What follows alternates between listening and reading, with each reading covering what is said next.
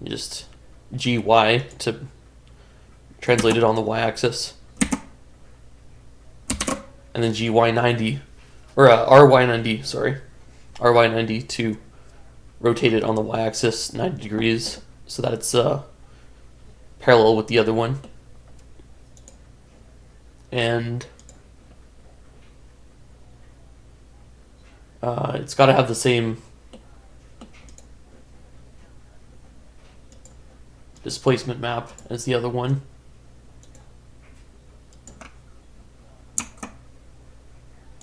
And crank up the subdivisions. Also, to bring up this right-click menu, you just right-click on an object, and then you get all these options. But yeah, I'm just going to bring up the subdivisions by a lot. Maybe like 30.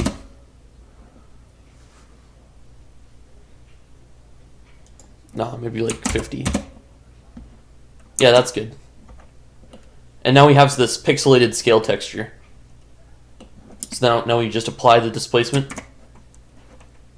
And I also want to give it the same material as the other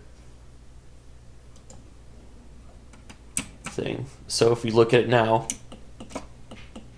oh, that's right. So RZ or RY -90 to bring it back to the way it was, and then we in edit mode select A, or press A to select all, and then just rotate it on the y-axis that way. And now, also the reason why some of it's black is because it's closer to the origin of the world on the x-axis.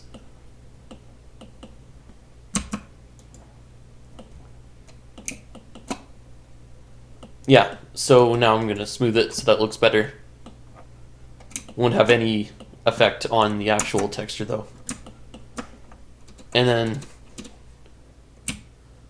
wireframe, and what we're going to do is we're going to select all the sort of ridges along here, and then GZ, bring it down, and now we have these scaly little spikes that are gonna mark the dragon's skin, so that the dragon looks like a spiky dragon, because it's the best type of dragon.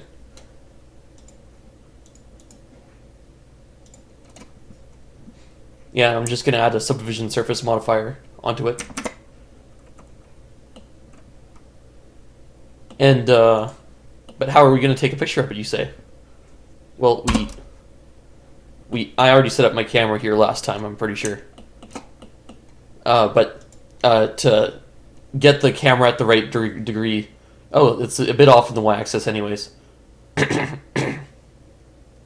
So what you want to do is you want to bring the location to wherever your map is, so just press G, and then just slide it around. It'll slide on your camera plane, so like, based on where your camera is facing, like your viewport camera, it'll move the functional camera around based on where you're looking. It's kind of strange to explain, but. And then to get it at the proper rotation, you do 90, 3, or no, not 3, 0, 90.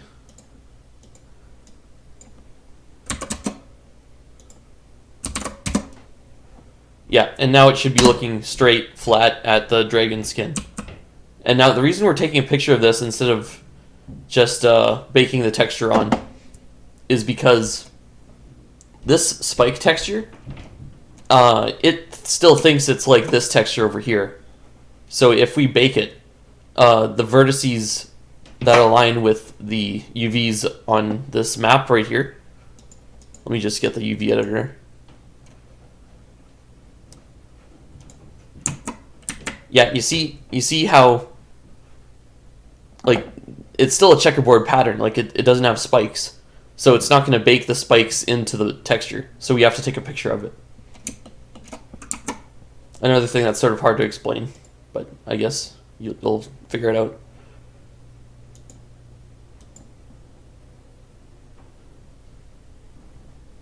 Also, you'll probably want to make your print resolution 1024 by 1024. And what that does is, like 1024 by 1024 is like a magic texture number. It's like power of 2. So that's what you ultimately want to have. So now we'll just view our render again. And this is what it looks like. Oh, and we forgot to turn off the...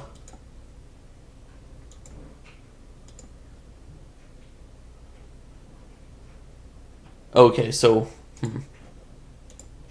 I'll have to make this emissive because I don't want shadows. I want the actual height map data that we're generating by making this map.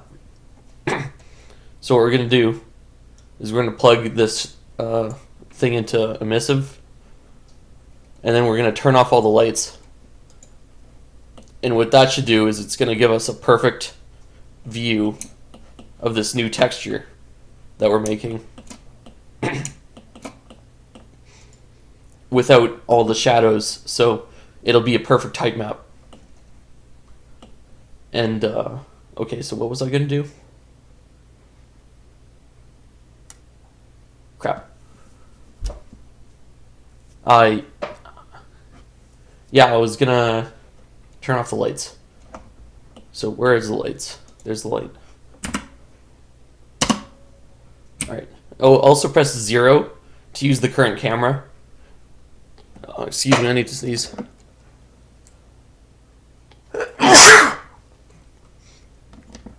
Alright.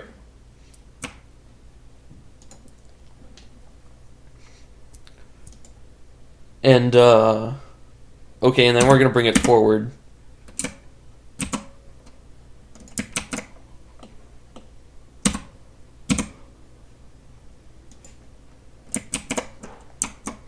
Okay, I guess we need to bring it forward in edit mode.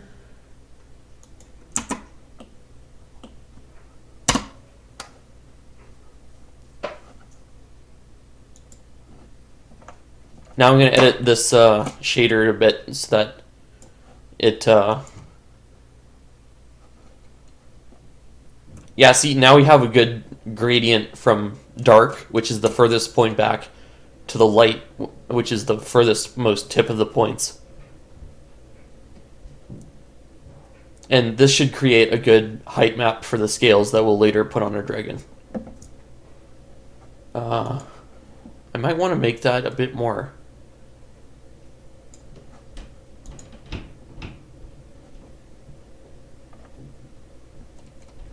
Yeah. Okay, so this looks good.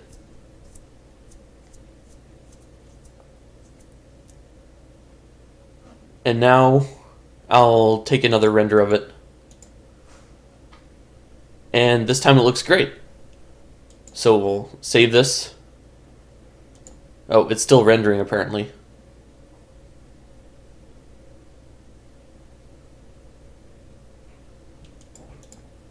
Yeah, save as. And then we'll go into scales and do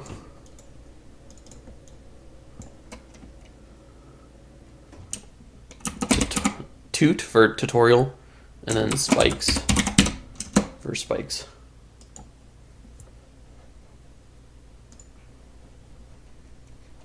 And now we're just going to save this again. And now we're going to bring it into the dragon that we made. So this is how we're actually going to paint it on. So we select the dragon, it has its UVs, it has everything laid out.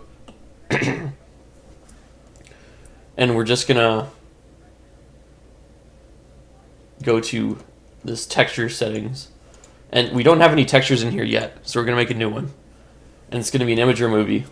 We're going to open up that image that we just made. So wherever you save this, it's really important to know where you save things. So just make sure you know the directory that it's saved under.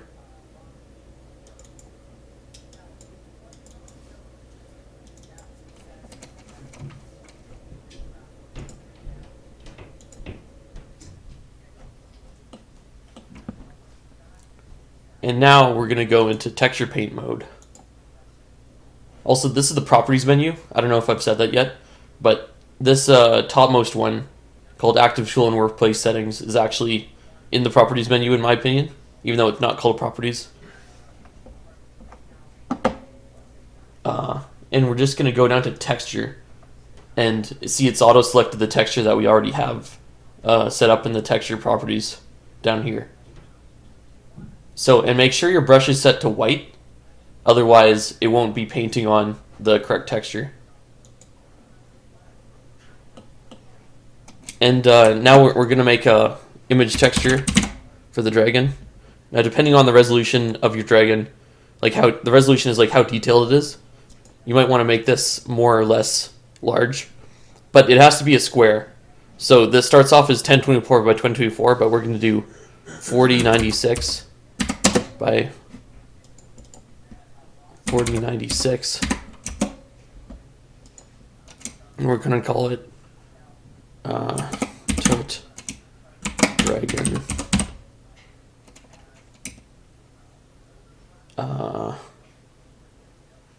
map.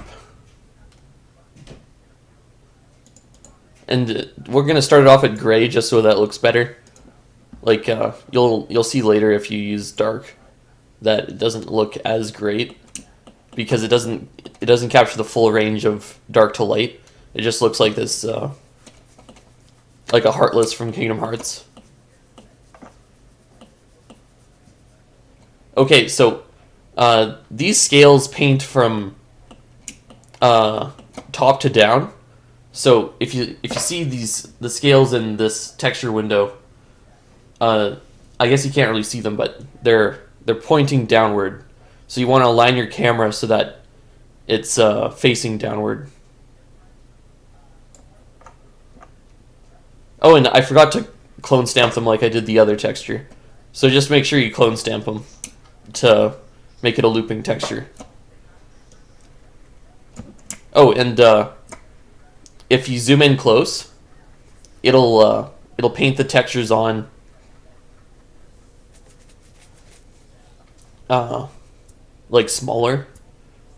It'll get smaller like here. Like see how that's big texture here? That's just because I was zoomed out when I drew it on. I'm gonna just go back and make sure I'll loop the texture with the clone stamp tool. Okay, so now I'm going to loop the texture with the clone stamp tool. First I'm going to save though.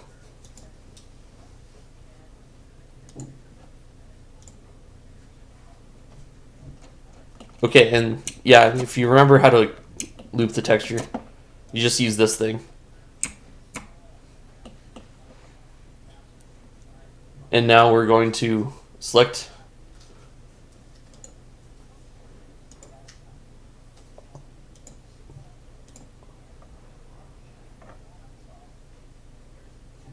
so usually you'd see it in here somewhere, but maybe it's not here. What am I looking at? Oh, okay. Well, we didn't have the right object selected. I thought I did, but I didn't. So now we're just going to select the new scales that we made. So, toot spikes. And you see, they are not currently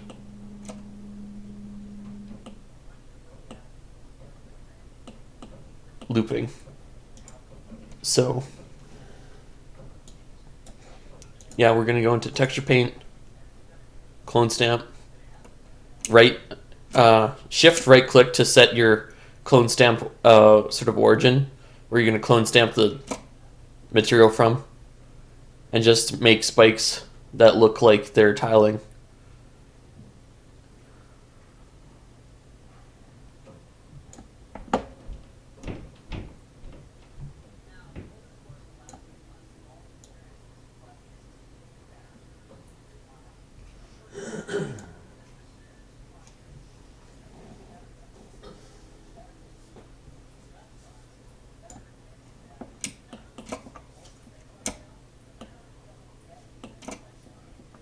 There, that looks much better.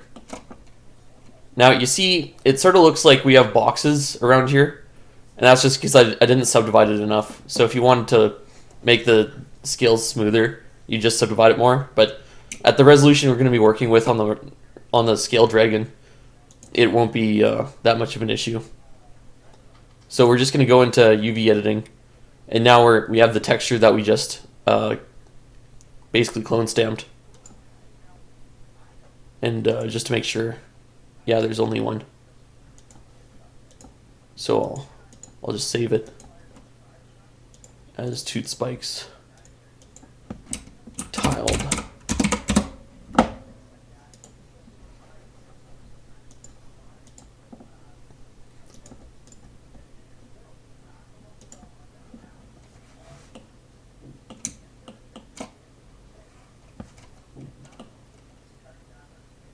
And right, yeah, so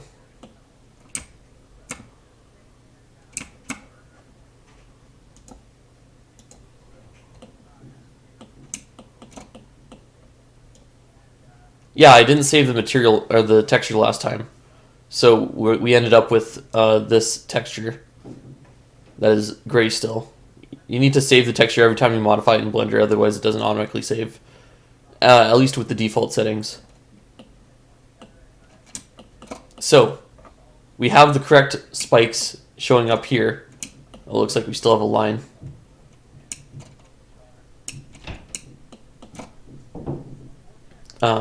Whatever.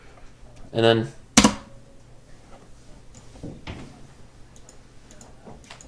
so we'll grab the camera and press double click R to rotate it freely, and then R once to rotate it on its axis.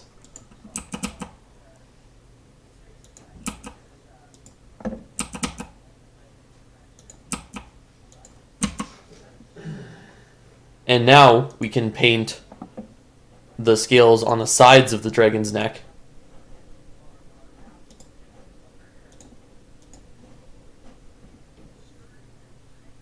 And I should be able to turn on x-axis symmetry. So see how the scales are pointing the right direction? That's what we want.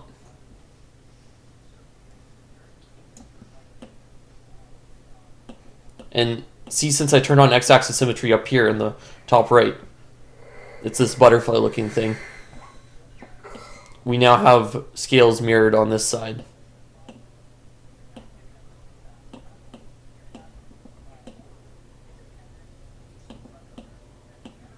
It's a bit wonky, like moving your camera around in this mode, because Blender basically wasn't meant for you to be off axis. It wants you to be on axis all the time.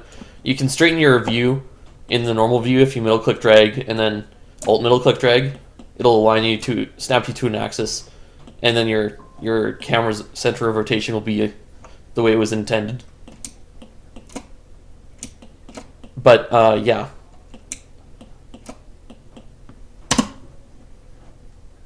And then we just go back to object mode and move the camera further down the dragon. And just go back to painting it.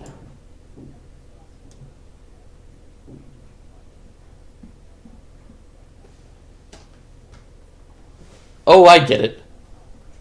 The reason why it's not smoothed is because I still have the wrong spike texture selected. So if I select spikes tiled, see, it gets rid of all those tiling issues that I was having before.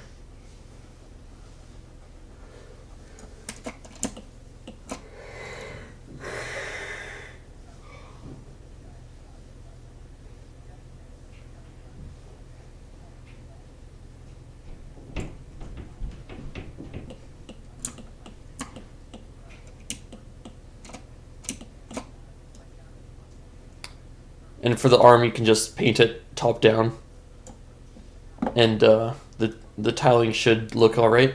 Now for this forearm, I sort of bent it a bit. Maybe ideally you would have the dragon's arms splayed in like maybe an A pose, and then your scales would be more easy to line up.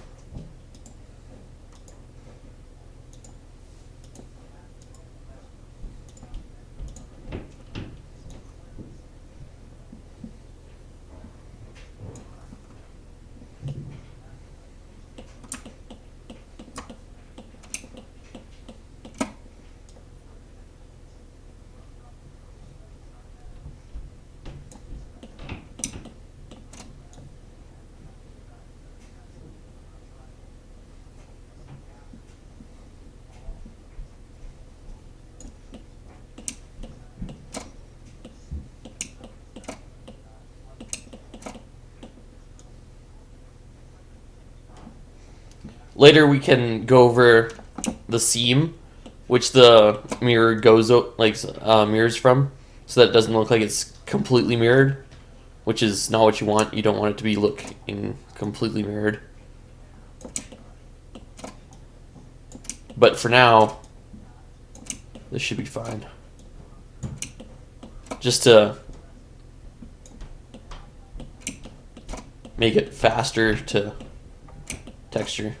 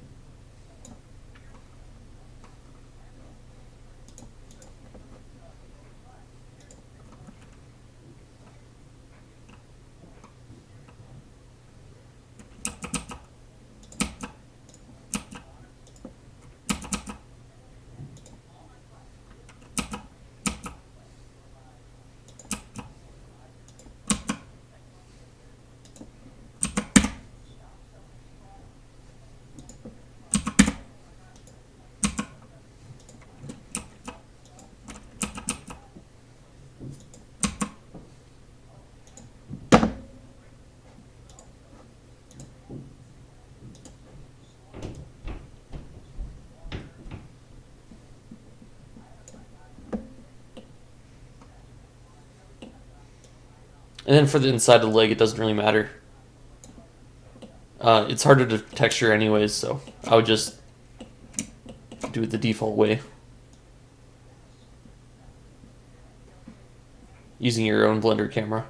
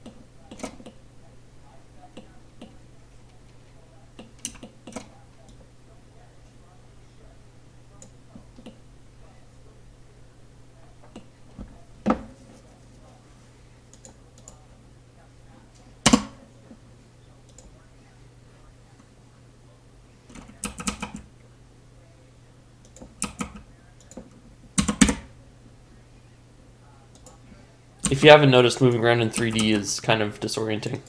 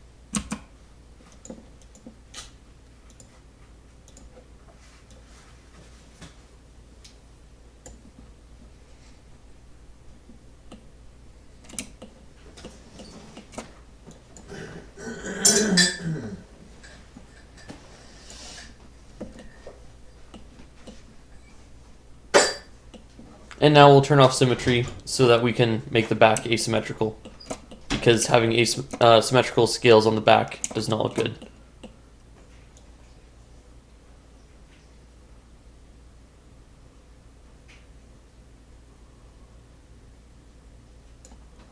Well, I don't know. You might want it for some reason, but I do not.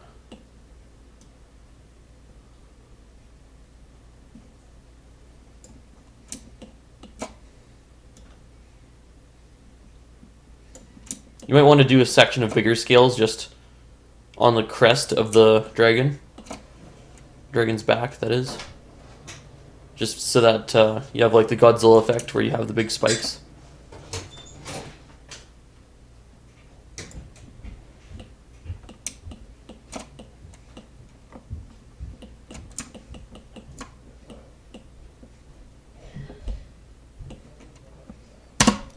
Now I have to do the face.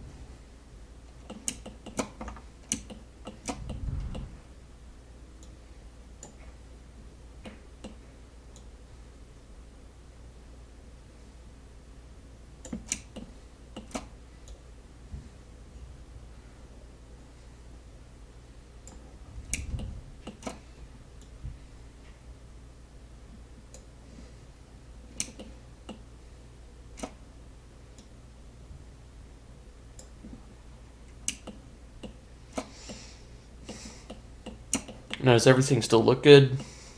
I'd say for the most part, yeah. Oh, and I turned the symmetry off. Oh, but I would have wanted it that way for the face anyways.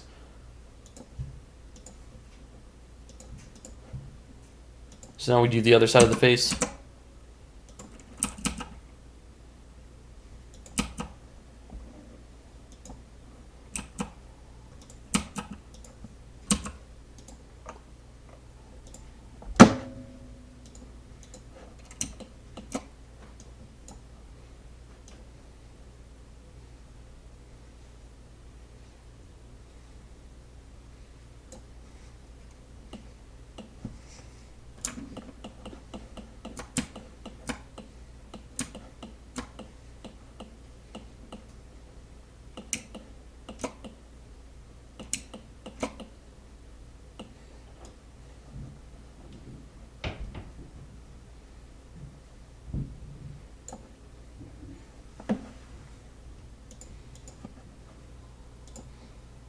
So save everything, go into your UV settings, or your UV window, and make sure you're on the dragon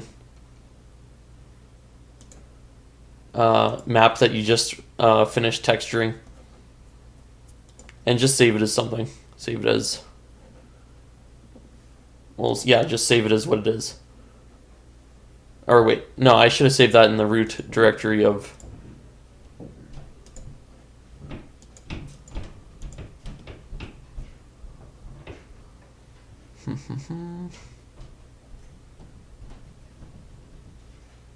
This is called Western Dragon, so it should be somewhere around here. Oh, I should sort it by name. That would help. Oh, maybe it's just Dragon? Yeah, Dragons. Western Dragon.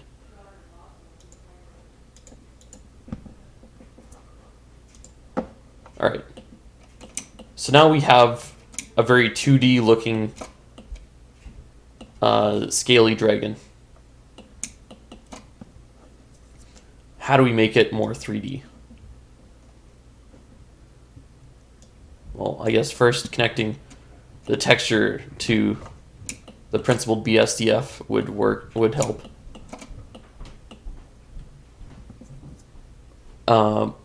We're gonna be messing with this a lot, so you get used to the shader graph,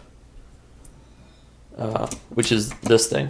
If you go into shading, that's the shader graph. And then we're gonna look up color ramp.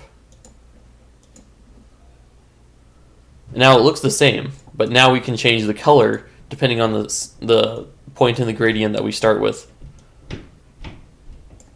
So we're gonna make the bottom red and the highlights blue or green maybe.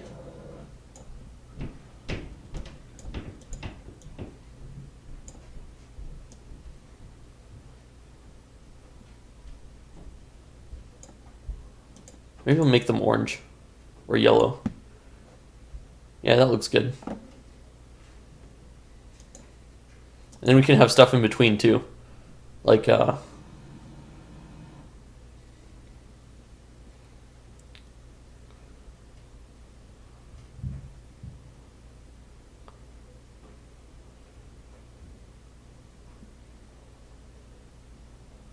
they can be faded color as well.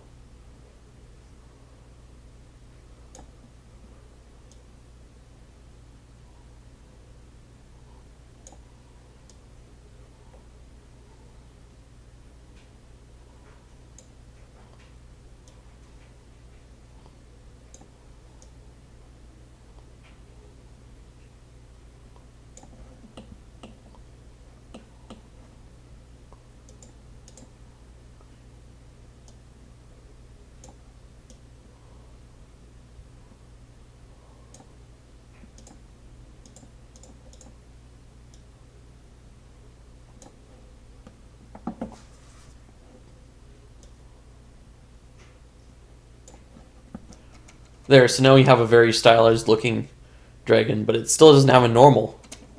To do that, we do Shift A, and then look for bump map.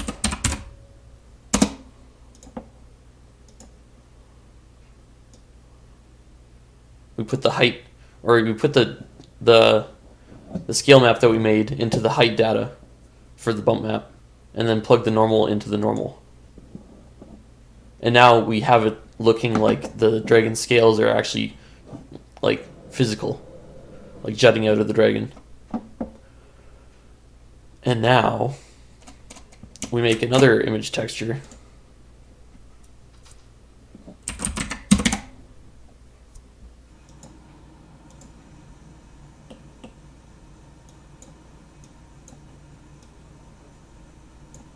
Actually, we're going to copy this color ramp and have it set from the same one.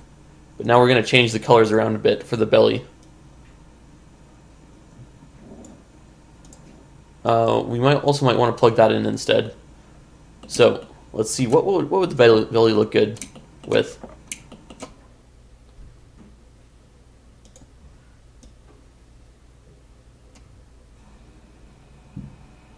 Maybe it's the opposite. So we'll have yellow underneath and then red on the top.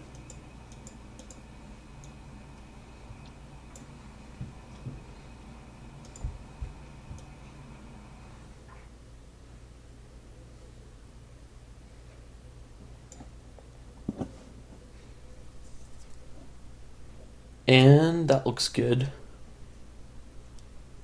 So now we make a mix node. So Shift A, search, and then type in mix RGB.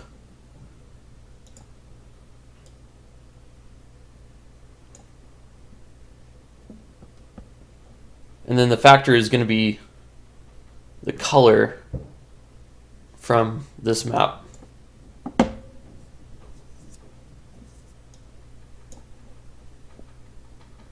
And then we're going to make this 4096 as well, just so that we don't lose any image quality that we're going to have anyways. And we're going to call this belly 2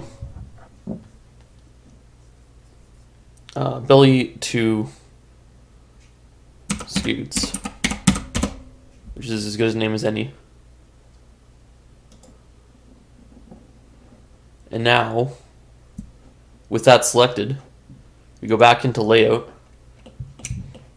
and now we paint on, or maybe it should have been, I should have made it, oh, okay, hold on.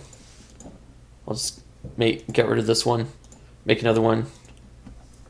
But first, make sure it is fully white, because the scoots come before the belly. Or I guess we could have just switched them around, whatever.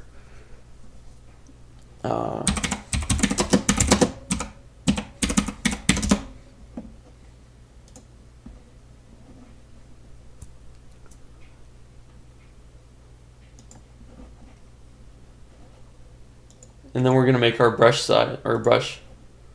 We have to be in texture paint first. And we're going to make it black.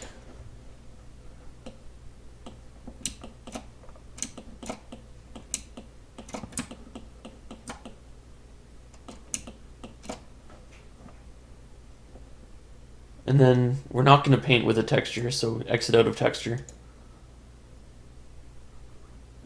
And let's see what this looks like. Oh yeah, so you just paint it on. Let's turn the strength down. And radius is good.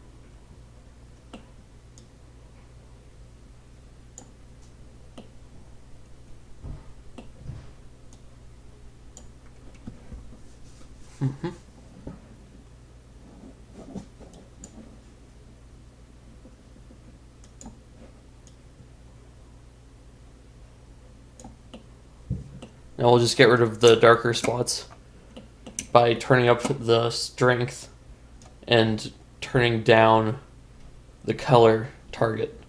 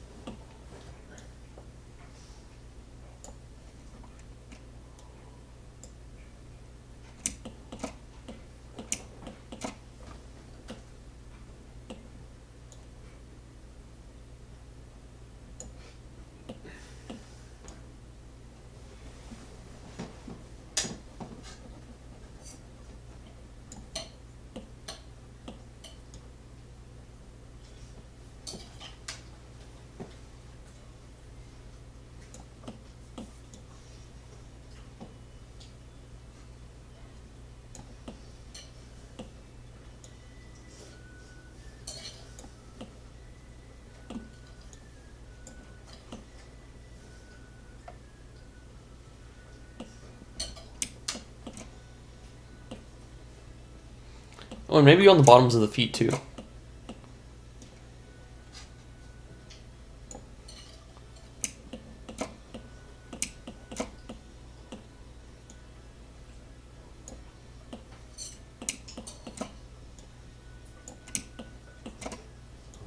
In case you haven't figured it out, the dark spots will be the belly texture, and then the light spots will be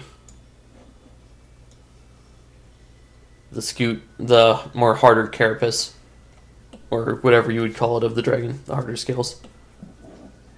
And let's see what it looks like.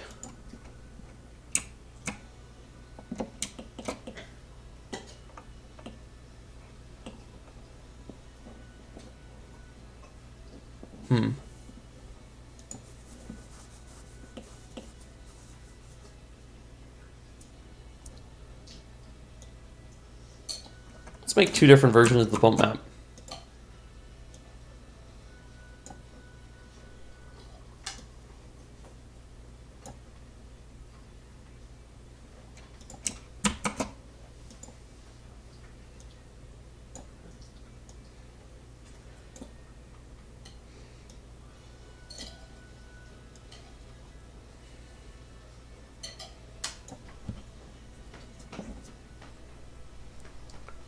Alright, so the bottom one will be the belly.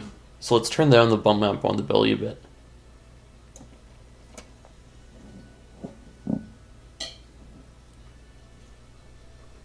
And what else will we do?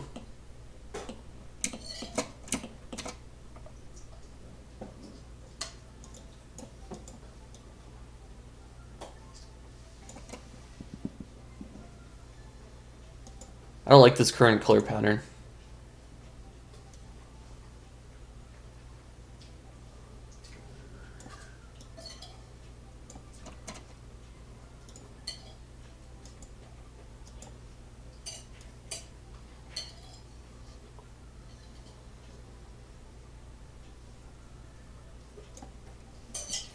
There, that looks better. But now the top one looks too vibrant. I'll just bring down the colors a bit.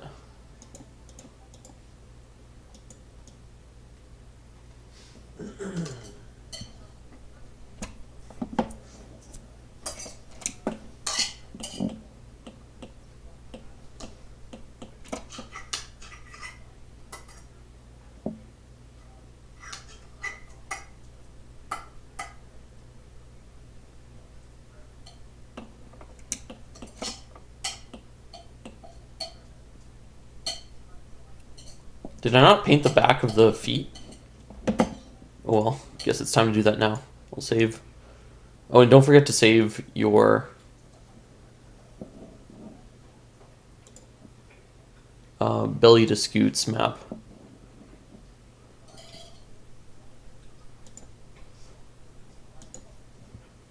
Yeah, I think it was this one. So yeah, if you have multiple textures, it gets a bit strange.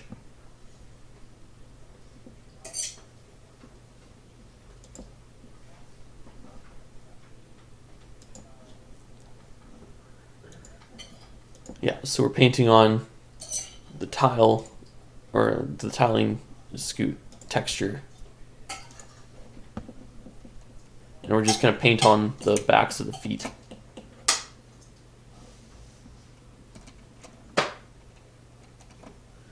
And turn the texture on. Why do I have to create a new texture? Oh, did not save? Okay. So you have to have the texture selected in the texture properties. Good to know.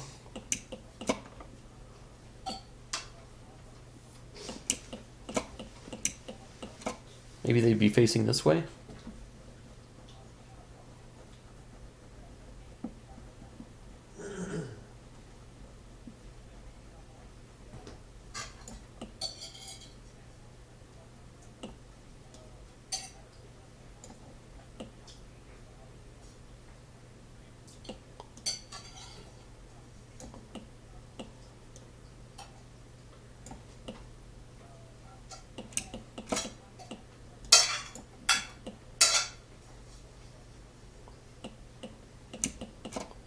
Oh, you wouldn't. Don't forget to paint the backs and the knuckles.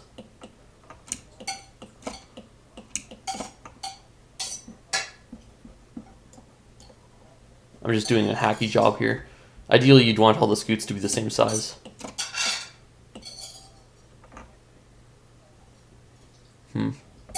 That texturing was bad. Oh, was I not doing it in symmetry mode? I probably wasn't.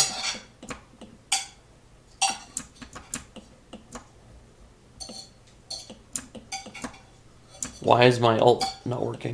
Okay, here we go.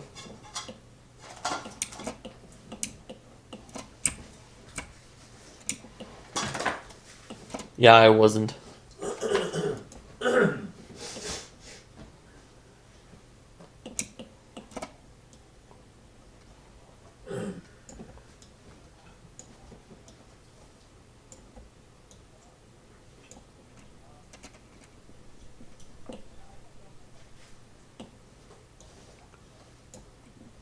And perfect.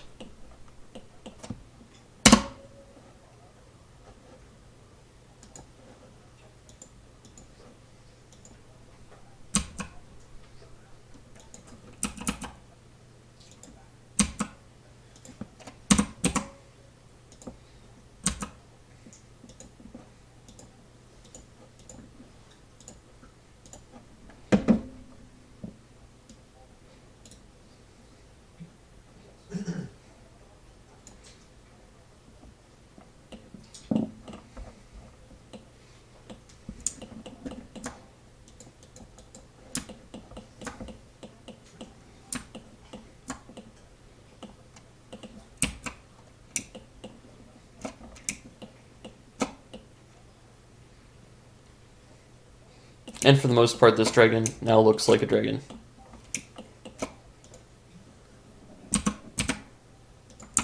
These eyes have their separate UVs? Oh, they do. Ah, perfect. So now I'll paint them. Now, dragon eyes, maybe they would be like a lava-y, sort of muddy brown. But the pupils should be red and yellow.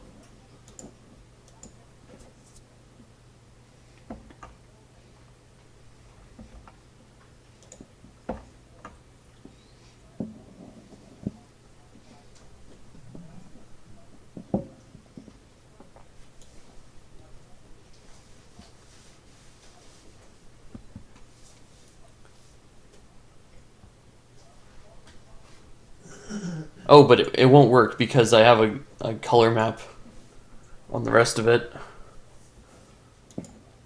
This is where it gets confusing. So now you have to make like a different sort of map for a different occlusion map for every separate piece of sort of body. So we're gonna make another mix shader. Actually, let's just move everything back.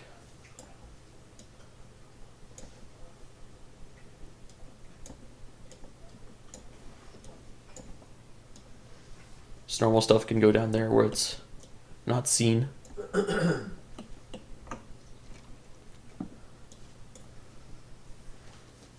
And plug that in there, and that in there. And the factor could be the alpha of this. Or no, I'll make a different map.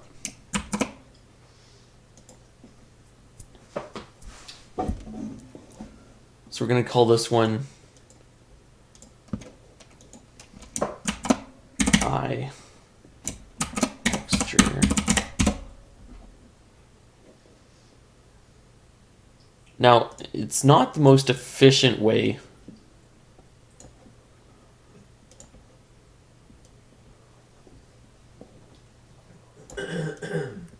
of... okay, so I'll bring it down just a bit and have it muddied so that matches the rest of the texture. It's not the most efficient way to have all these things be different textures. Like you could arguably do it with like a map for each, or a map for everything, because like one single texture can amount for 4 different grayscale values: the RGB, and then the the alpha channel.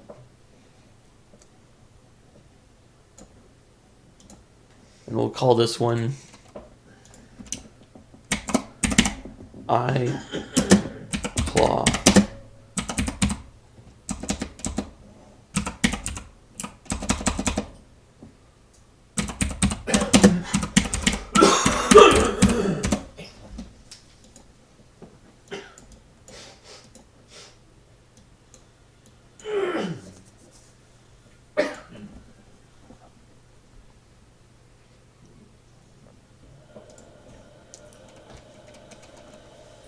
And now, which one are we drawing on? Oh yeah, I call it wing separation. Now let's change it to white. And then draw on this.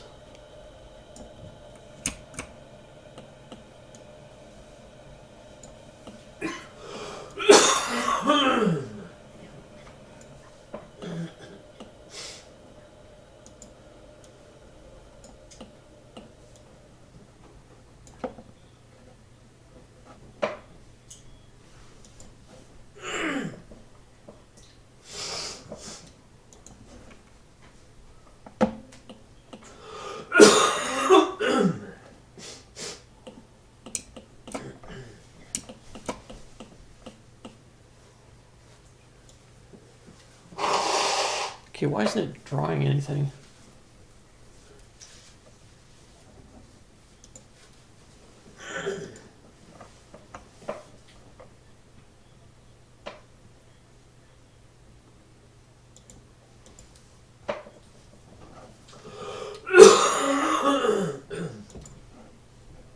Oh, because it's not actually connected to the base color. Maybe.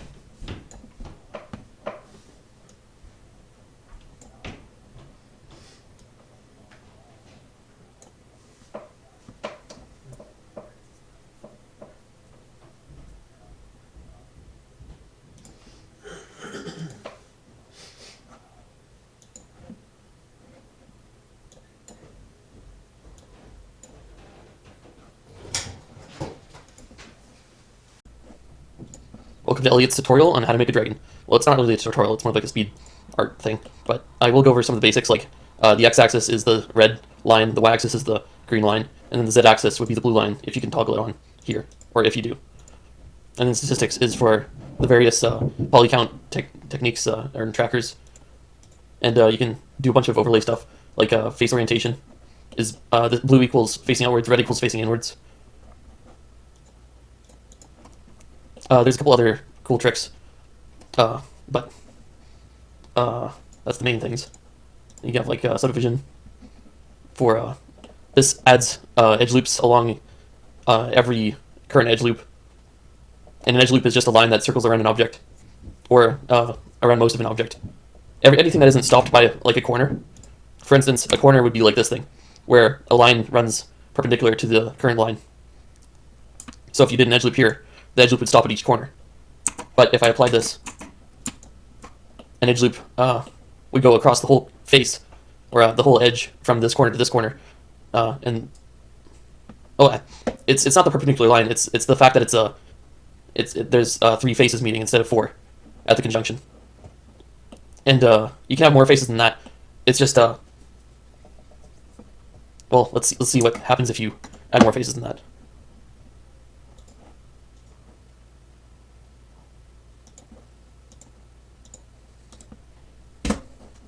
So what I use is the knife tool. It's found right here. You can use it to slice up the geometry. So here we have a couple things. Hold on. This is what we call an end-on. This makes your render very slow, and is also just a generally bad thing to model with because it's not a quad, which is what the ideal modeling thing is for the workflow. Now here I've created a star, as it's called in the industry, I believe, and that's when more faces than 4 meet. So say this stops right here because it's not an even 4-face conjunction. Like here, there's 4 faces meeting, so that's a 4-face conjunction, not a star. I think this might even be considered a star where 3 faces meet. So it's anything that's higher or lower than 4.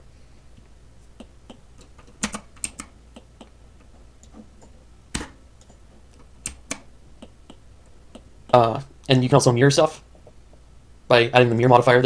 I call this the properties menu because every one of these is a properties. So this is a workspace and tool properties, even though it says settings. But this says render properties. This says output properties. This is view layer properties. Like they're all properties. But the main thing is the modifiers properties and the material properties, like the wrench and the circle with the checkers. Now I've added a mirror modifier, so that means it's mirroring, but it's along the x-axis. And since the x-axis is the red line, it's not mirroring on a useful axis for me to use. So if I wanted this to mirror along the y-axis, I click Y, but it's still mirroring along the x-axis, so I'll have extra geometry. So to clean that up, I'll just click X again. Now the reason why you don't want extra geometries hanging around is because you have to render all that in a game engine or in Blender once you're making a render video or other media that you might be making. Now, right now it's kind of hard to make anything, so you might want a reference. So I'll add a plane. You can also do that with Shift A, and it just adds a plane. And the image I made is actually a 1024 by 1024 cube, and the way, like that's just a magic number. Just memorize it, I guess.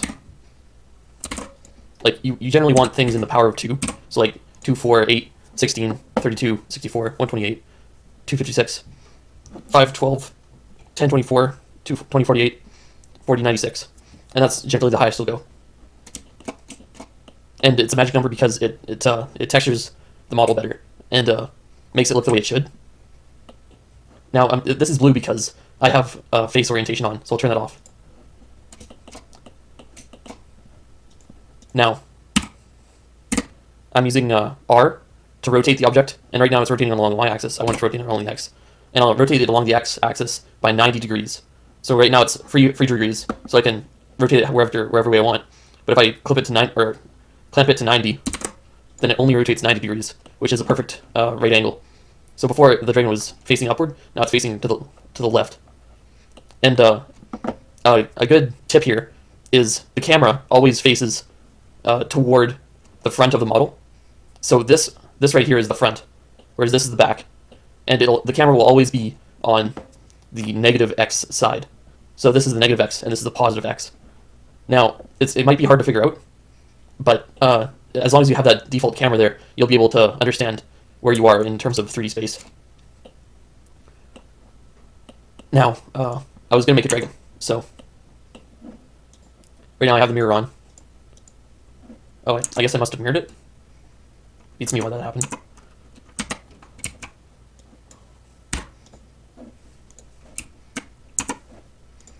Oh, we're on the x-axis now. But do I want it that way? I believe positive y is the positive direction in terms of Unreal Engine, but I think it always imports on.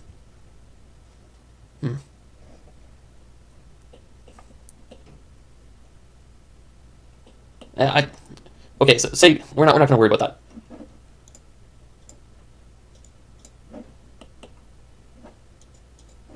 We're gonna work along the x-axis. So if I select these two faces here,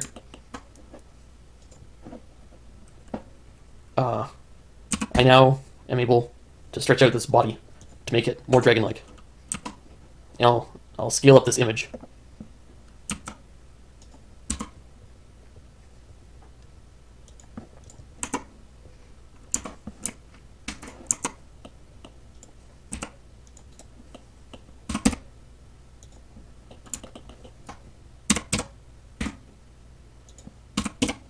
And I'm just blocking out the dragon's shape. Now if you press R, and since we're on an orthographic view, this will only rotate along the x-axis, since you see the y-axis right there. So that means, since we can see the y-axis, we're on the x-axis. If that makes any sense. And another reason why I know that is because the dragon was facing towards the negative x. So now we're looking from the negative x to the positive x, in terms of orthographic view. And now I'm pressing E to extrude. It's another key feature of Blender that you'll need to memorize, if you haven't already. And now we have the triangular head of the dragon. So we sync up. Well, I just brought it closer. It's not really syncing up. But since, oh yeah, and tab goes into edit mode, if you didn't know that. So what we're going to do is E to extrude, and then S to scale it. Scaling is like making it larger. And we're going to scale it along the x-axis. And then we're going to press E to extrude again. And now we have that triangular head shape. Or at least the base of it. Now, this dragon, it basically won't have just one part of its head since it has a jaw. So what we're going to do is we're going to bring up the lower jaw to about there. And then S to scale again, and Z. And we're going to flatten it. And then G to move it. And then Z to lock it into a direction. 3 to switch to faces mode. 1, 2, and 3 switch between vertices, edges, and faces. And then E to extrude again. E just extrudes along the direction that the faces are pointing. This is called a normal. Another good piece of vocabulary to know.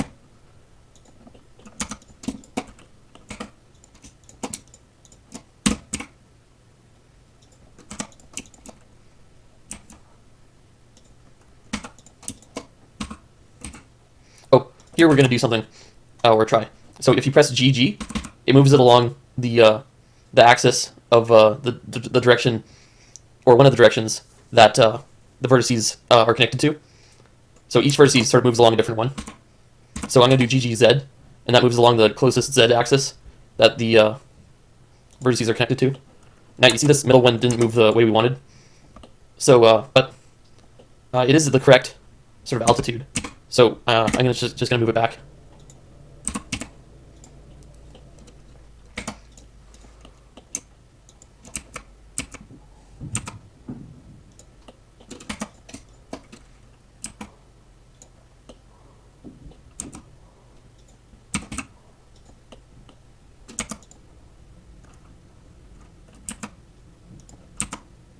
And I'm just scaling stuff and moving it as I see fit to sort of match this dragon's head.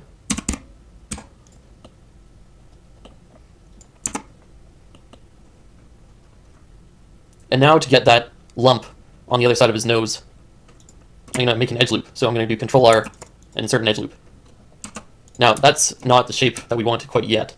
So I'm going to highlight the region that I think deserves that lump, and I'm going to extrude it. And then I'm going to E, or S, to scale it down. To cancel something, you just click R, or right mouse, and then, or just left mouse once, and that should get you out of the current thing. But you also have to undo what you just did if you press E, because that adds extra geometry. How you get rid of extra geometry is you press A for everything, and then 1, and then M for merge, and then do by distance. And since it's set really low by default, you're usually going to end up with this very sort of, it gets rid of clumps of your vertices. So if you did press E and had an extra extrude somewhere, then that extrude would get deleted. Now I'm going to select this for the eye. And now since I have loop tools enabled, by going preferences, searching up loop tools, and then it's just enabled, you click enable there, check that box, and that enables loop tools. You can go loop tools circle, and that'll make a perfect circle. Now in this case, the circle is my eye socket.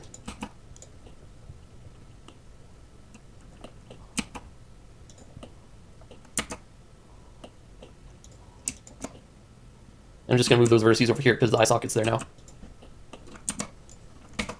And you generally don't want strange shapes inside of your circles, so you just sort those out with G and R to rotate it and move it.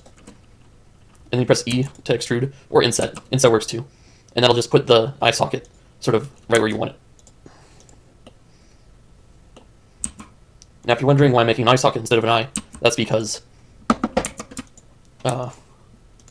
basically the eye is going to be separate, so it can rotate on its own and not deform the eye socket around it when it moves. And it'll also make it easier to paint weights if you attach it to a bone or an armature, as they are called in Blender. Now to make the eye sort of bulge on top of the eye, where the horn is going to go. Just going to shrink that. Shrink that too. Now it's important you do that in separate clumps because shrinking by default shrinks to the median. You can change that by going period, and then this will make it scale using a different center of sort of gravity where it's being pulled towards, or rotated towards from a different thing if you press R. So if you rotate it around your 3D cursor, it'll be rotating around this 3D cursor that you can set anywhere by pressing Shift or right click. And you can also do individual organs, which if you have multiple things selected, here I'll show you what that does. By moving it, it's the same, right? But if you do R, see how it rotates around each individual median? If you did it regularly, then it would look like this. It rotates around the center of the whole selection. Now back to the sculpt. Now you'll notice that the dragon isn't really symmetrical, and that is because it isn't. Oh, and you have to go into wireframe mode by pressing Z, and then you can just drag a box over everything that isn't symmetrical.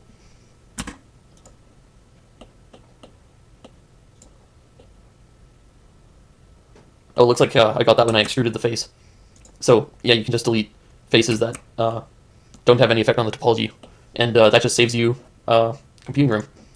So you go mirror again, and mirrors along the x-axis, and now I have a dragon face. Now if I do subdivision, it subdivides it. Well, obviously, but if you select all the faces around, or the edges around here and press Shift E, it'll create sort of a beak for your dragon. And this is handy for making lips instead of instead of, I don't know what you would call it otherwise. Like, it just doesn't look like a mouth if it doesn't have the mouth shape.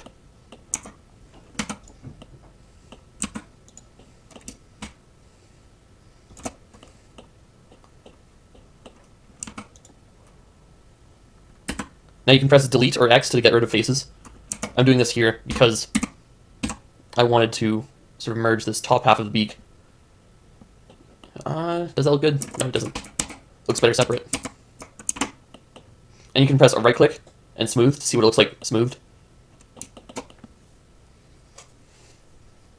And yeah. And right now I press Z to go into solid mode, but you have to go be in material view or render view to see your mesh with the texture on it. But you can also go into your matcap settings in solids here up in the top right corner and go for color, select texture, and then it'll show every material with its texture that's currently being highlighted in the shader graph.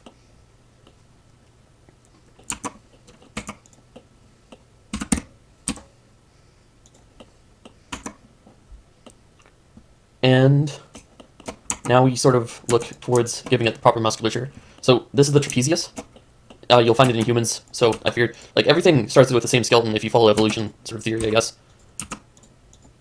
You also want edge loops to maintain themselves along deformation points. So if I want this neck to bend properly, I have to have every edge loop aligning with this sort of line right here.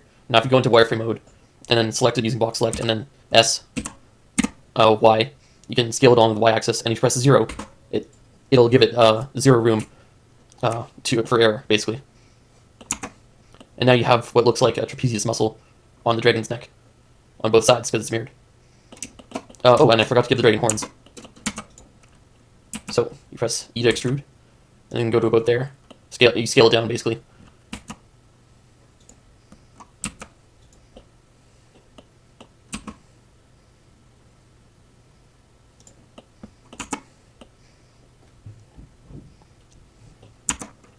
Now in the drawing, I think the neck ends a bit narrower towards the head.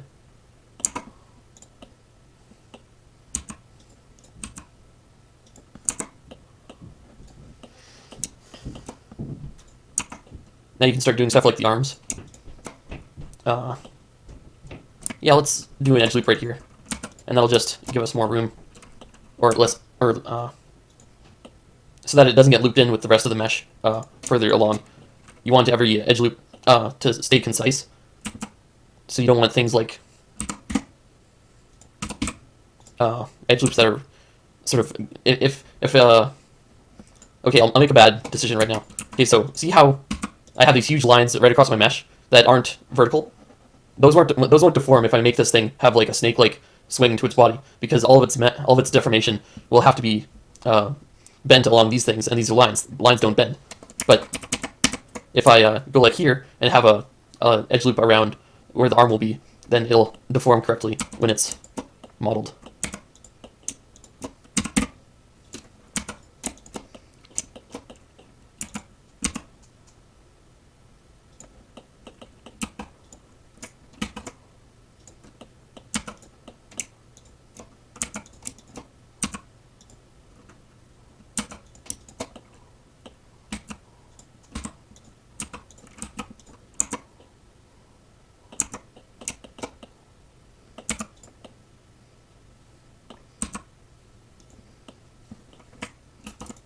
And you can increase the number of edge loops you can apply at once, and this will maintain an equal distance for the edge loop that you're adding it to. So like, see how if I increase the number, they're each equally spaced along the space that we're adding them to. So since I've done this, I can go like this, like shrink it, and now I have a nice forearm shape. I'll do the same with this, except it'll be the opposite. Well, or will it? I'll make the bicep come out a little bit, and make the inner elbow dip in.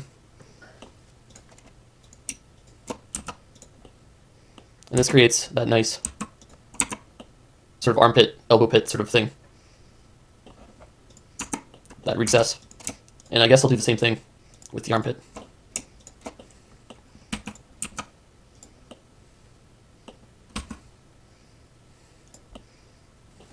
Make a circle, just so. Wait, what does the circle look like? Let me see. Okay, so it's all sort of flowing to that one point at the end.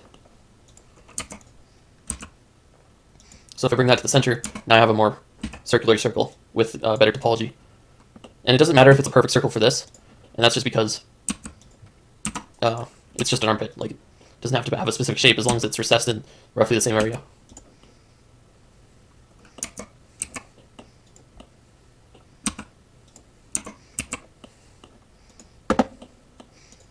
Now, when you add new topology, you generally get a flat surface instead of a smooth. So what you do is you click on it and set shade smooth, and then that creates that sort of smooth topology look. Now what we want here is another edge loop around the armpit, and that's just to add ribcage.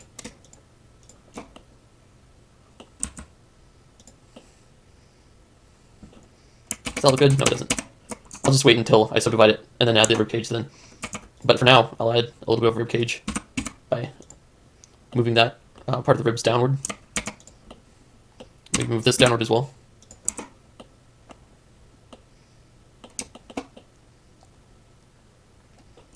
Now I guess I'll do the hands. So if you want 5 fingers for your dragon, and you have a 2 split like this, you can extrude it, and then scale it on the x-axis. This is all if you don't want to retopologize. Like, I'm allergic to retopologizing, so that's why I don't do it.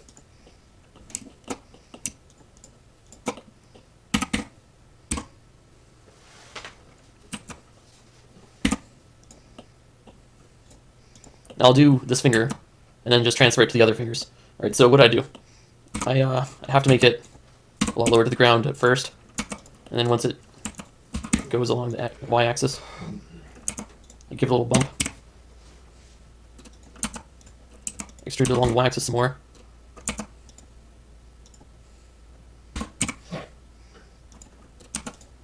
And then here comes the last segment, and of course, the claw.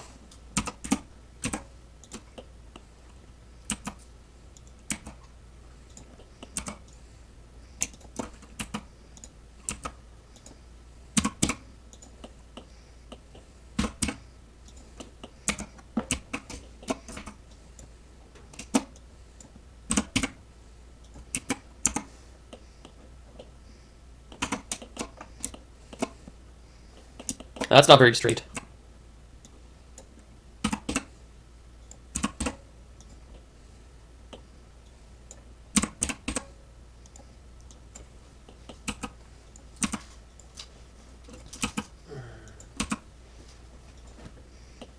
There, now it should be straightened. And of course for the knuckle we should probably make that a little bit wider. Let's make creases along the other parts of the knuckle. Again, shift E to make a crease. And then maybe... This is what's called a patch. So you just E to extrude, or I to make a... I forget what... Oh, is it... No, I really don't know what I does, or it stands for. But it does the same thing as extrude, except it doesn't extrude it. It just makes more geometry. And it... inset. It insets the geometry. Now here we have it going up too much because before I had it sort of hyper extended. So now we probably want something like that. And because we have a patch there, it'll deform better because it has more topology to maneuver or move around when the bone adjusts its place. Now if you select all that and then just Shift D to copy or to duplicate, and just move it all across.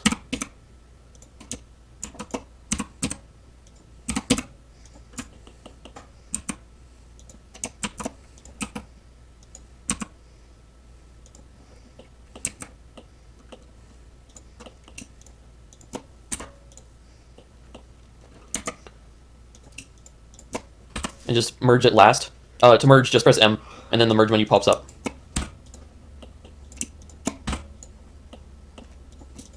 You can also merge it center if you don't know where you're merging to anymore.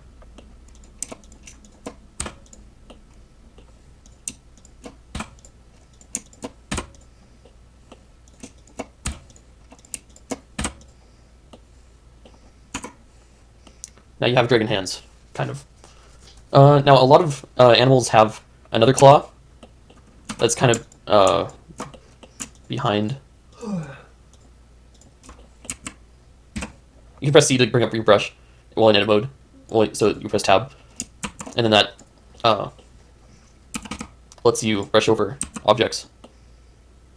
Now, it's also on the other side, so I'll just rotate it. And, where do I want to put it? It also needs to be smaller if it's going to coexist with the other side of the mirror. It also looks better smaller, so that's why I'm doing it. And I think I'll put it on this plane.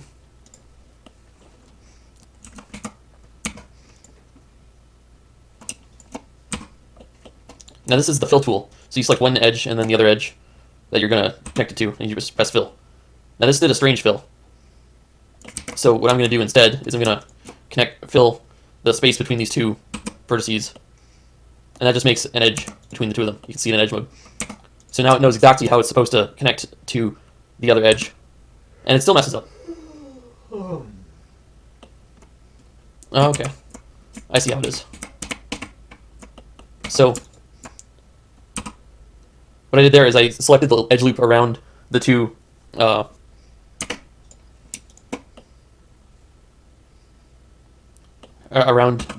conjoined points, and now I'm going to press J to join them, and that's the way of truly joining topology, is by pressing J. And now I'm going to bring this a bit downward so that it connects with the bottom of that thumb more naturally.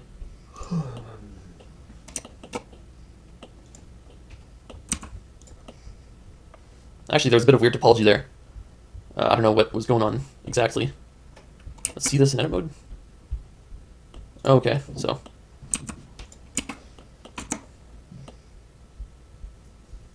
big dragon hands. Actually, they should be a bit smaller. So I'll just select all of them, and just actually before I do that, I'll duplicate it and send it backward to the hindquarters of the dragon. Go ahead.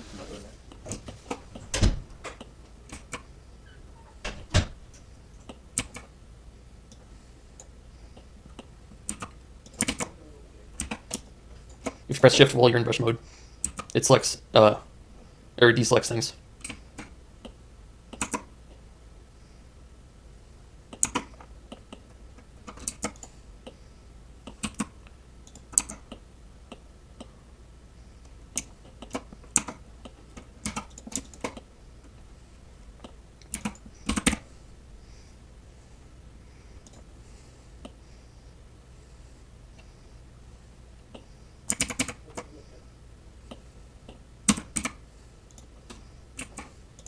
Now if you press L, it selects the whole object that the mesh is connected to. You can have multiple meshes within the same object, but this will select the connected meshes.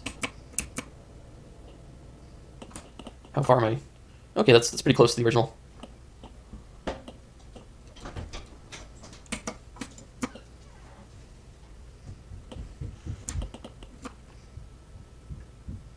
So here we have a joint.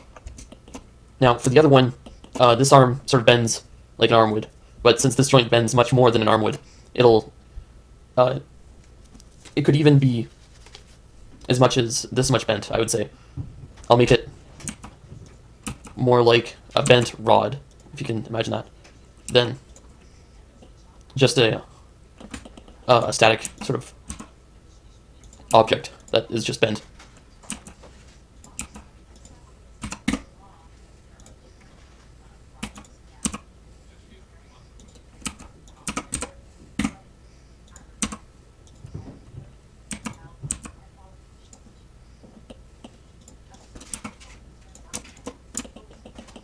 Now for these bony bits, I'll just extrude it from the shape.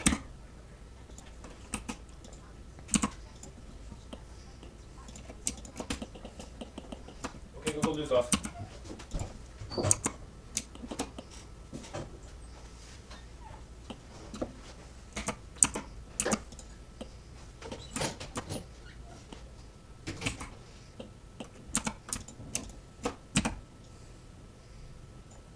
Now if you notice, this whole leg is sort of not attached to the body. It doesn't look like it's leading there anyways.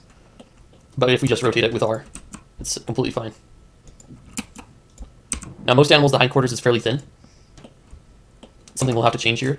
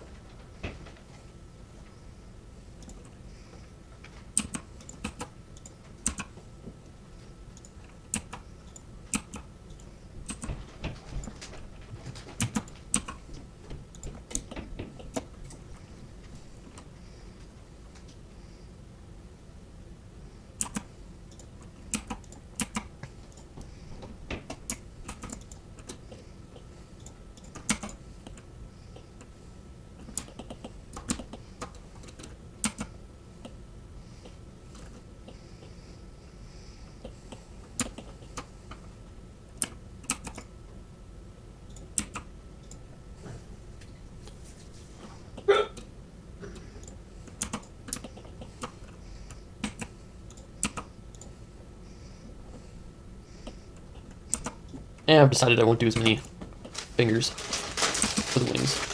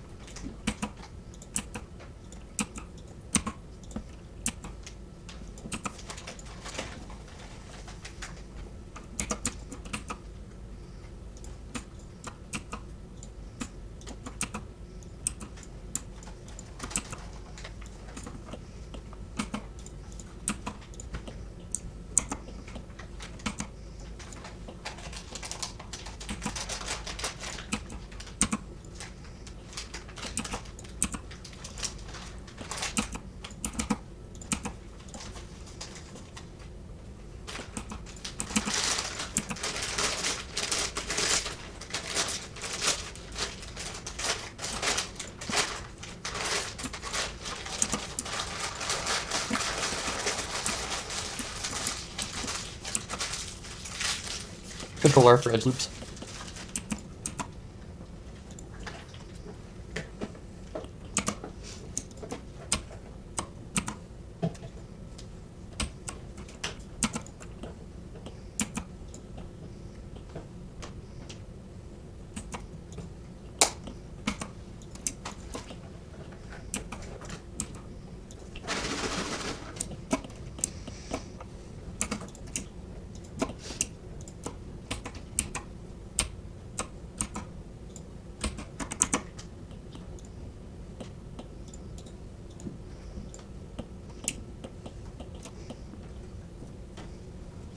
Now you basically have this, which is a pretty good starting point. But now we're going to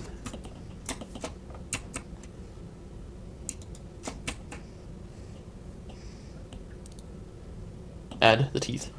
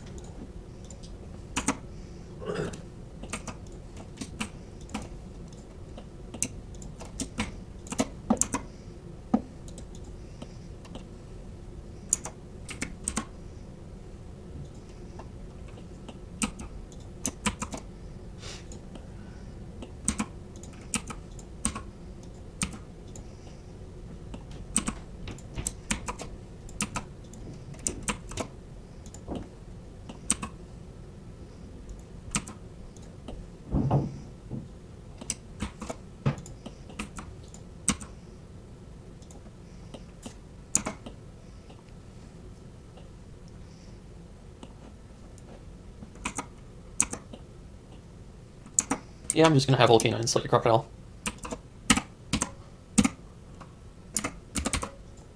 Rotate it 180 on the y-axis, and then rotate it on the x-axis, and then push back on the y-axis, move it up on the z-axis with G.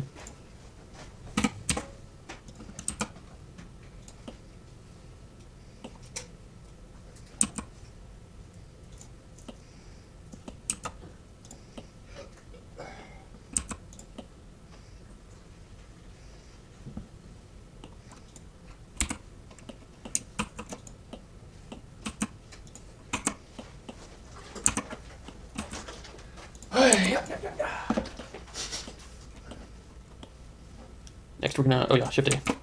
Next we're gonna add some eyes using UV spheres. You can edit the UV sphere using this little console in the bottom left. We're gonna go 16 and 8 for the eyes, which is just low enough that it still looks good in game, but not too low. Now in edit mode, we're gonna move it over to the, let's make the left eye.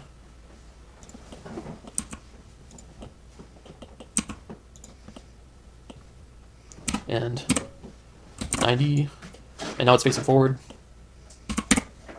Now, since it's a carnivore, you probably want the eyes to be able to look forward. So we're going to have to move a bit of this bulge in front of the eye. Down there. And now move these two a bit further down, using G, of course.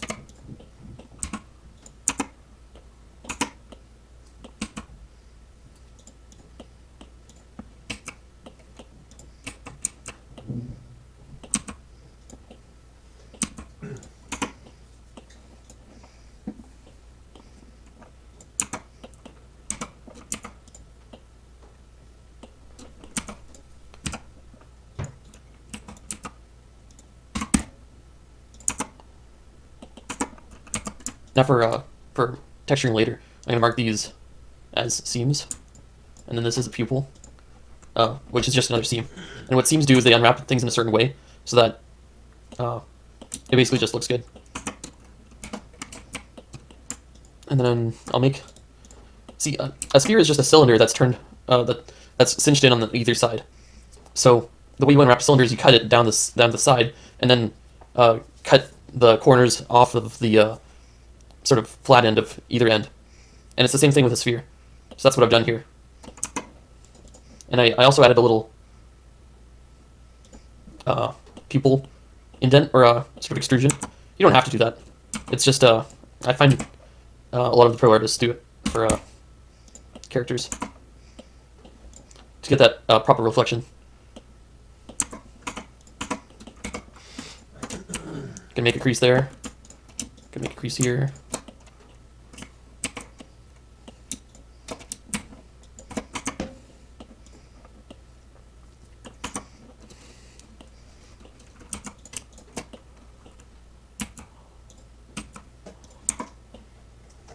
There, now we have a proper cranium, I think.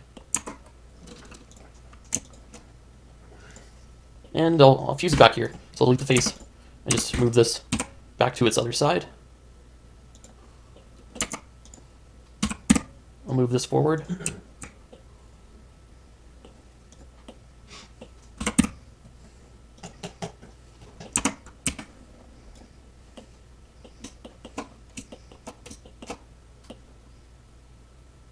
And so ends, oh wait, no, I still want to,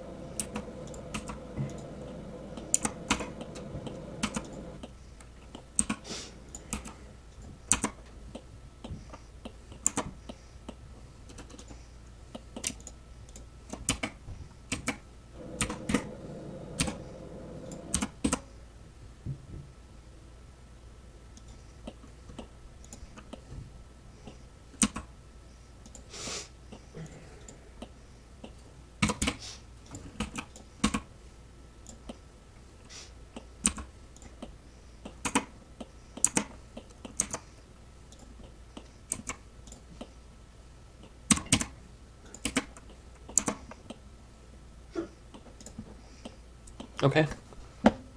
And save this. No, it's not a snail, it's a dragon. Mr. Dragon. Call it W1.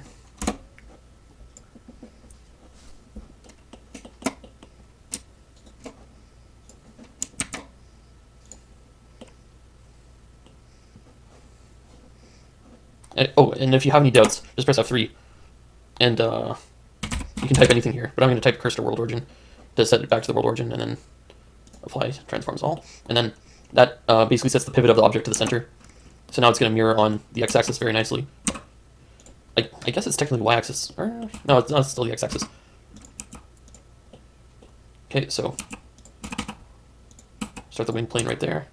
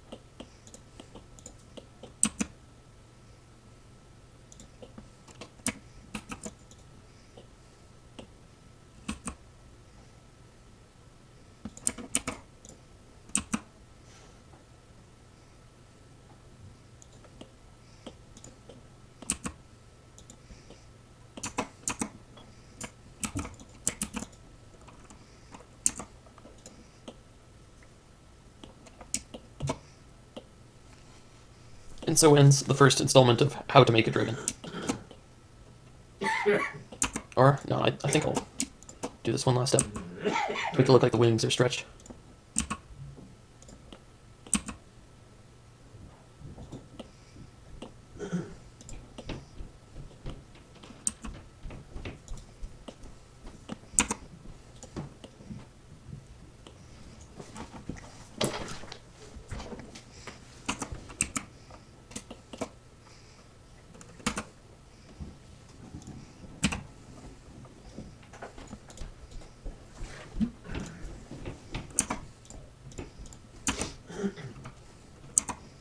If you press Shift and click on two objects, you can select them both together.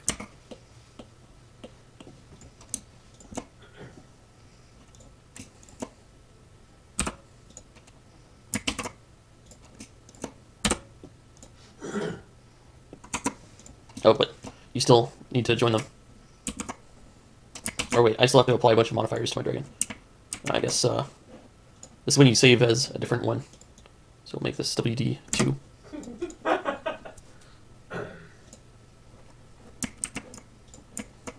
Oh, wait.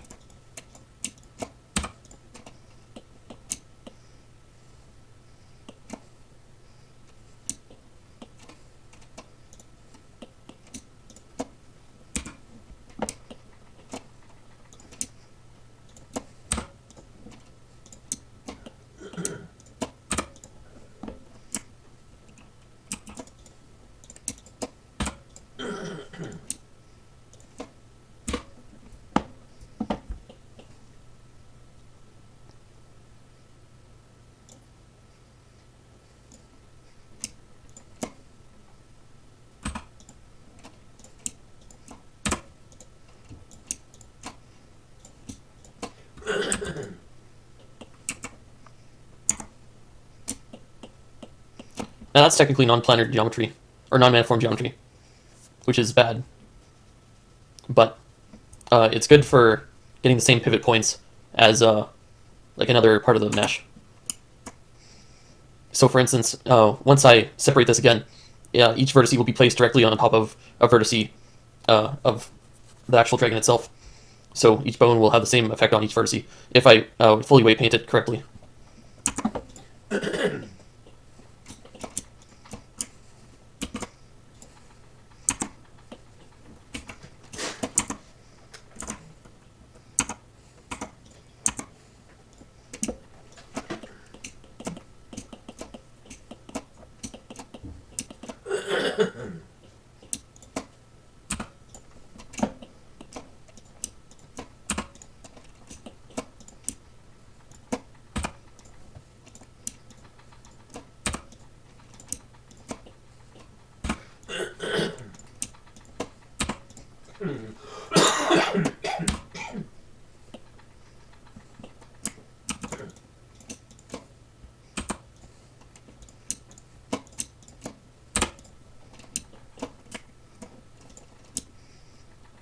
Okay, so that's 1, 2, 3, 4.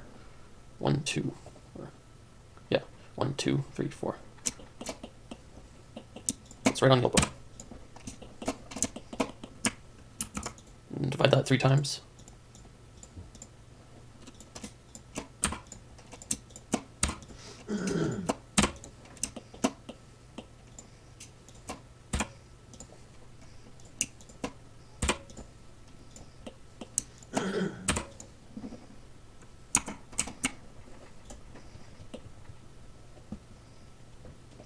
Yep. And since this is all basically smooth edges, it doesn't matter too much if you... Actually, I'm going to smooth it anyways because of the claws.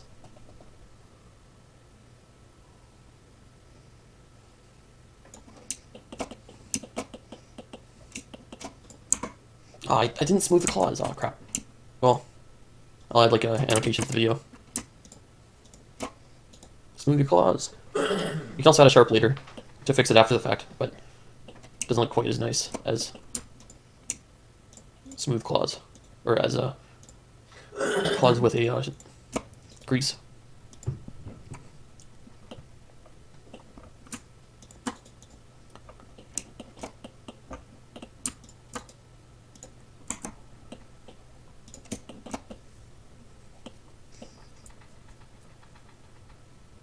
I'd say that looks pretty good for now. I'll come back to this tomorrow and finish it.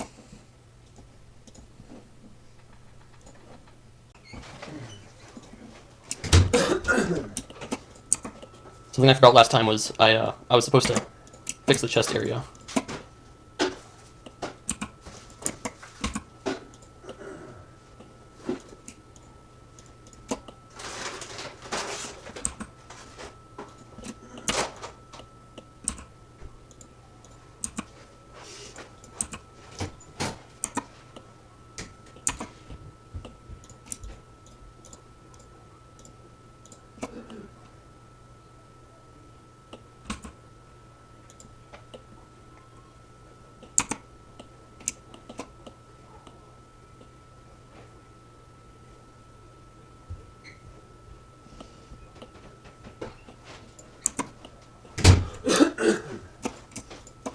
I'm going to turn on proportional editing.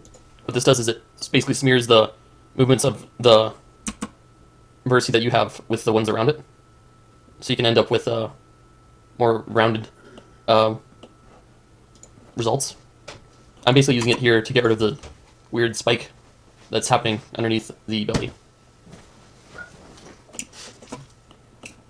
Oh, and I also forgot last time. I was going to put more of a brow ridge on the dragon. So I'm going to use proportional editing again. Turn it down with scroll wheel.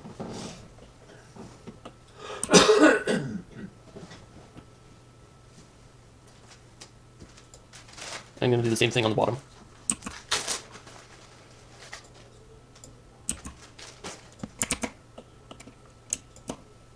Now I'm going to scale on the z-axis.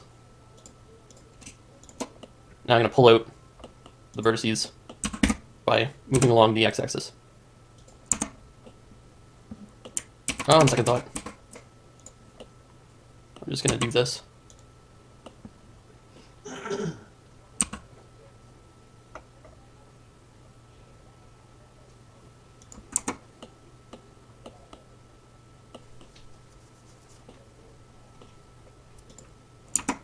Make the eyes larger.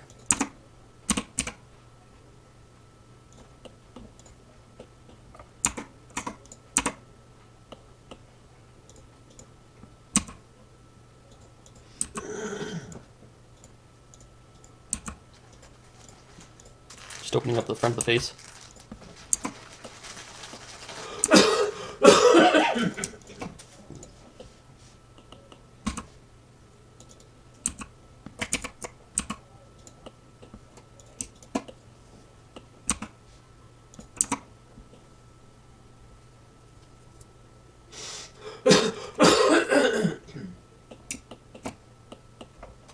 Okay, that head crease is looking weird.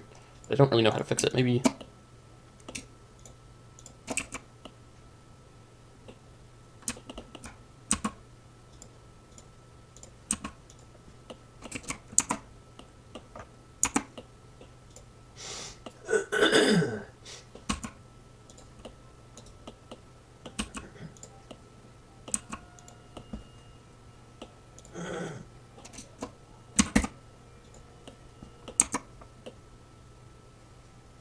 There, that's looking more like a head.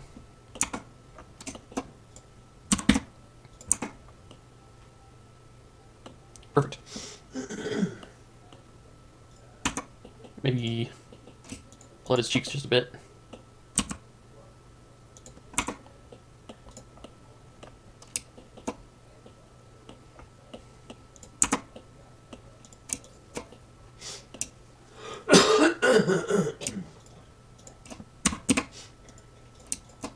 Get a little bit of a spine arc.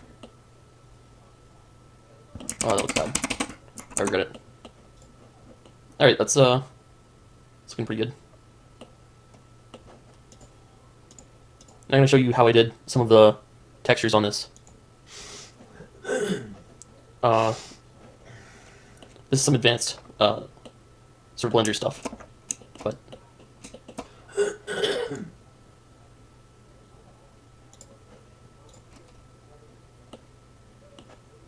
okay, which one was it?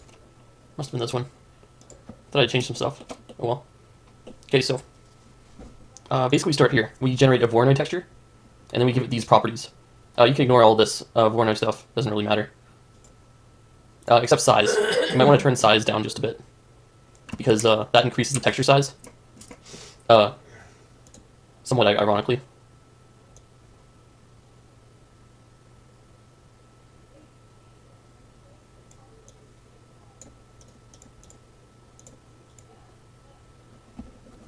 So you want something about this size, enough to hold enough texture to make it interesting. So we basically want wrinkly, lumpy skin, kind of like on the belly of a dragon. Now to get this effect, you basically copy the feature weights section here, and you get skin just like the one I have on the center of the screen. Now, if you notice, yours probably won't have... oh wait, you won't have this at all, because this is generated by doing a few things first. For instance, so you add a plane, you get this, move it to the side, and it's just a plane. Like, that's it. So you add all of these shaders. Not this one yet, but you do need an image file there. So that's an image texture. So you go Shift A, search image texture, and then you get that. And then I tried using a geometry node, but it didn't work. But this texture coordinate will get the object's orientation, and then you plug it into mapping. And then from that you get a gradient texture, and then you plug that into a color ramp. And see, I've made it so that the color ramp generates these colors at a certain distance from the origin of the object.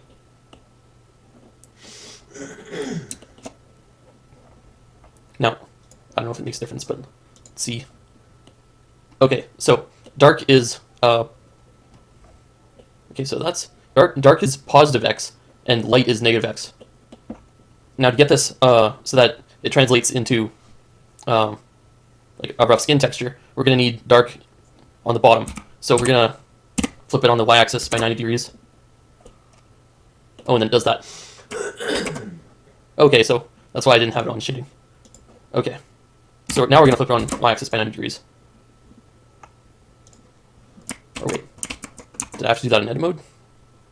R, Y, 90. Okay, I did it in edit mode. So now the back is black. But how to make it go forward, you ask? Well, we're going to use the Voronoi texture from earlier. So we're going to use the displace and select the Voronoi. It'll be called texture if you didn't name it like I did. Or you could call it like my Voronoi or something like that. But it's not displacing anything. That's because it doesn't have vertices. So we're going to use a subdivision surface modifier and turn it to simple. That way it doesn't sort of try and round out the shape. And we're going to increase it to 5. Now we have something to work with. There, I made it smooth. And you notice it has the same general pattern as the other one.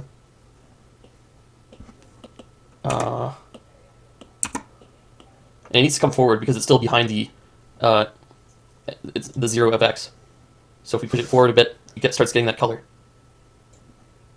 Now, you probably want it more subdivided, so that it shows more of the Voronoi. So we're going to increase it to 3. And we're going to do simple again. And you'll notice that this is like the opposite of what we want. It sort of looks like water.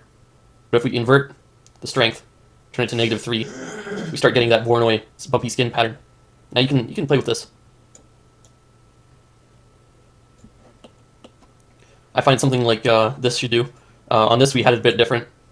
So I guess it depends on what sort of texture you want to get. Now, we want to translate this into an actual texture that we can use. So if we go into shading, I have it set up so that there's this texture, image texture file, that can receive data from this color ramp that we plugged into all these texture coordinate mapping and gradient texture nodes. So this will receive any color that is being broadcast to base color, but only on the condition that you're on cycles. I recommend doing GPU compute; it's just faster. And then you go bake and then diffuse, and that'll bake the diffuse color into the scales image texture. You create a new image texture by going like new, and then just call this toot scales, and just make it 1024 by 1024 because it's the magic number. And turn off direct and indirect contributions, and that's just the lighting. So if you want the lighting in there, I mean, I guess you can bake the lighting, but for what we want, this is not recommended. So yeah, right now this is a completely black texture. So if you zoom in texture paint, there's just nothing there. And you can notice this is the right texture by looking at toot scales, the name up here. Browse image to be linked. Now we just bake it. So you go back into shading, make sure this is selected, make sure you have the right texture selected, and just bake it.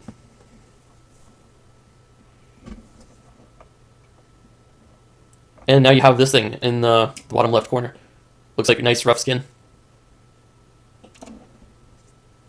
But it's not. It doesn't really exist yet. It's just in your memory. So we need to save this as a file. So I recommend saving this in a folder called scoot maps, or something to that end. And I'm just going to call it toot scales because it's for the tutorial. So save. Always make sure you know where you save your files. I've seen many a man fall prey to that beast. And so this isn't subdivided at all. This is like I guess the end product. And basically the shader looks like this.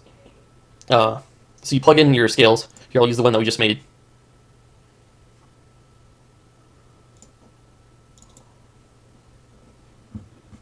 And then you plug that into a color ramp and put that into base color. And then from that, you put it also into a color ramp, but this time you make it a grayscale. And you put that grayscale into height in a bump node, or a bump map node, and the height will determine its normal. And you can adjust its, the effect the normal has on it based on the strength modifier. And even though it says 1 is complete, like you can't go past 1, you can obviously go past 1. Or not so obviously, but you can go to like 5. But for this, I'd recommend just 1. And that would just increase your normal intensity by a lot. And that way, we get something like this. Now let's create a light on top of it. And if we go into rendered mode, this will show us the effect the normal map has on the scales. You see how it sort of fakes geometry?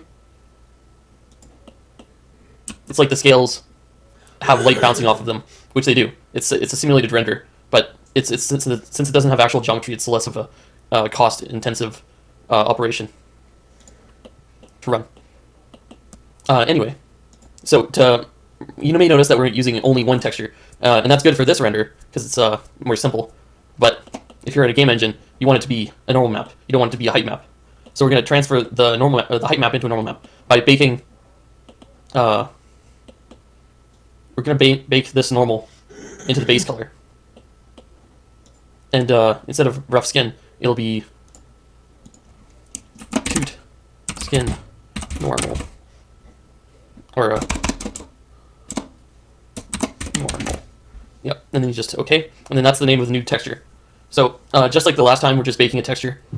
Make sure indirect and direct are off, and it's not like we're baking a normal, or are we? I guess it wouldn't hurt to try and see if it bakes normal. So we just bake a normal.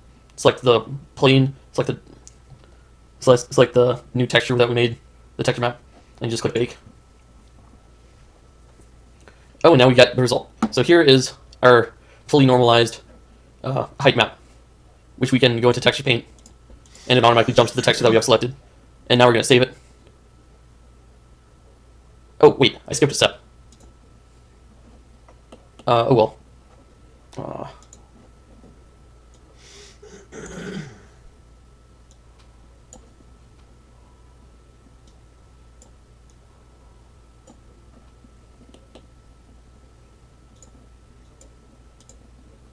So our texture currently doesn't loop, which is a problem if you're painting it onto a dragon, which it has to loop. Otherwise, it's obviously not a looping texture. So why would you want it? So we're going to expand the UVs beyond the margin of the texture, and now we have grid lines where the texture meets itself. Now how do we get rid of those? Well, we make sure we're in solid mode and turn to texture paint. Oh crap. No, don't render. And turn to texture paint. And now we shift R, right click, shift right click, sorry, not shift R, shift right click. And then that gives us the clone stamp. And you just, obviously you can be a bit more subtle with it. Here we have the line of the previous area. And I think we've covered it all. And see how this map sort of blends perfectly together? Like, I bet you can't tell where the seam is. And just like that, we're done with the texture. So yeah, we just did the same thing again. So make sure it's plugged into normal. And then true normal, or a tough toot skin normal. And then just bake it again.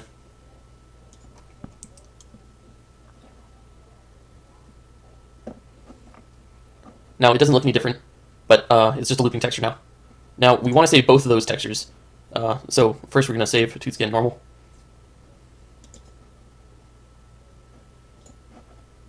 Then we're going to save toot scales.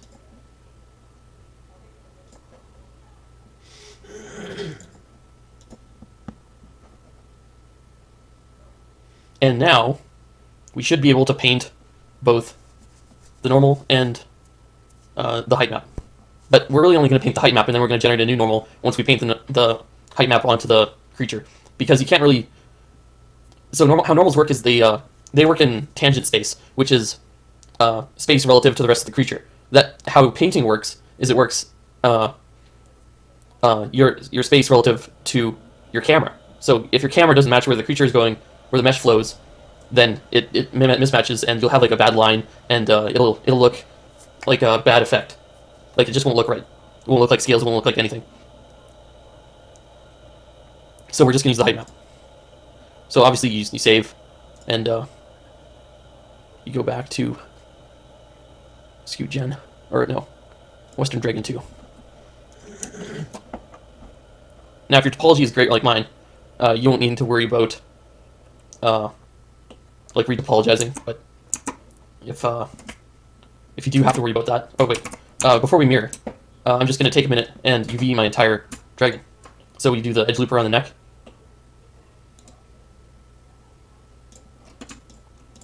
Edge loop around the collar.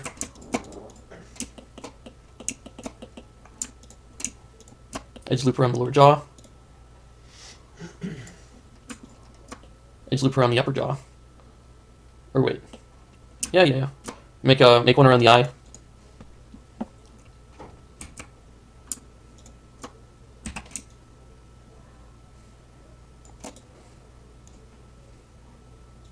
clear seam. And oh, you can get rid of this edge loop because it doesn't do anything. Dissolve edges. Yeah, if you see useless edges, you can press X and then dissolve edges, and it'll get rid of the useless edge loop. And around the mouth.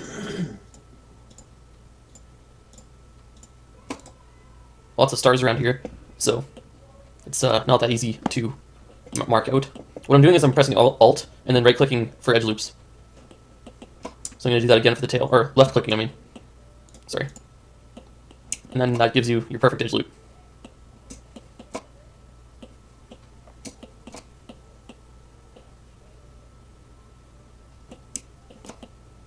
That whole area is just so sketchy. Like,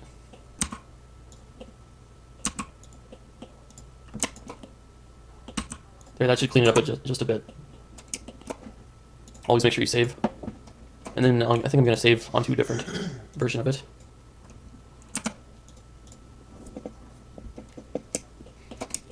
Oh, and I probably should have marked seams on the hands before I did this. Or, like, not the hands, but, like, the fingers. Because fingers are tough to UV. Well, of course, it's not going to look like it here. But, I don't know, in case you want to do, like, a custom UV instead of just brute forcing a UV.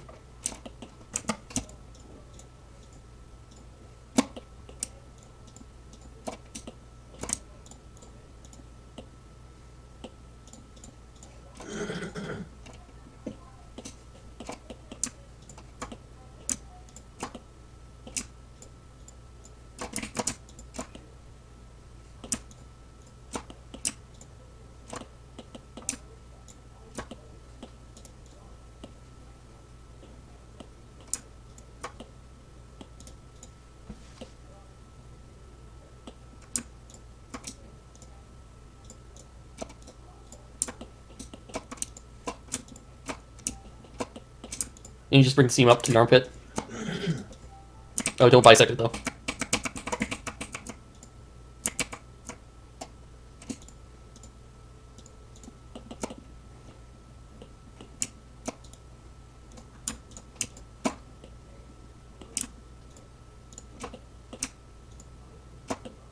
Alt-Shift left-click will keep making edge loop selections as long as you hold Alt-Shift left-click. Or Alt-Shift and then just left-click wherever the edge loops are that you want to add. It's a really great tool.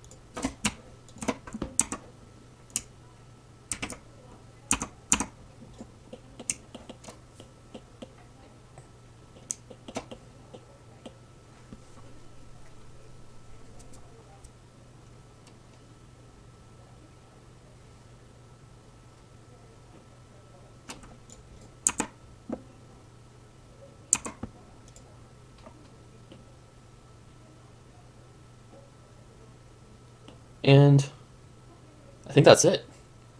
Let's do a quick matte cap check. So this should check which way the UVs are facing. Oh, it's not unwrapped yet. Or, I don't really get how this one works. Maybe it's this one? I don't know.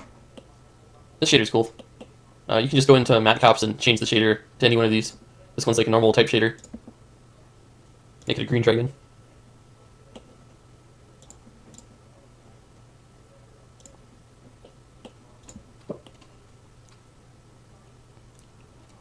And yeah.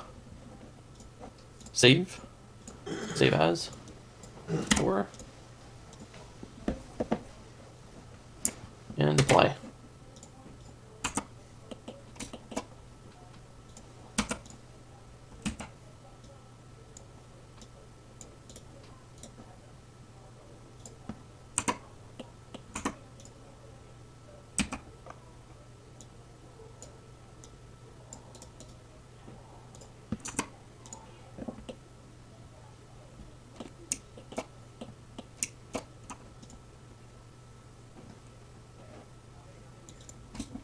Oh yeah, we should probably name everything. Reference. Eyes.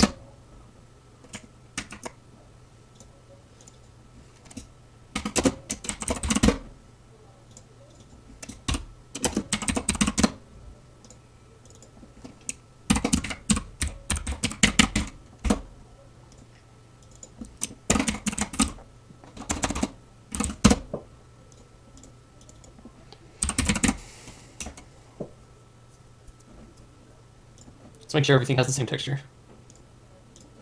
Yep. Yep.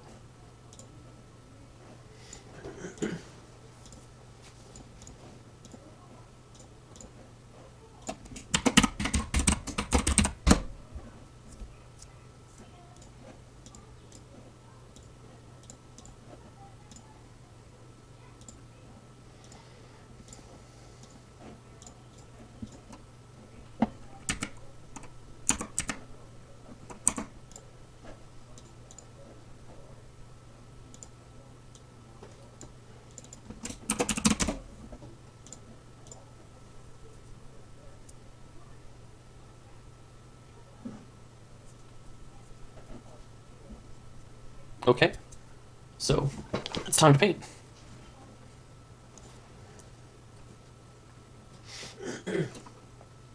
So where should we start? Oh yeah, UVing. So UV the whole thing. And it looks like this. That's good, that's good. So you want evenly spread geometry wherever it's evenly spread. Obviously if you don't have it evenly spread, you don't have to have it like that. You can use this tool called UV sync selection to sync your selection on the left hand side with the right hand side. So that means the right thumb wasn't done correctly.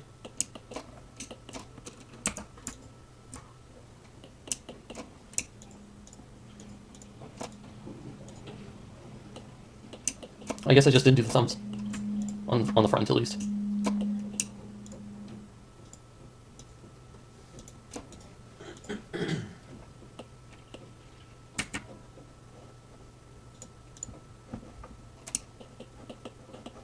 It's the same sort of tune. There's one of my fingers. But what is this giant spike? Oh, that's the tail. I think. Yeah, what would it be?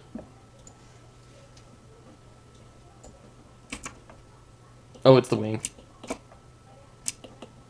Rats. So close.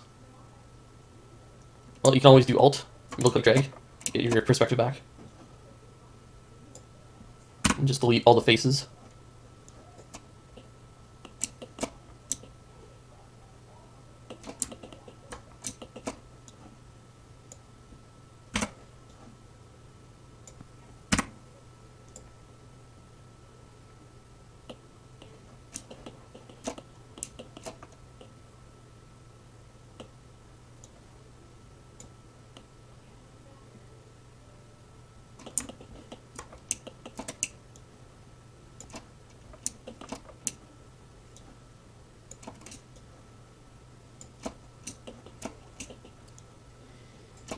Just delete the rest of the non-mirrorable material.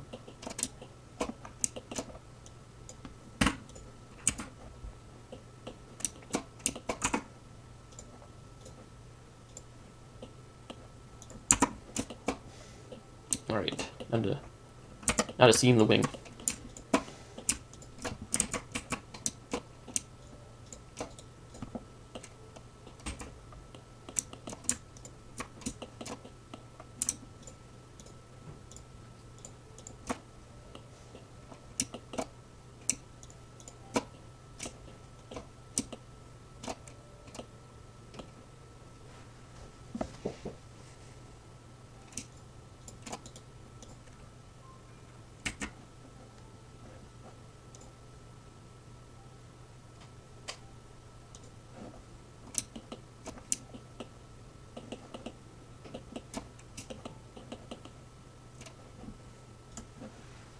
Alright, I think I've finally done it. I'm gonna save again.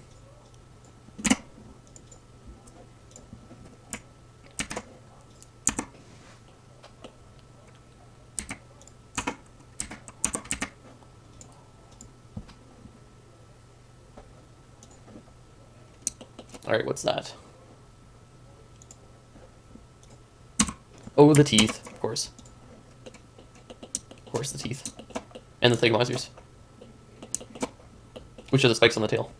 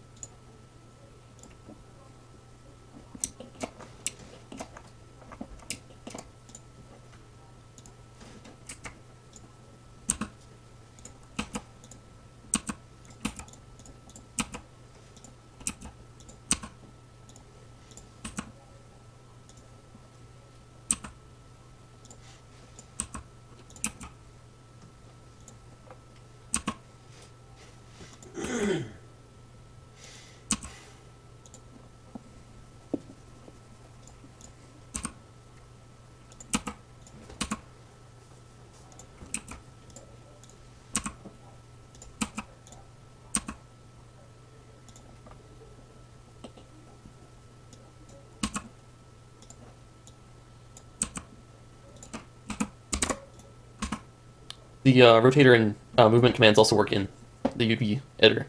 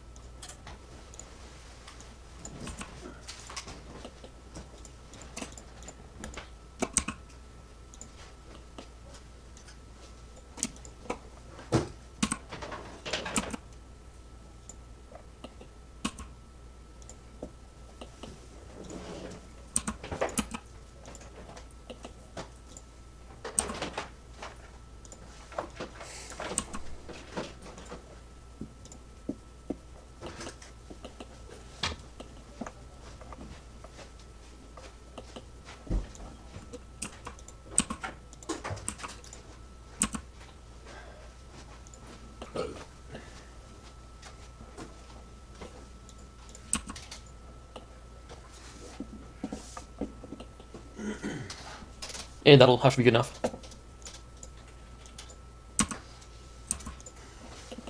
This part's the body, so here's what I'm thinking. I'm thinking maybe make it a bit more textile dense.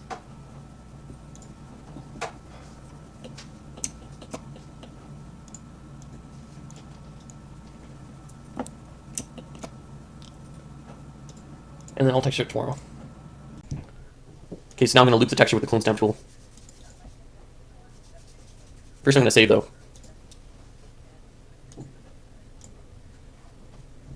Okay, and yeah, if you remember how to loop the texture, you just use this thing. And now we're going to select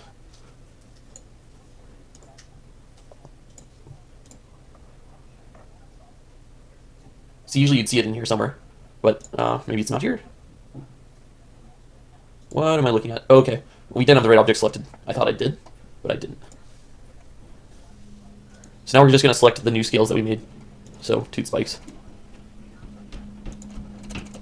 And you see they are not currently looping. So yeah, we're going to go into texture paint, clone stamp, shift right click to set your clone stamp sort of origin, where you're going to clone stamp the material from, and just make spikes that look like they're tiling.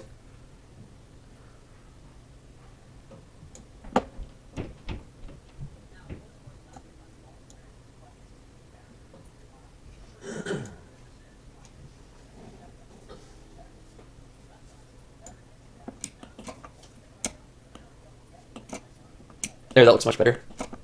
Now you see, it sort of looks like we have boxes around here, and that's just because I didn't subdivide it enough. So if you wanted to make the scales smoother, you just subdivide more. But at the resolution we're going to be working with on the scale dragon, it won't be that much of an issue. So we're just going to go into UV editing, and now we have the texture that we just basically clone stamped.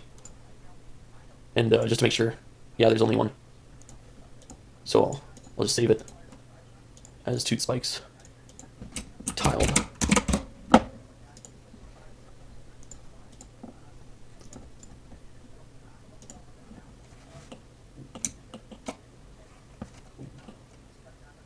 And right, yeah, so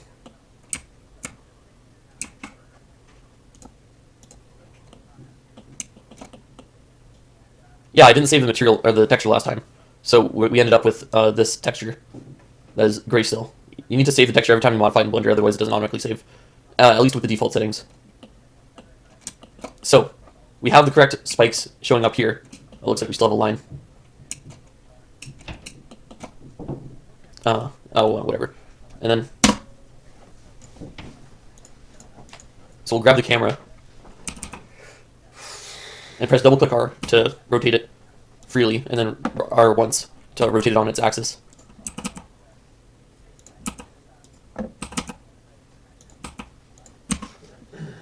And now we can paint the scales on the sides of the dragon's neck.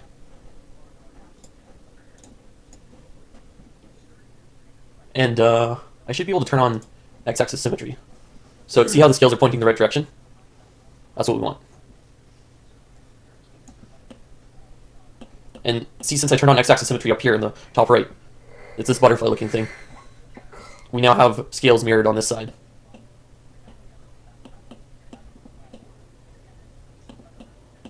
It's a bit wonky, like, moving your camera around in this mode, because Blender basically wasn't meant for you to be off-axis. It wants you to be on-axis all the time. You can straighten your view in the normal view if you middle-click drag, and then alt-middle-click drag. It'll align you to, snap you to an axis, and then your camera's center of rotation will be the way it was intended. But, yeah. And then we just go back to object mode, and move the camera further down the dragon. And just go back to painting it.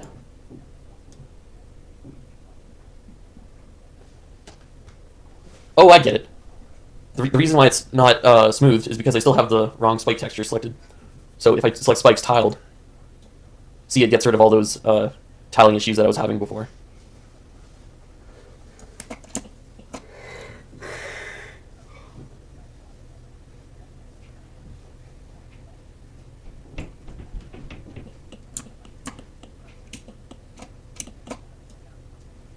And for the arm, you can just paint it top down.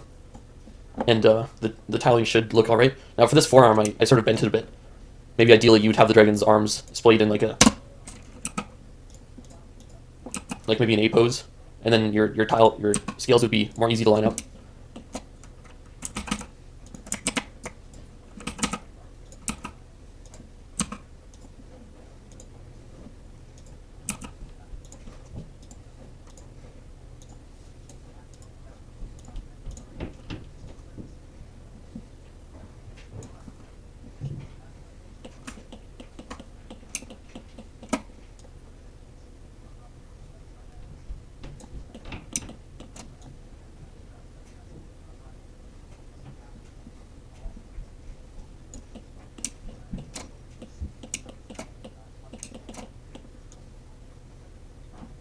Later we can go over the seam, which the mirror goes mirrors from, so that it doesn't look like it's completely mirrored, which is not what you want. You don't want it to be looking completely mirrored.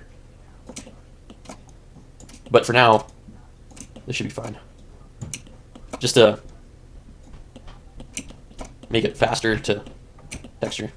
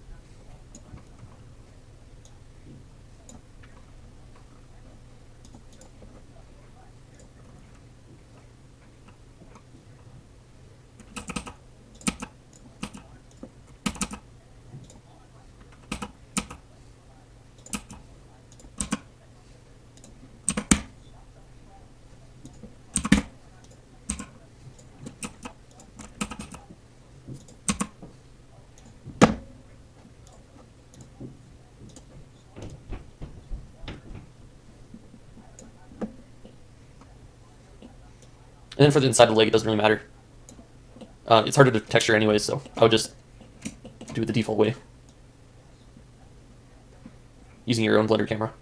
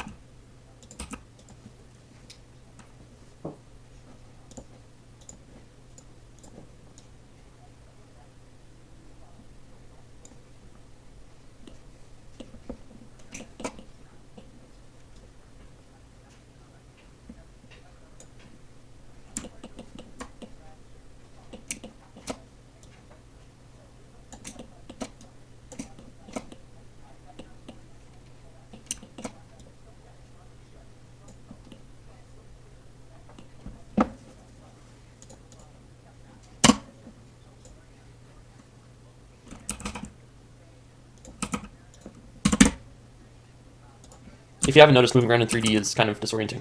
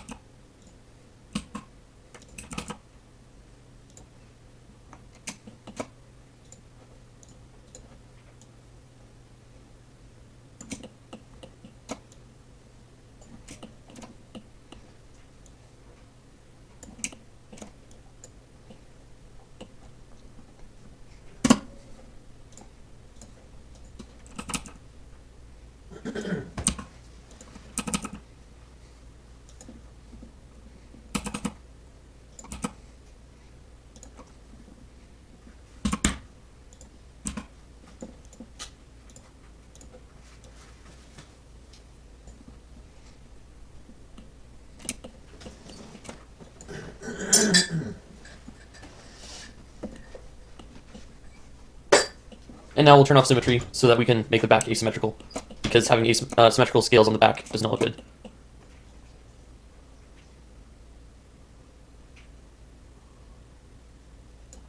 Well, I don't know, you might want it for some reason, but I do not.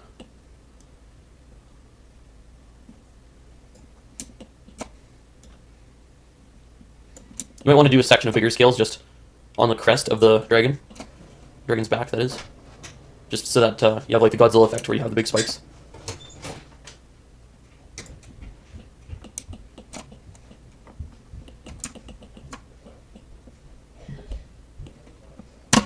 Now I have to do the face.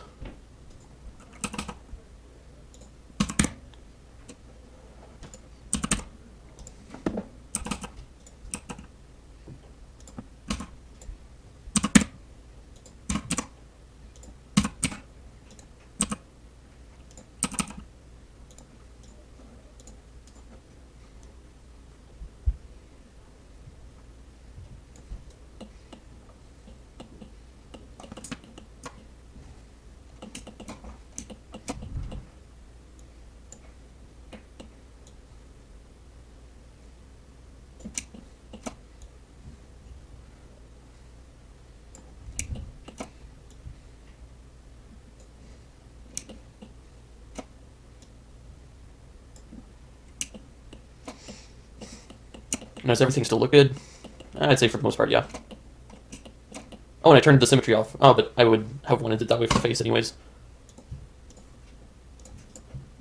So now we do the other side of the face.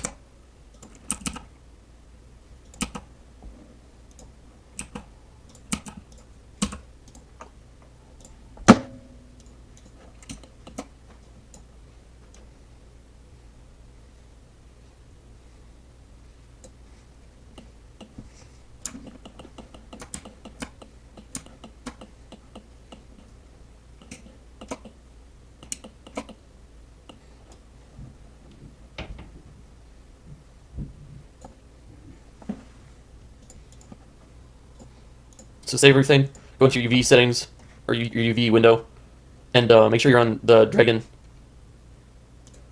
map that you just finished texturing. And just save it as something. Save it as... Well, yeah, just save it as what it is.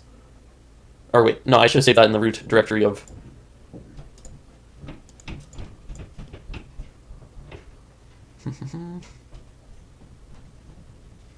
This is called Western Dragon, so it should be somewhere around here. Oh, I should sort it by name. That would help. Oh, maybe it's just Dragon? Yeah, Dragons. Western Dragon. Alright. So now we have a very 2D looking scaly dragon. How do we make it more 3D? Well, I guess first connecting the texture to the principal BSDF would help.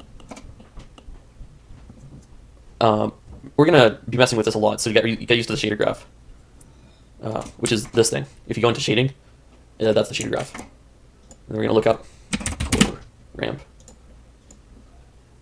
Now it looks the same, but now we can change the color depending on the point in the gradient that we start with.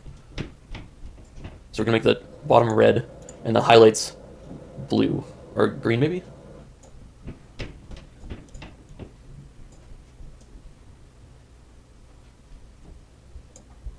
Maybe we'll make them orange or yellow. Yeah, that looks good. And then we can have stuff in between too, like and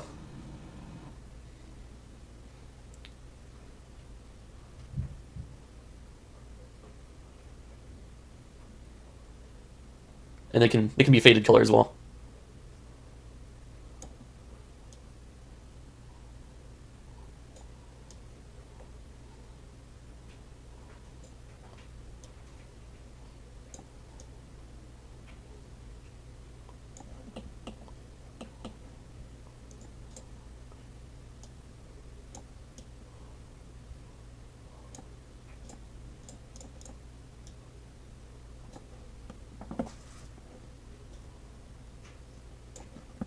There, so now we have a very stylized looking dragon, but it still doesn't have a normal. To do that, we do Shift A, and then look for bump map. We put the height, or we put the scale map that we made into the height data for the bump map, and then plug the normal into the normal. And now we have it looking like the dragon scales are actually like physical, like jutting out of the dragon. And now we make another image texture.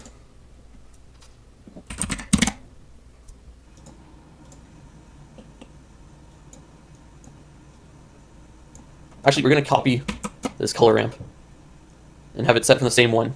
But now we're going to change the colors around a bit for the belly. We might want to plug that in instead. So let's see, what would the belly look good with?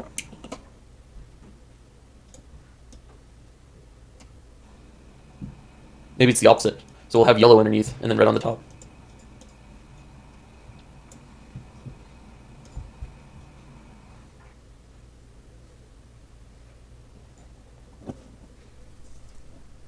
And that looks good. So now we make a mix node. So Shift A, search, and type in mix RGB.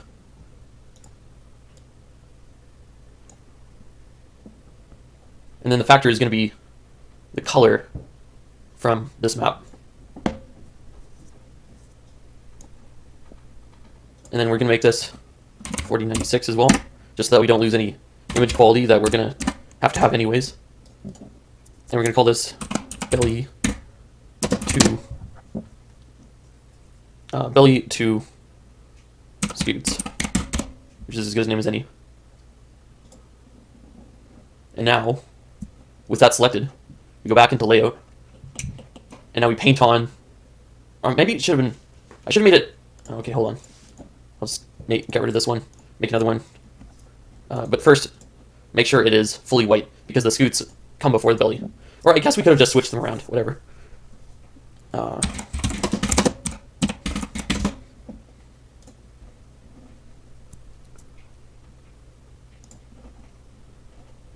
And then we're going to make our brush side, or brush. We have to be in texture paint first. And we're going to make it black.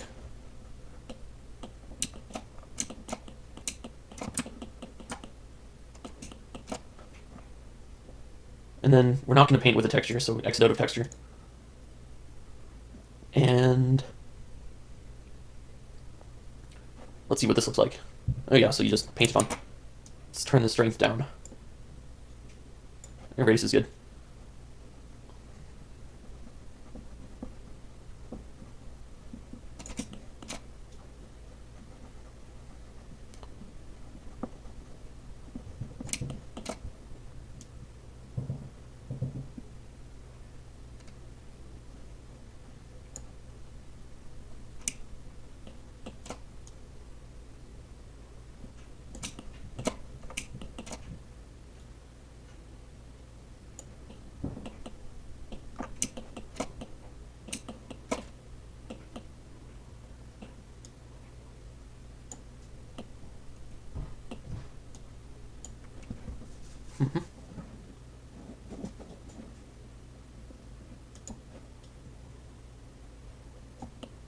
Now we'll just get rid of the darker spots by turning up the strength and turning down the color target.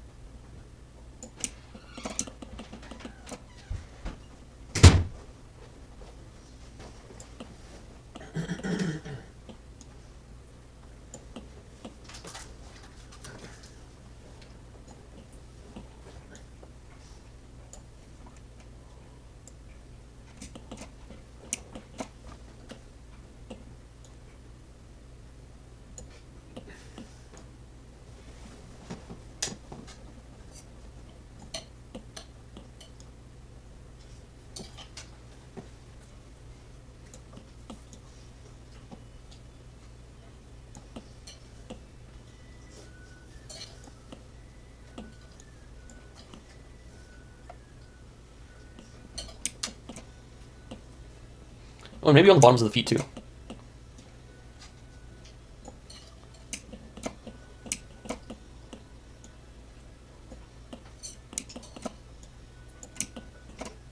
In case you haven't figured it out, the dark spots will be the belly texture, and then the light spots will be the more harder carapace, or whatever you would call it of the dragon, the harder scales.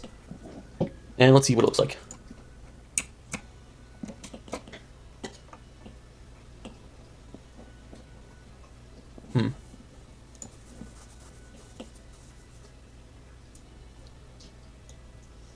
Let's make two different versions of the boat map.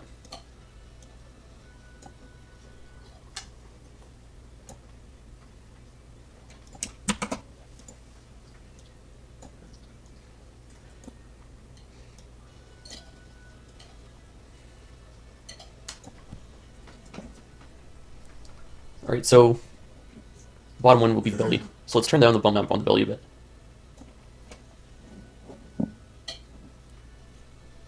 And what else will we do?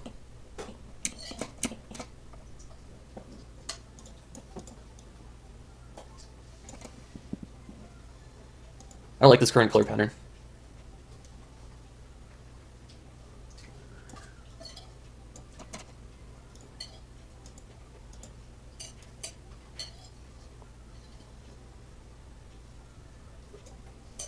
There, that looks better. But now the top one looks too vibrant. I'll just bring down the colors a bit.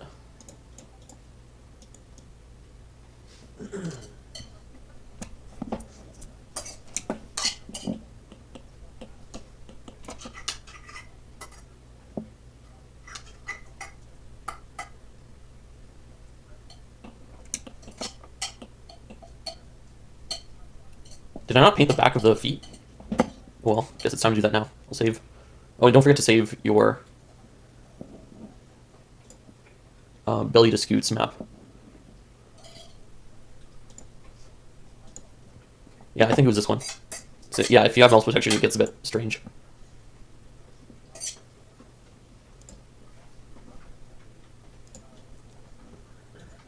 Yeah, so we're painting on the tile, or the tiling scoot texture. And we're just going to paint on the backs of the feet. And turn the texture on. Why do I have to create a new texture? Oh, to not save? Okay. So you have to have the texture selected in the texture properties. Good to know. Maybe they'd be facing this way?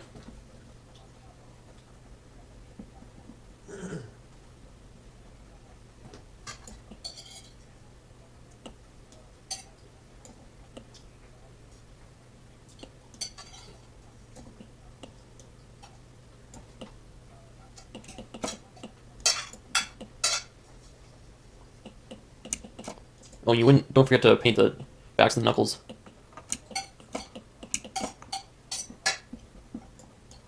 We're just doing a happy job here. Ideally, you'd want all the scoots to be the same size. That texturing looks bad. Oh, was I not doing it in symmetry mode? I probably wasn't.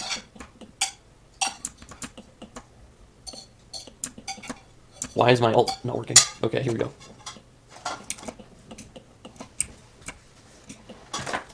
Yeah, I wasn't.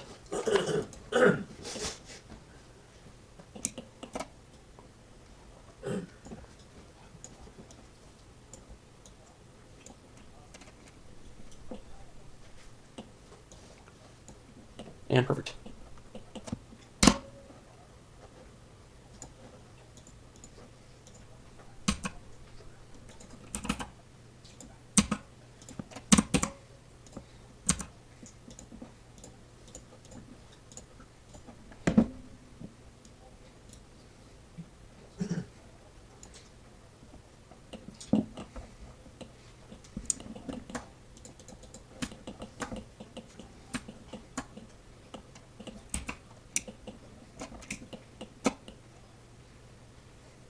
And for the most part, this dragon now looks like a dragon. These eyes have their separate UVs? Oh, they do. Ah, perfect. So now I'll paint them. Now, dragon eyes, maybe they would be like a lavy, sort of muddy brown. But the pupils should be red and yellow.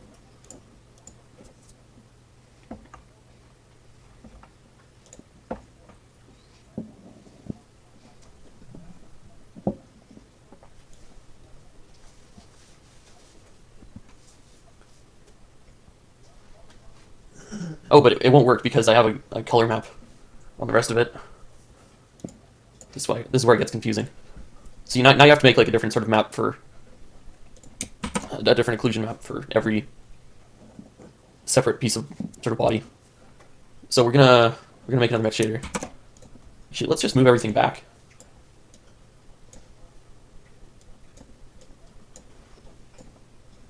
Just normal stuff can go down there where it's not seen.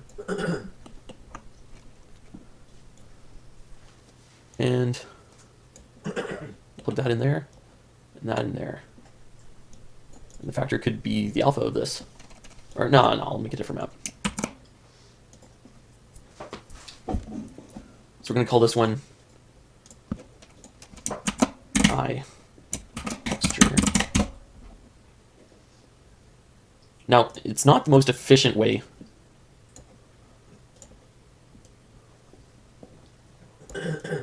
of... okay, so I'll bring it down just a bit and have it muddied so that matches the rest of the texture.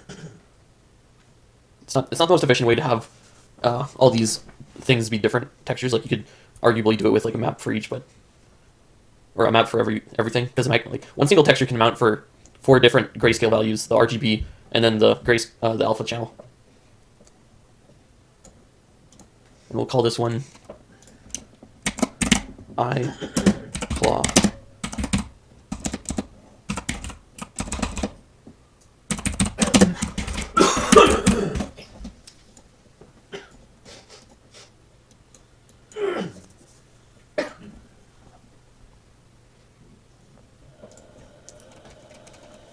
And now, which one are we drawing on? Oh yeah, I call wing separation. Now let's change it to weight and draw on this.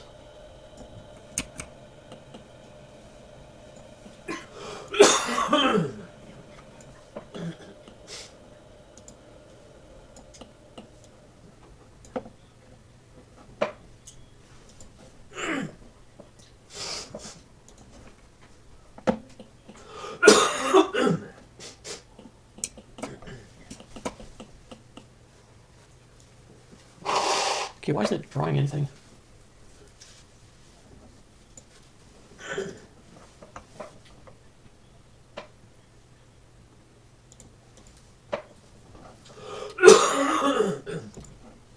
Oh, because it's not actually connected to the base color. Maybe.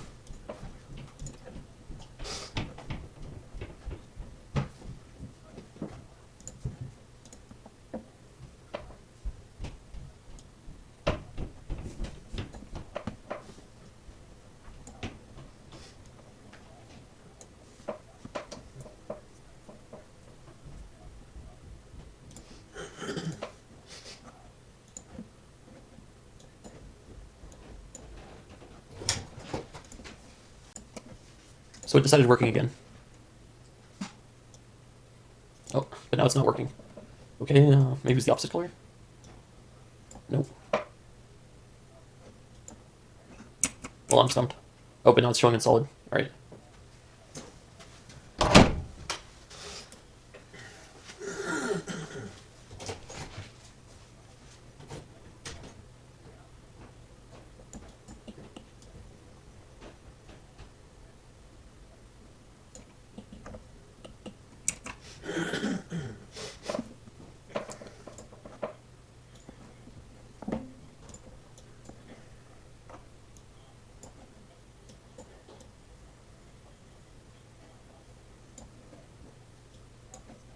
Am I recording? Yeah, I am.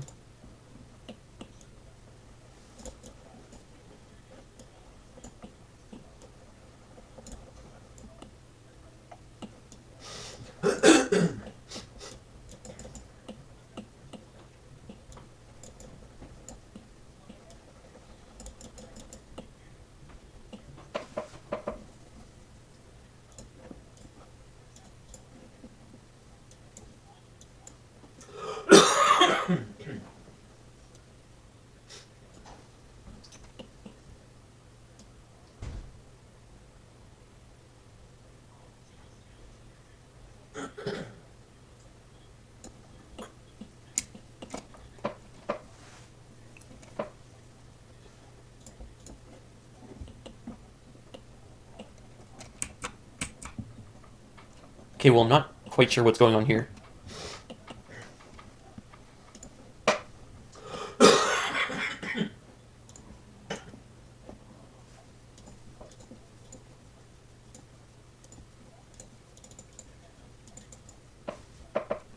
Oh, whatever. This is good enough for Dragon Eyes. Okay, so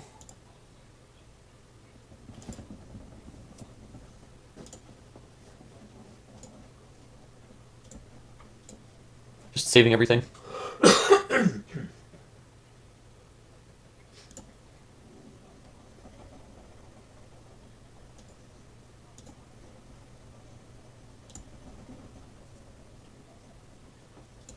It's interesting. So maybe...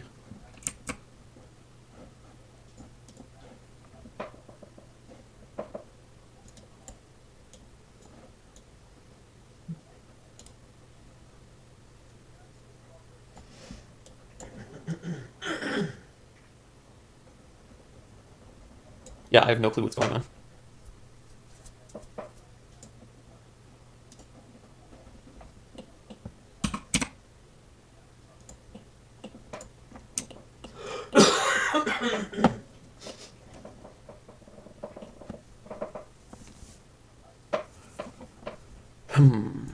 Now what?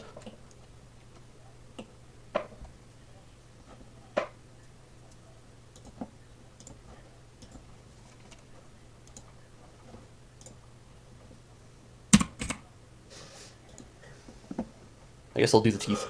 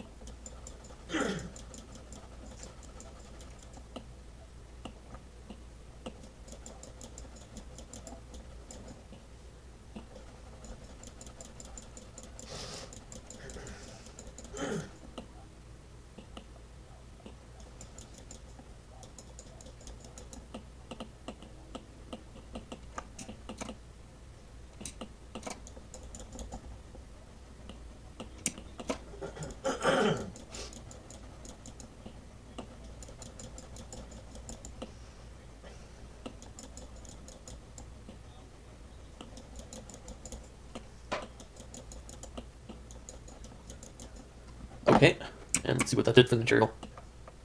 Kind of nothing. But we're going to go ahead and save this regardless.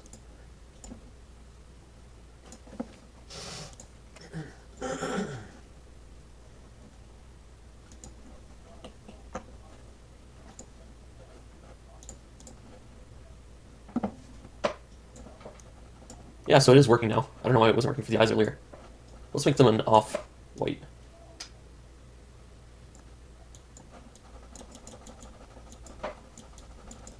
Yeah, I have no clue why they're different colors.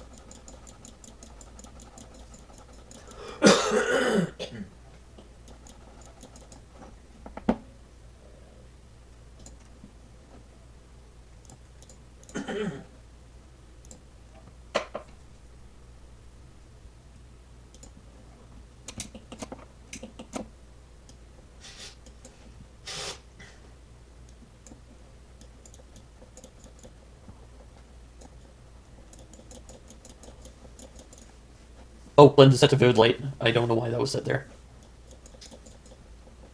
That was the problem. Must have been a hotkey. I don't remember changing it to that.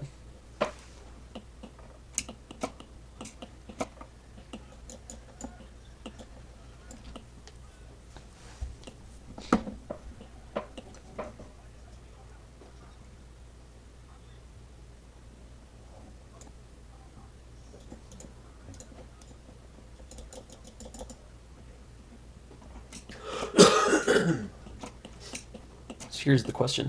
Why can't I paint this? Oh, it's because I'm in the wrong object.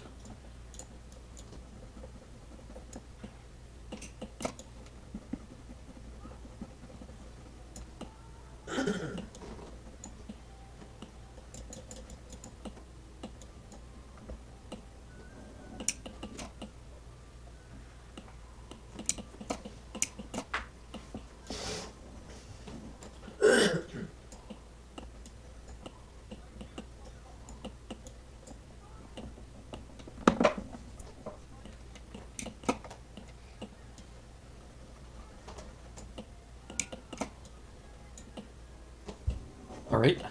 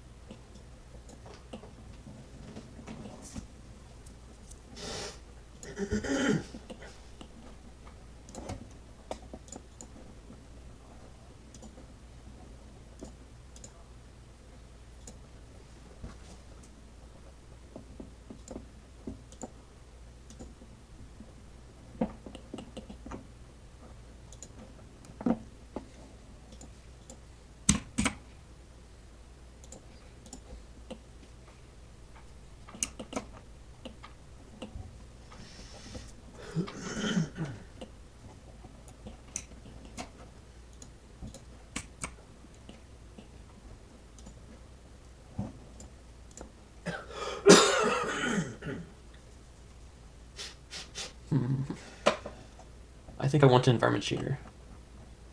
Maybe background? And color, environment.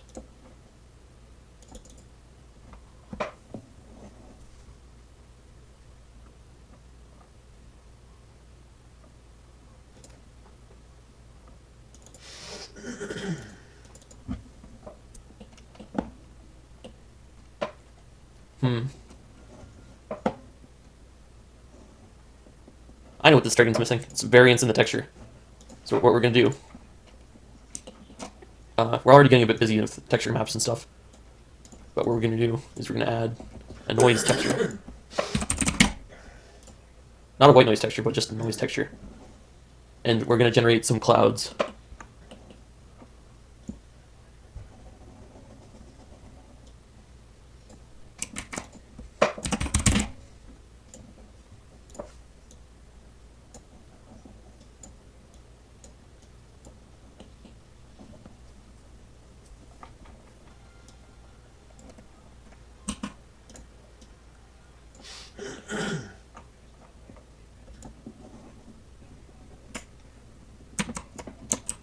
Shift D to duplicate a node. We're gonna plug the color ramp in yet again.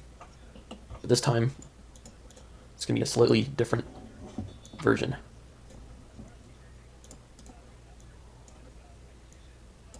It's gonna be darker.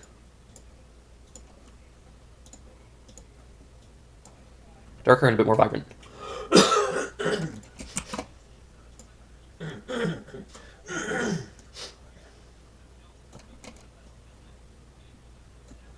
So what we have is another texture that's being combined here, and the thing that determines which texture it should be is actually this color ramp. It's going to switch it in and out based on this noise texture.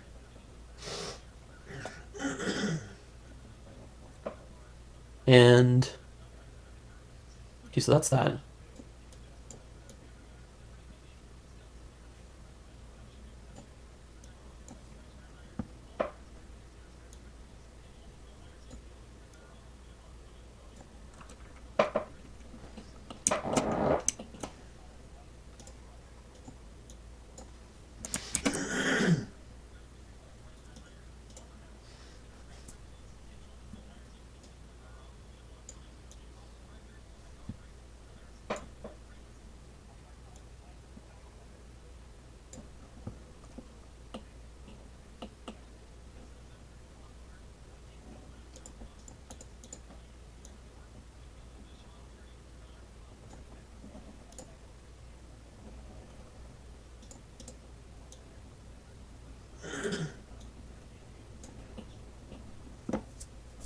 Okay, so how's this look? Yeah, there. Now I have the variance that I wanted. Oh, and the wings look sort of cool now, too. I have no idea why. Oh, it's because... Oh, do they not have... Are they not UV mapped? Come on. Oh, they are. Thank goodness.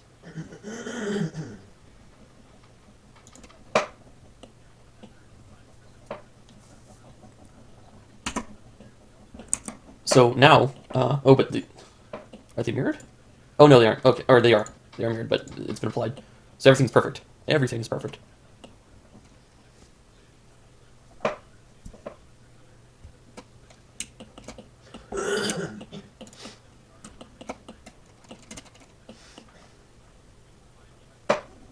I didn't paint the scales on the sides? Or no.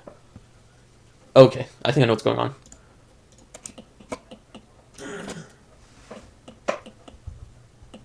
So it would be probably this eye-claw wing separation.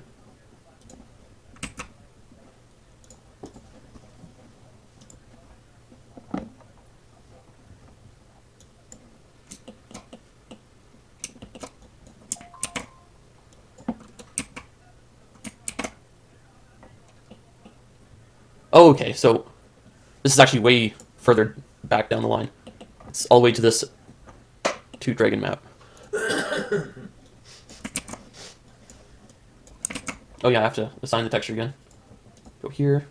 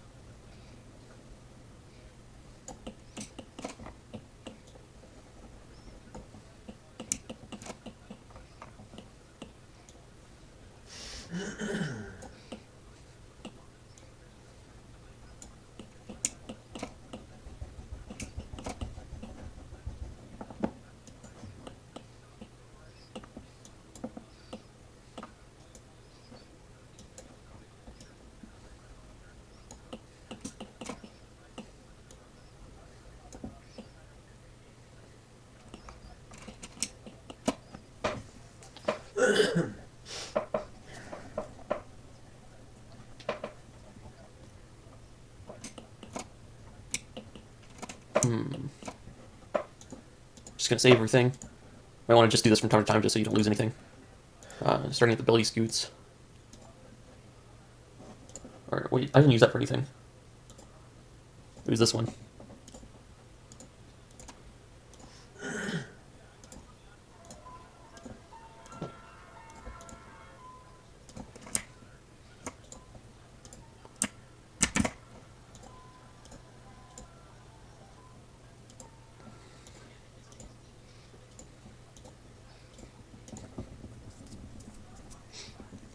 Alright. Time to figure out what's wrong with the wings. Why do they look like this?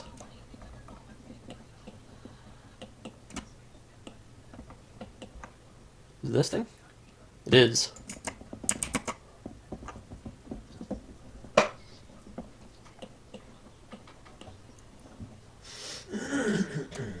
Oh, it's because the last one, or the bottom one here, because the wings have no depth, or in the height / color ramp thing. So we might just want to leave them like that. I mean, it's a pretty good look.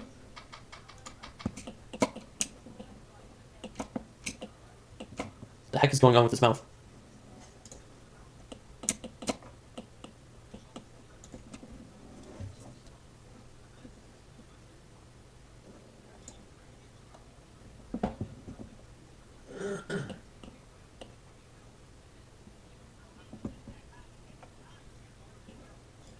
Yeah, I'll just say it's that. And paint with 0. And now we sort of make like a little lip here. Just painting in the negative.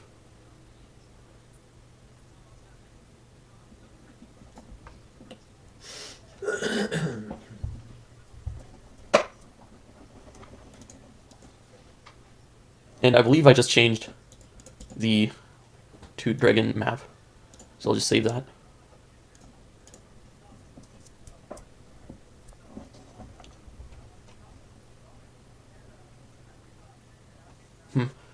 You could probably do one better and separate the fingers, make seams there, and then you'd have more room to put everything in.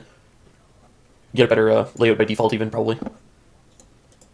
But I think for this little tutorial, this is good for now.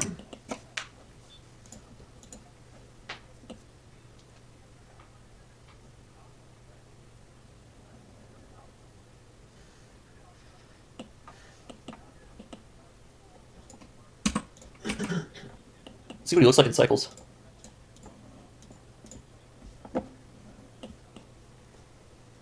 Yeah, pretty good. Pretty good.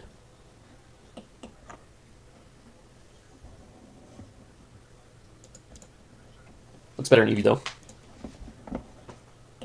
And yeah, that concludes this section of the tutorial. Next is going to be the rigging part. Actually, no, I still have to make the textures that this thing is going to inherit. Or, I'll bake down all the texture, like this huge node tree. It doesn't have to exist. I'll make 2 textures, one for the normal map and one for the diffuse. So the first one is going to be an image texture, and the second one is too. But it's going to be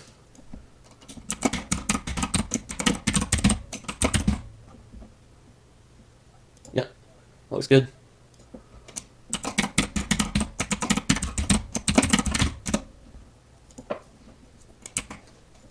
Now just to save some performance while we bake these textures, I'll make it so that it's in solid mode.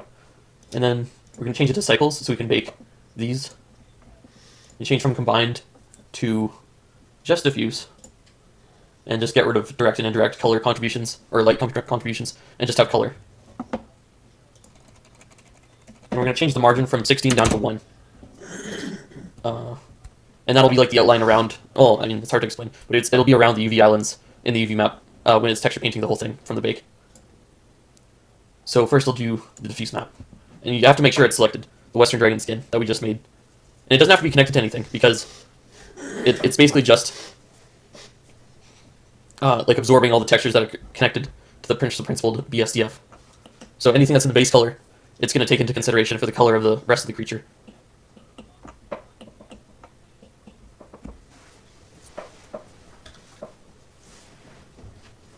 I'll restart the tutorial when it's done. Alright, so the normal or the diffuse map started baking, and now it's complete. So this is what we have now. The Western Dragon skin. Let's plug it in and see how much detail we get.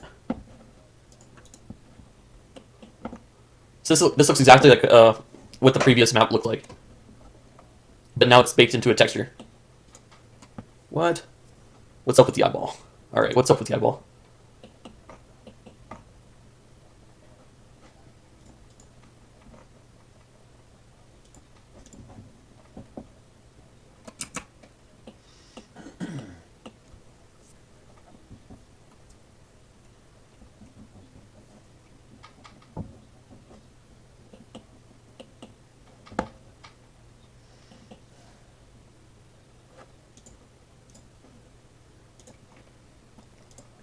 Also, if you turn this shield on, then the texture will be preserved the next time you start up Blender.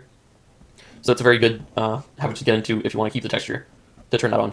So now we're just going to bake the normal. The normal will be generated from this, okay, so just make sure you have the new image that you created highlighted, the new image texture, and it'll inherit from all the normal data that's gone into it, which is this these 2 bumps that have been mixed together. And let's go.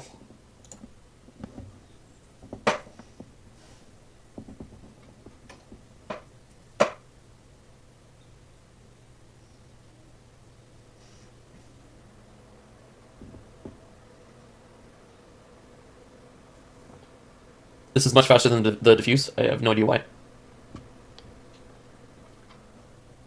Oh, okay, so the reason the eyes are black is because I had clear on while I was baking them. So I'll actually... You have to actually bake a normal for every object that's in your scene. I wonder if I can bake them all at once, though.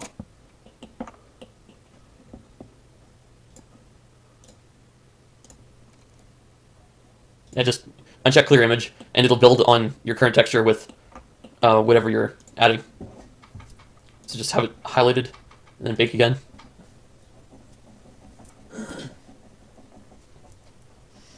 The normal only really applied to the body of this dragon. Like, I didn't have a normal on the wings, and I didn't have it on the teeth or the eyes. So I don't have to bake the normal again. But I do have to bake the eyes and the teeth and the wings.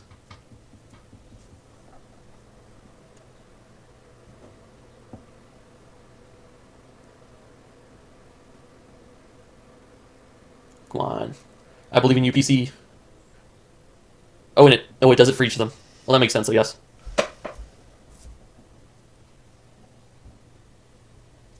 So right now it's cycling through the eyes, the teeth, and the wings.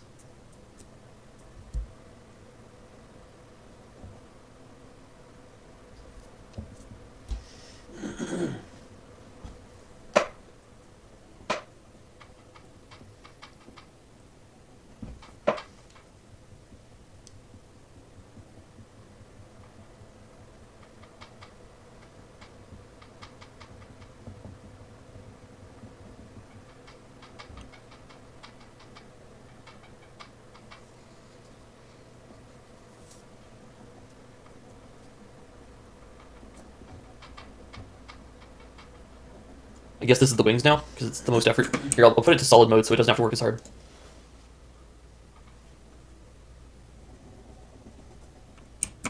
Oh, did I cancel it? I hope I didn't.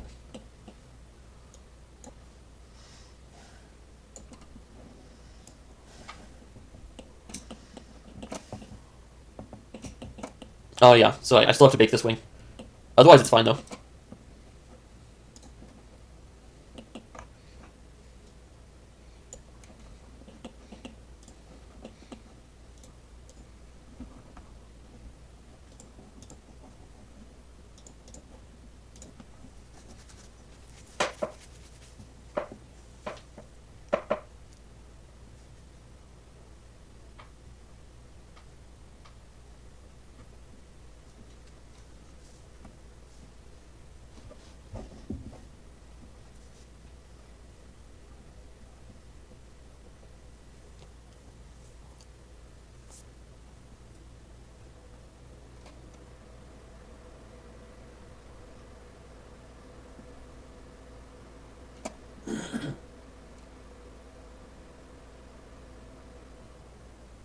Alright, perfect. Perfect. So now we'll make a normal map for the normal. A normal map node. Look that up. Change it from an sRGB. What? Are you trying to tell me the normal map didn't bake? I clearly see a normal map on there, so why didn't it bake?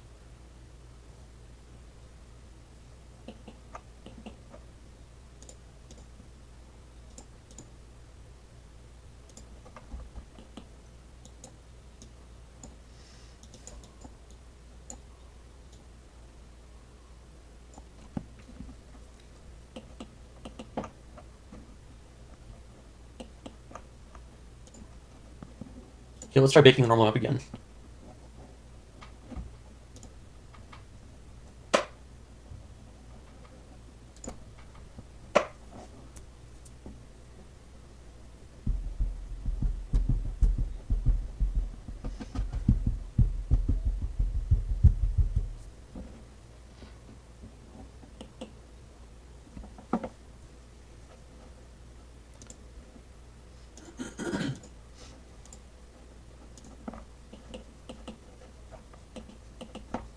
Okay, so it clearly tried. What went wrong, do you think?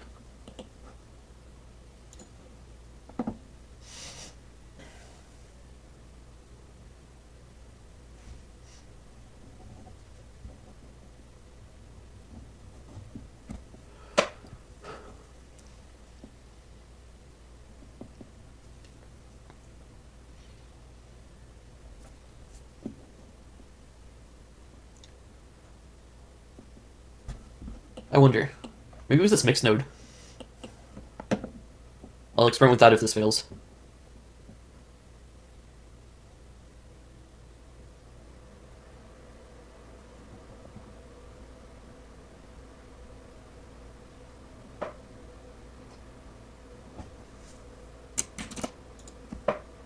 Oh, no.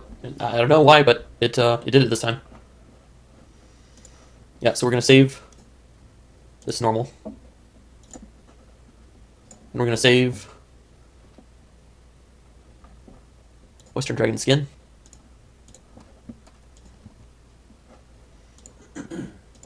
Oh wait, have to connect them still.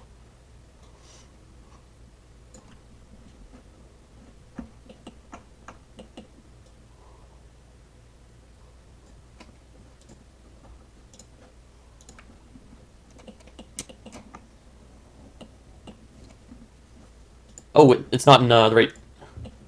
Okay, so remember to switch RGB to non-color for normal maps.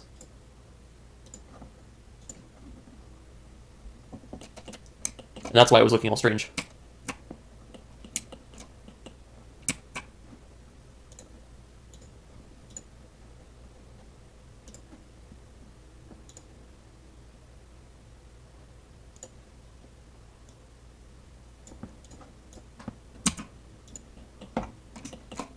And there you have it.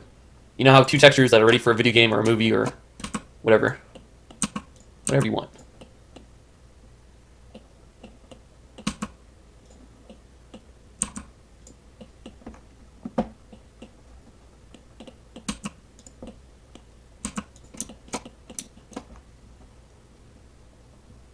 That's some fun work.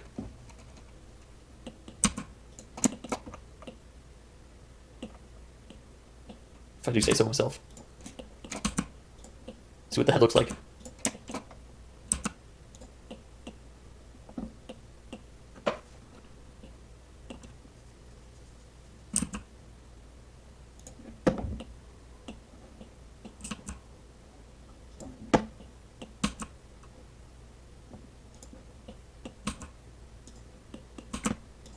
Perfect. So we'll save that again. And next time we'll do some rigging. Maybe more or something? I don't know. And now on to the rigging. Now you see, I've changed the model a little bit. Like I put some more detail on the face.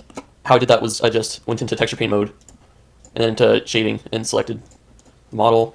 And then you can actually, this is basically just a grayscale map that we've used as a texture to paint with, if that makes any sense. So if we use texture paint and turn our brush up to a lighter tone, oh no, that's not, turn our brush up to a lighter tone, like this, and then just turn the strength down, we can actually still have the texture, but we'll just push it up in the height map that we're giving it.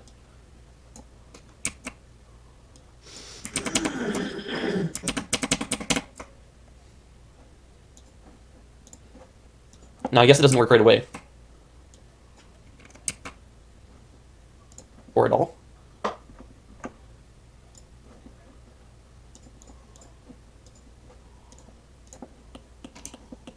Oh, it's because we're not using that map right now. Anyway, you would just brush this on, and you would get the effect that I have here.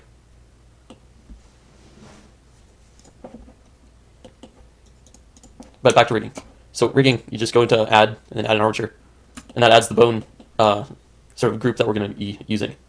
Now, with rigs, you just want one, like, okay, so treat the armature as a mesh, and then you go into edit mode to edit the mesh, and from there you can add more bones. Like, I just added another bone right now, and I pressed Shift D to duplicate it and send it over here. Now, you can also use this armature setting called viewport display, and you can click in front, and now your bones will appear in front of the mesh, no matter what. Now this is useful for doing a number of things, but focusing on just reading.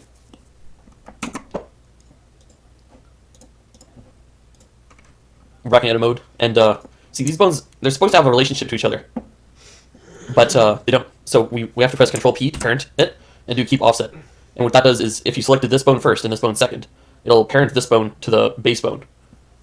Now this will handle the root motion. So if we have any root motion that we want to have the character do, we'll have to move this one. Whereas this one just handles the rig itself.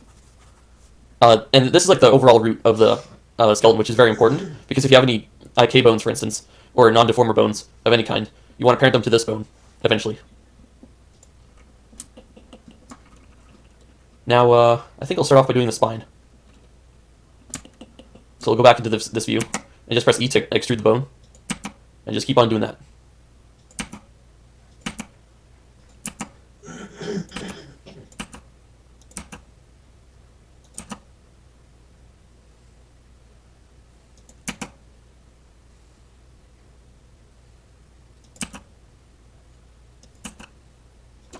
And this is for the jaw. Like so in humans, the jaw bone is right at the ear. So just imagine where the ear would be in this model, and then put the jawbone right underneath that ear, or where it starts. And then this is just to hold mass.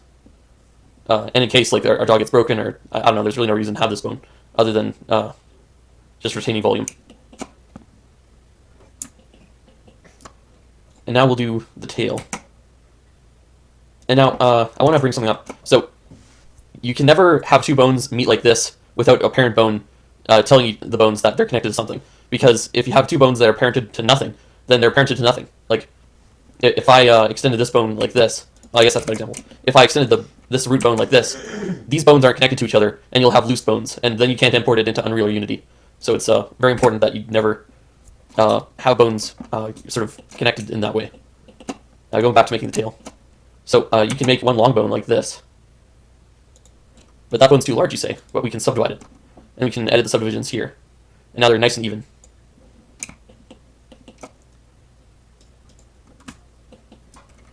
Now we'll make, it's also important to only do the left side. And also, each bone sort of inherits their name from the bone above it that it's parented to. So I would name this left, or just even L leg.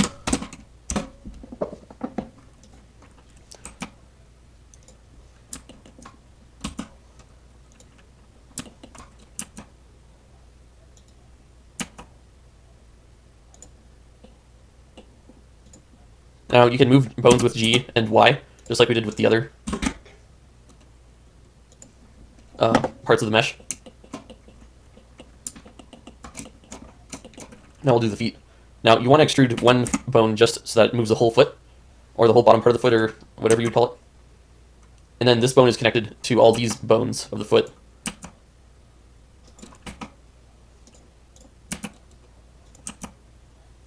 I'm only going to do two bones because dragons aren't necessarily creatures with more than two, with any set number of bones, so you can just do whatever's convenient. But I guess first we'll see if this looks good.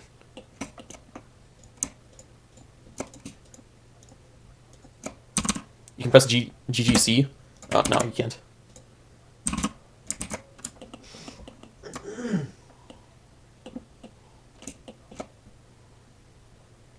And this looks good enough. And now you have to name all the bones. So this will be L foot.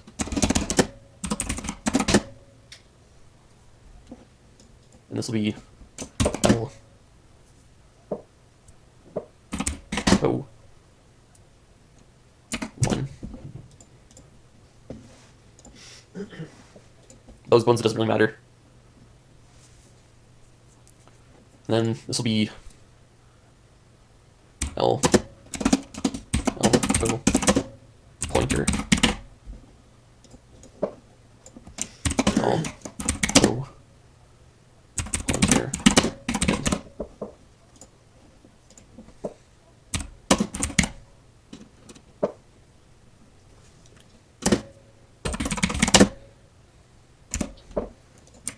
You can just copy that name and paste it into the next bone.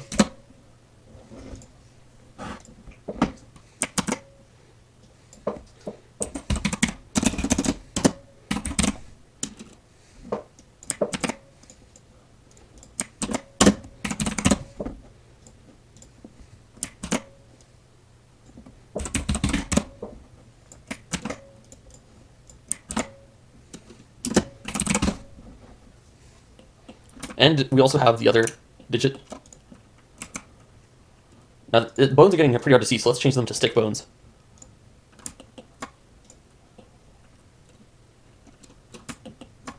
And now with this mode, we can more easily see through this jumbled mess of vertices that I'm calling a dragon.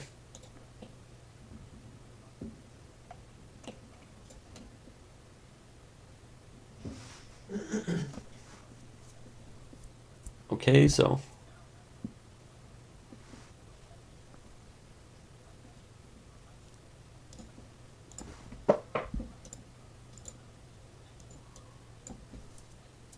L thumb. Or wait, you have to put foot in first, or else you don't know whether it's the front or the back.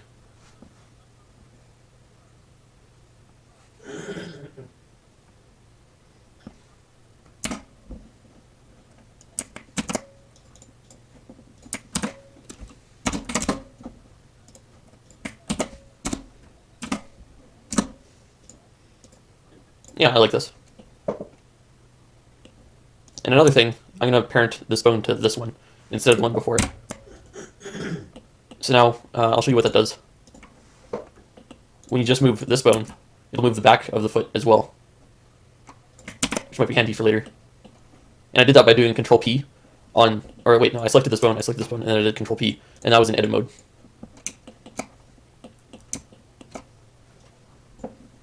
And now, we have this nice leg. So, I'm just going to copy it, and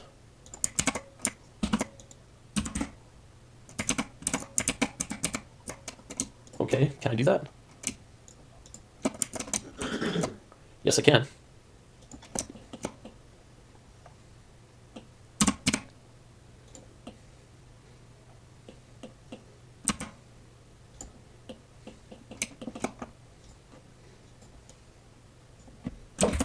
Okay, so we're just going to change all the toes to fingers. So we're going to highlight the finger, Control C.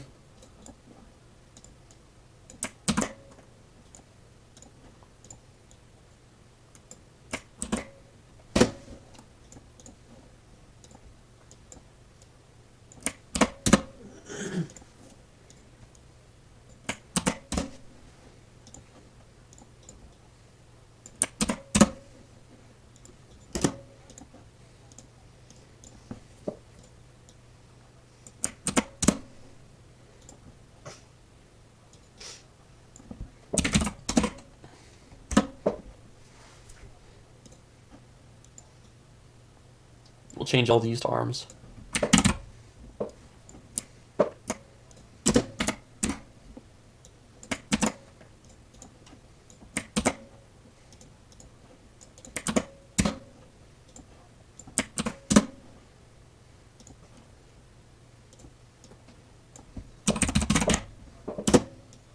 Forgot to do the thumb, but we'll do that now.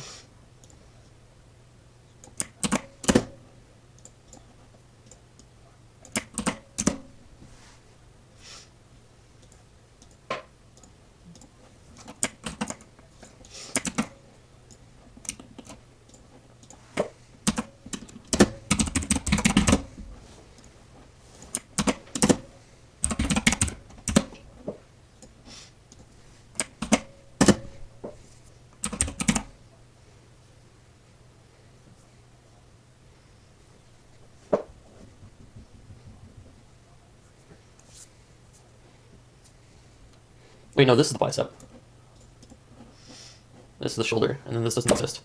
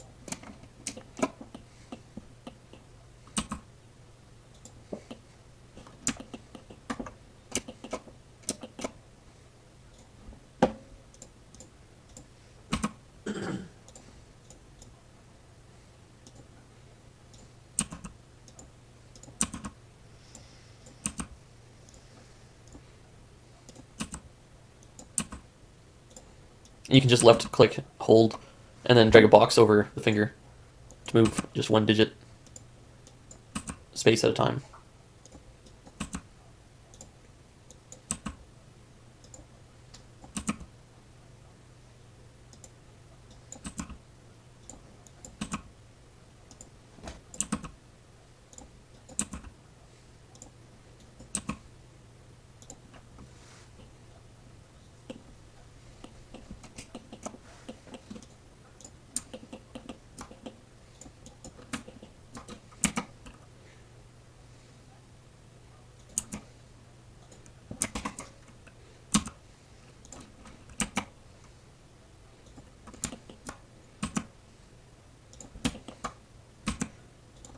And you can just alt middle click drag, and that gets you to your new perspective.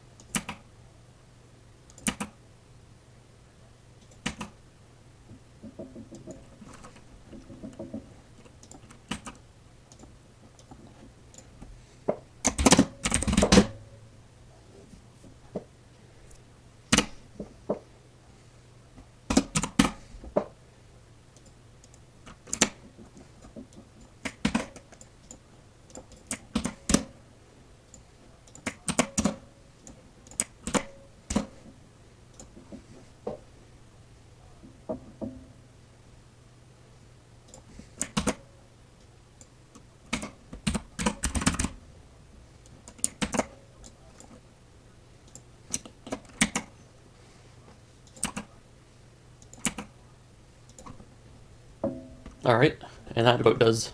Oh, still have to adjust. It's part of the wing.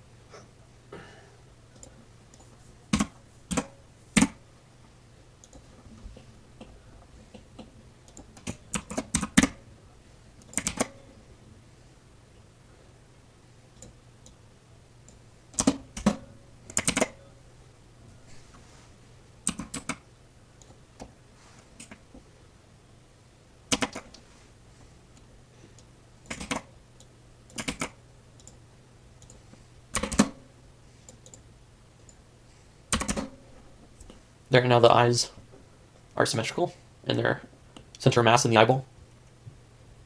And we might also want to add eyebrow bones. So you just duplicate the eyes, GUZ up just a little bit.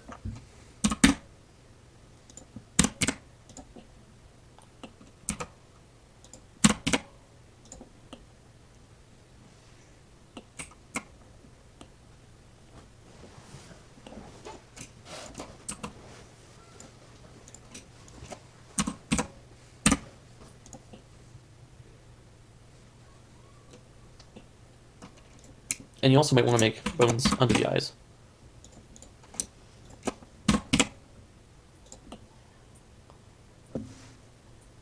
Some people might use blunt shapes for this, but I'll use bones.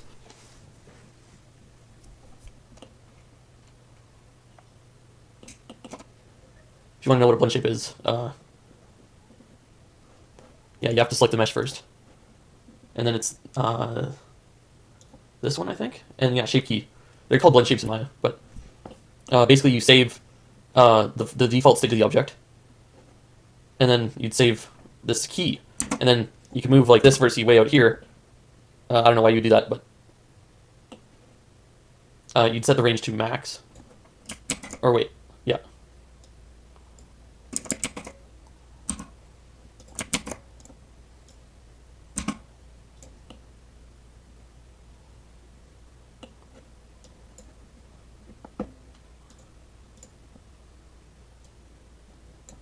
Yeah, I don't know. Shape keys are weird, so I'll just get rid of them. Oh wait, did I do them? Yeah, I think you do in object mode. Anyway, I'll just get rid of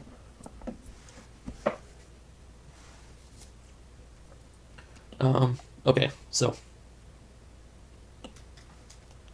now I think all we have to do is apply this rig to this character. Actually, first, let's get rid of all the sort of vertices that are really close by each other. You do that by pressing, going to edit mode, press A to select everything, and then press M, and then this menu pops up, and you just click by distance. And the default distance is very small, so it'll merge every vertice that's on top of each other. In that case, if you pressed extrude accidentally, but didn't move anything, this will get rid of all the vertices that are directly on top of each other.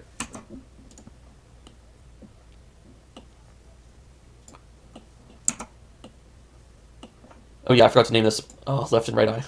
Oh well.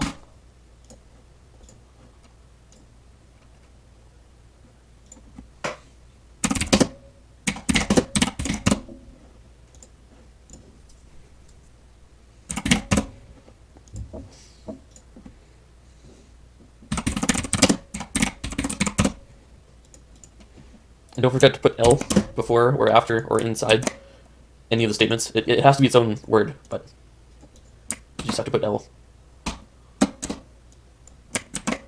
somewhere in the word, or somewhere in the sentence.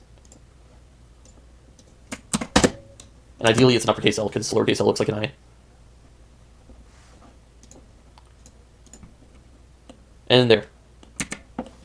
And it should mirror it if I do symmetrize. Yep. So here we have a symmetrized skeleton. Everything is where it should be. Now I'm going to undo that, and that's just because I need to put the IK joints everywhere. So for IK, you probably want to do it on the knee of your creature.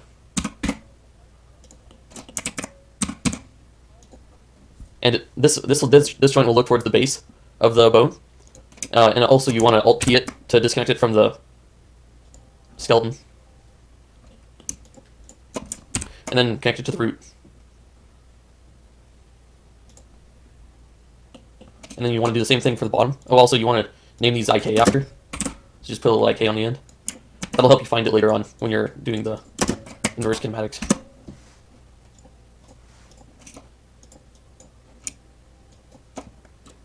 E to extrude, and then extrude it to the X value, X axis. And then you can only have one parent per bone. So if this ever decides to select, you just click the parent that you want and then keep offset. And that's going to be the root. You want to parent all your IK joints to the root. And for the IK, you always want to start with... where's my bone constraints? Maybe I need to be in pose? Yeah. There. You just add an inverse kinemax joint and set the chain length to however long the arm is. In this case, it's only 2 bones. And yeah, and then you set the target to the skeleton. And then you search IK. And then you probably want biceps for... Okay, so if the first one's biceps, then you probably want forearm.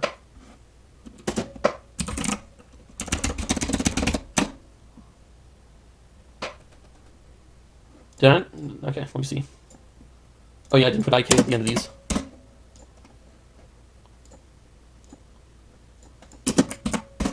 Alright. And now we go back to bone constraints.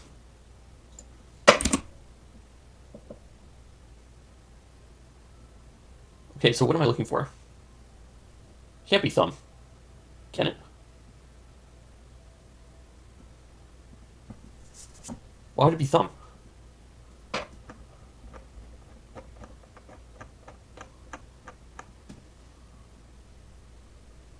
Well, you want to do it with finger, I guess, thumb, because it's this one.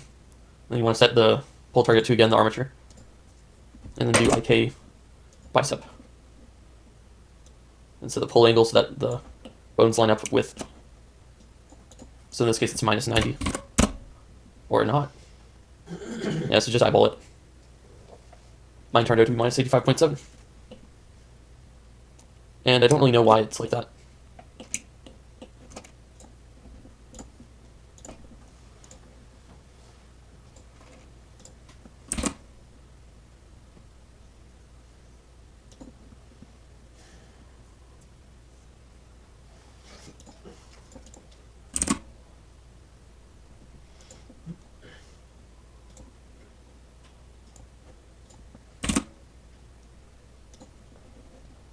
And remember to set your chain length to however many bones are in the leg or the arm.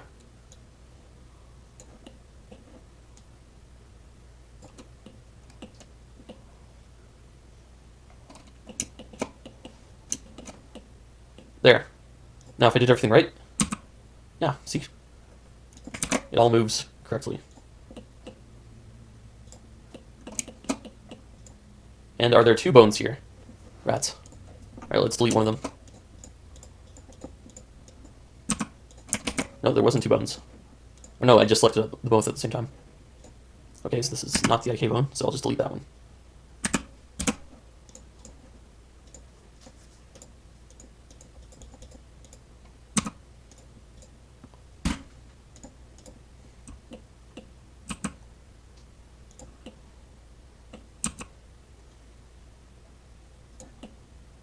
Okay.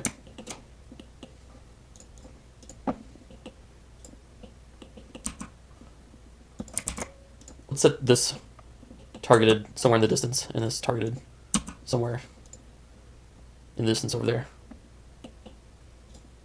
So now, yep.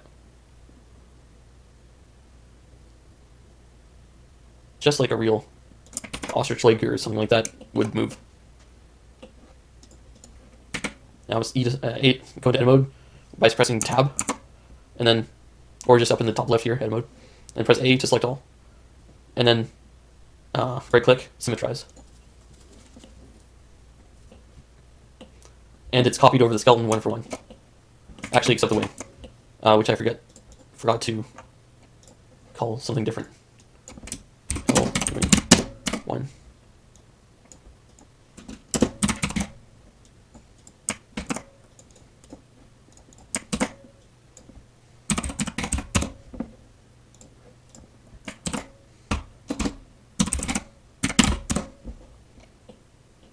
There, and now it should copy over 1 for 1.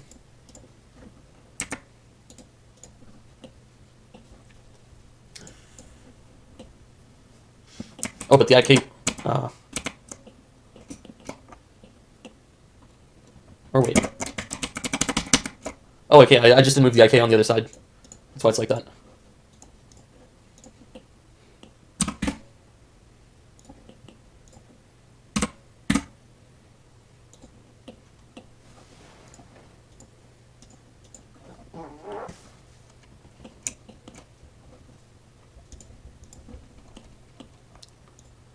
Oh, and everything else you'll have to parent to the skeleton as well. Like the teeth, the eyes, the wings, spikes on the tail if you have any. Maybe even the claws if you made them separate objects. You just do the same thing. Or if you want to paint them with automatic, or with your own custom weight paint, you could do empty weights, or empty envelopes, or whatever the option was. Let's see. Empty groups. And it should be, it should just let you paint on whatever weights you want to assign. And let's see if this works.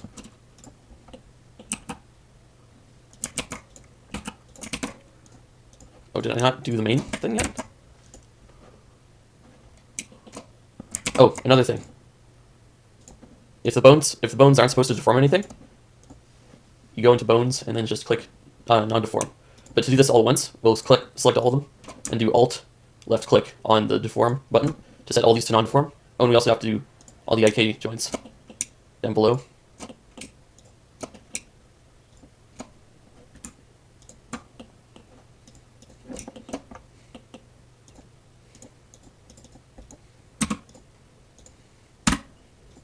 I wonder why it double copied all these. I don't remember pressing Shift D. But I guess I'll just clean that up right now.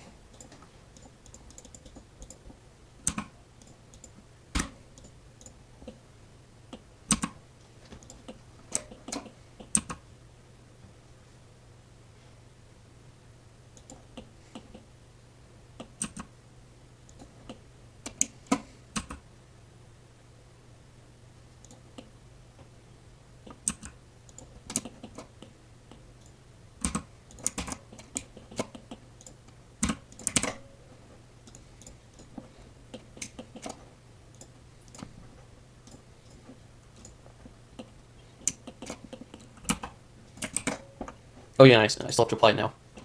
Or wait. I'll have to set all these to non-conform still, I think. Or not. It looks like we're all set to the right thing. Alright. Always remember to increment in case you make a mistake somewhere along the way.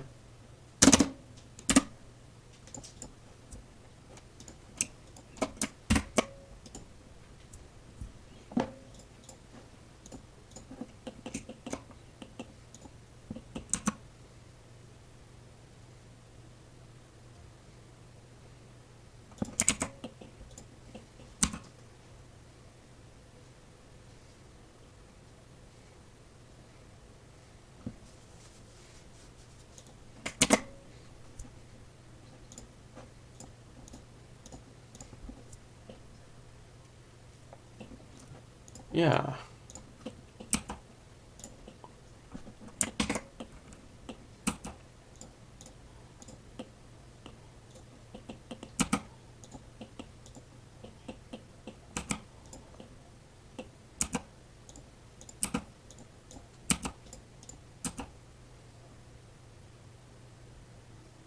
That's odd. The weights aren't symmetrical, or lining up with the parts that I... Like, they're vertice counterparts within the actual mesh instead of just the wings. I guess I'll just adjust that later. Or right now. I guess now's the best time to do it.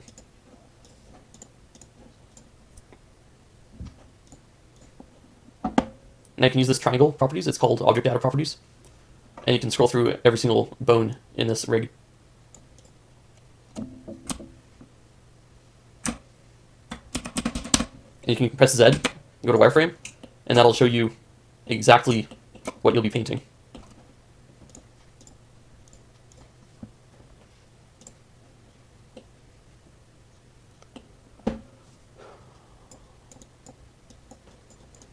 I'll just make sure everything's painted correctly.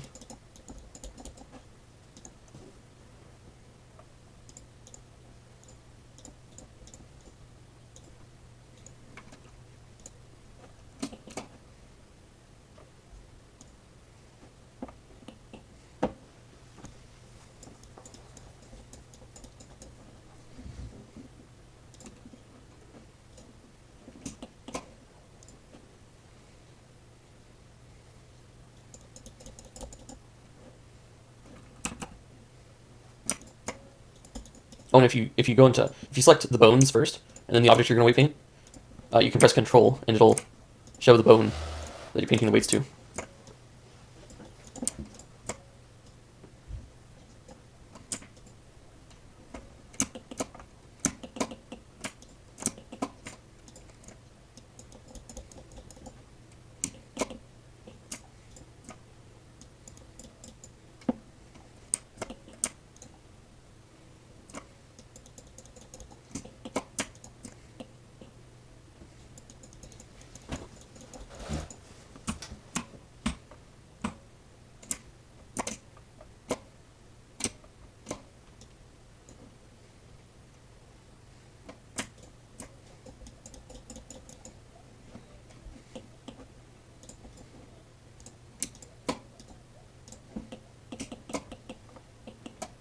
Actually, I'll make sure this weight setup works with the first wing.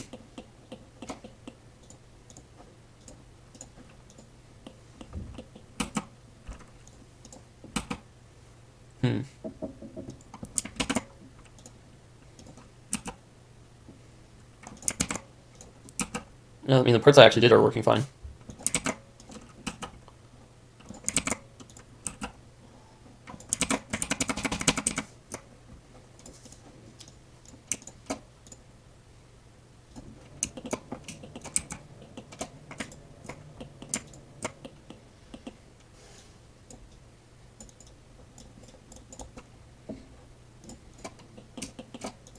So I'll just do the same on the other wing.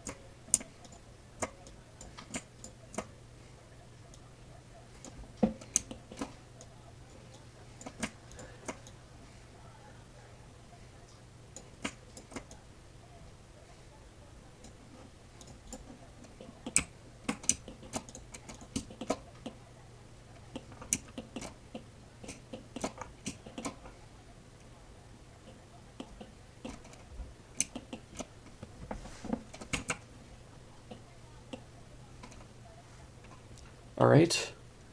And I guess next up is animations.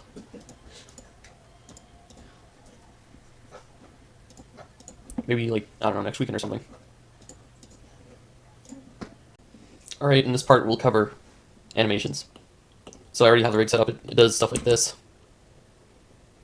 So you can animate it easier, more fast, more streamlined. I think I'll add another IK bone to his head just so that the neck can look at stuff. So go to edit mode, extrude a bone out, parent the bone to the root. See how it has a line there going there now? Any bone that's parented to another bone with an offset has a line going to its parent.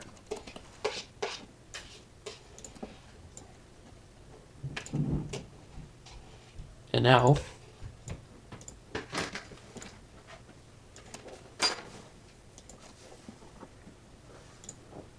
oh wait, I forgot to call this something.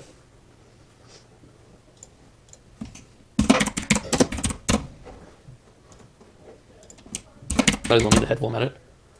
And then this will be jaw. Is this named? Yeah, it is. Okay.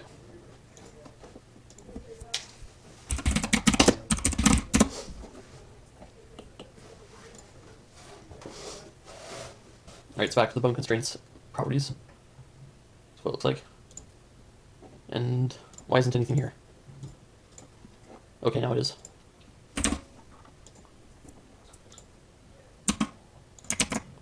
Oh, gotta. Perfect.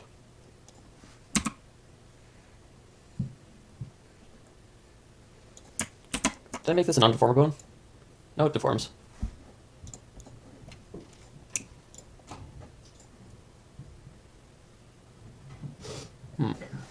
Okay, so I'll select the skeleton first and then select the mesh. Go to weight paint mode. No, it's clearly there.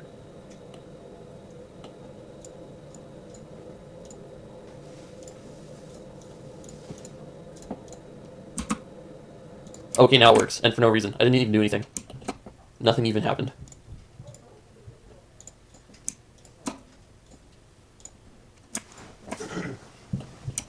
Let's go ahead and clean up this mouth.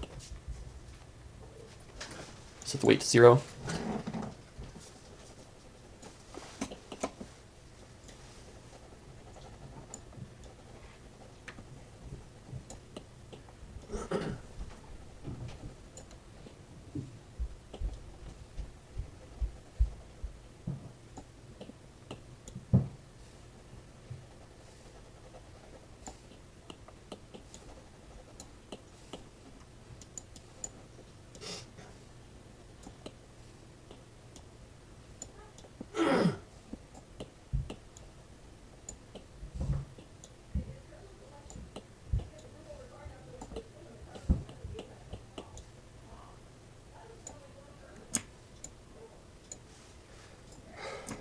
Oh yeah, you can turn on under the options in the active tool and workspace settings in the properties menu.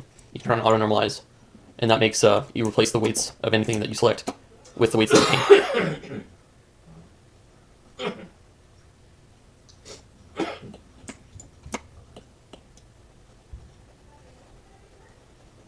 So now the only bone that makes these move is the bone I have selected.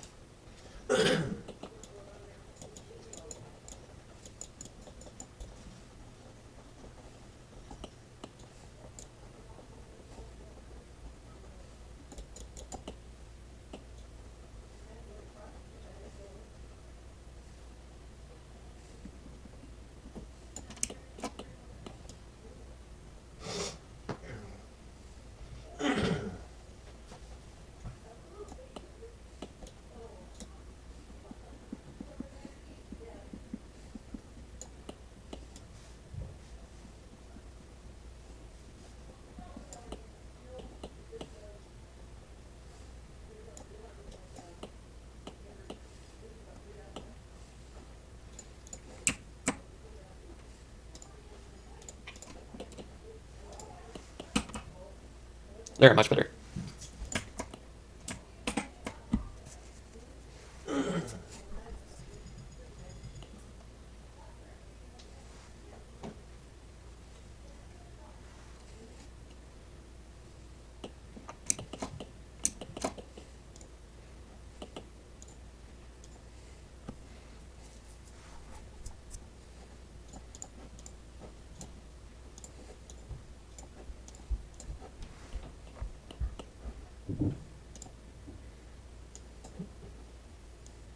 We're just going to draw in the back of the mouth.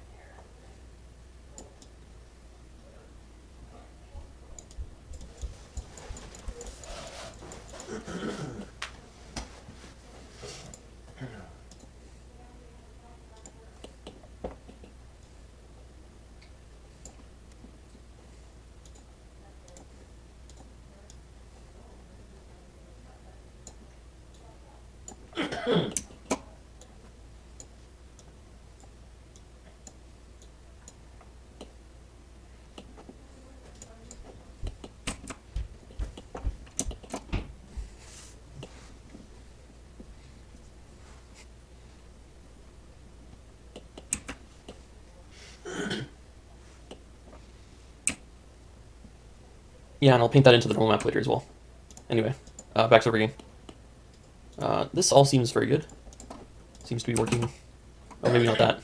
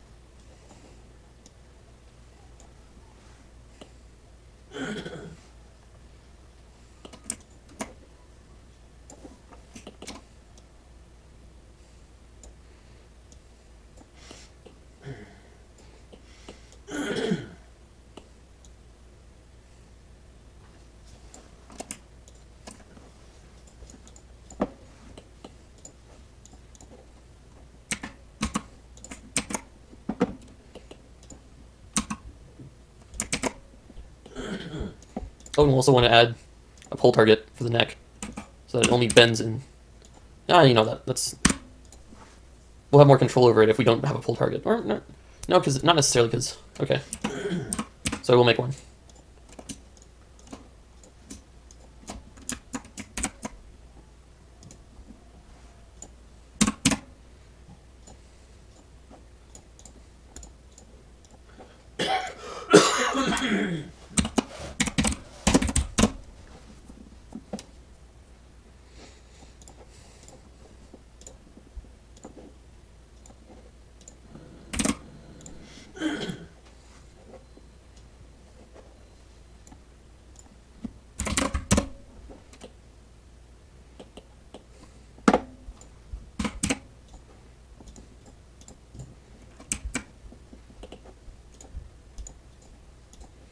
Oh yeah, I forgot to save my Western Dragon skin earlier when I changed the mouth. See, I'll do that now. Anyway, back to rigging. Yeah, now the neck will act like this. Pretty nifty. And while we're at it, we might as well just make one. Oh, well, I'll make sure this one's non-performer. And then extrude the eyes. Make eye pull targets, or IK targets for the eyes.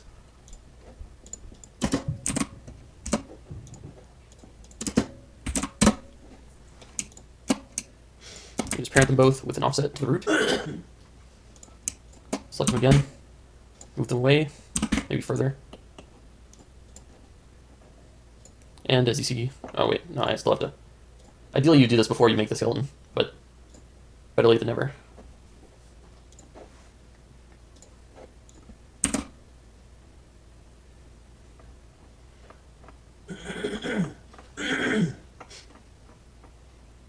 So this is the left eye, and make sure the chain length is just 1. Now we're just going to add one for the right eye.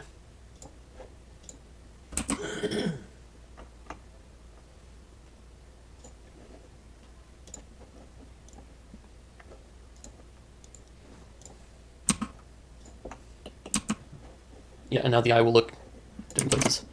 Also, we're going to want to weight paint the eyes so that they're only weight painted to this bone. So with auto normalize on, so we can paint the definitive weight paint all at once. We'll just make sure that this is only painted to the side. And then we'll do this one, the exact same. It's control left click to switch between the selected bone in weight painting mode.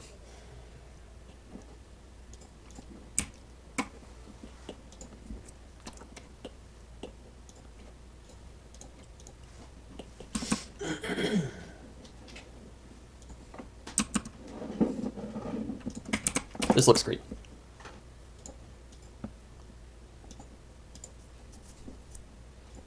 Oh, and I should probably make sure they're non-deformer, so that if I ever do anything with the skeleton, it just behaves the right way. Let's see what the eyebrows do. Nice, nice. I don't like that. It should not move the lower cheek.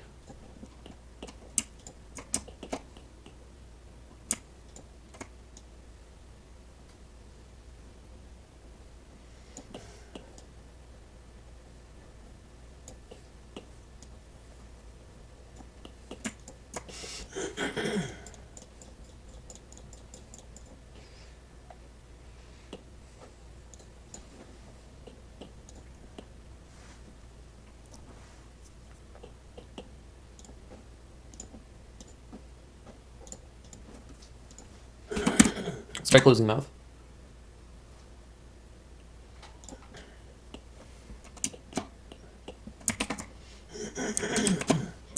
Looks like I should only close it like 90% of the way.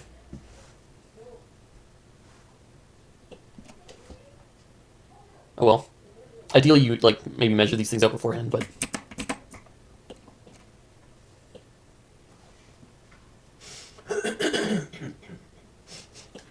yeah. So we'll save everything and do our first animation. And to get this thing set up for animation, it does this thing where it doesn't show you the optimal layout. So you just switch dragon, or maybe WD. Yeah, so you switch this thing up here, the whatever this window opener thing is, and you switch that into dope sheet. And from dope sheet you go into action editor. By default it just says dope sheet, so switch that right there. And then to make a new animation, you just click new in here if there's an animation already. I was using the light as an animation thing earlier, but then I just deleted the light when I thought better of it. Anyway, so you probably want to click the shield here. This fakes the user, so it never deletes this animation even when no current object is using it. That's handy when you're deleting animations later down the line that you don't want. For that, use the non-linear animation editor, which is this thing, and it shows you all your animations. So you can go here, and click remove animation, empty animation data, and if that thing from before wasn't checked, this thing, then it will delete your animation. You can also delete them from the file browser. So you go here, and so by default it should be in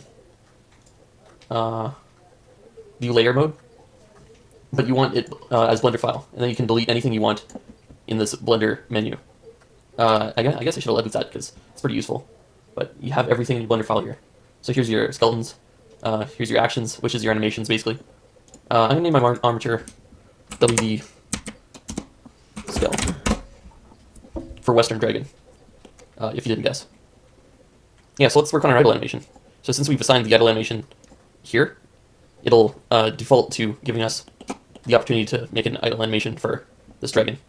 Actually, while I'm at it, I better make the other animations, just so that, like, so this will be,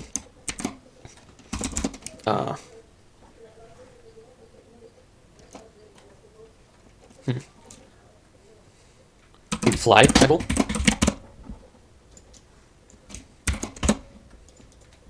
WD fly idle.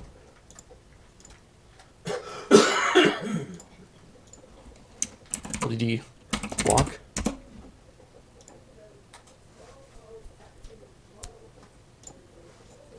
WD fly floor. And then the last one, I'll make it land.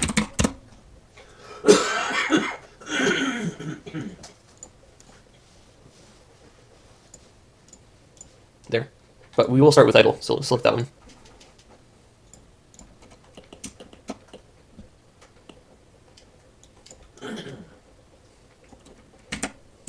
And just make A to select all in pose mode, and then I to insert a keyframe.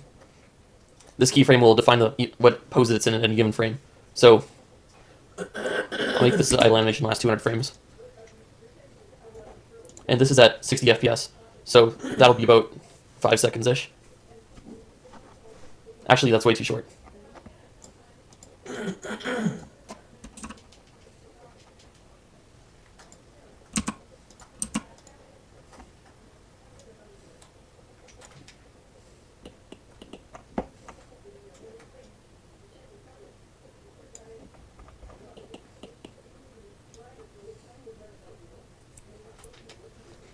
Yeah, okay, so for the first part, I'll take advantage of the IK system and just have it sort of bob up and down.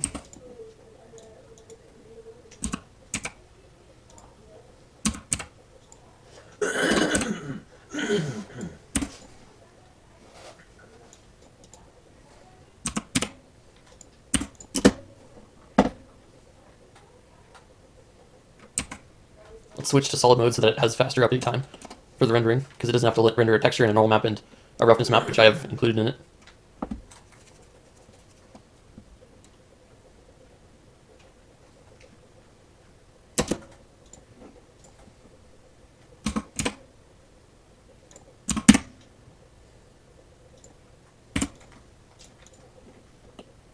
Let's make them look left, or I guess right, or left, and then make them look right.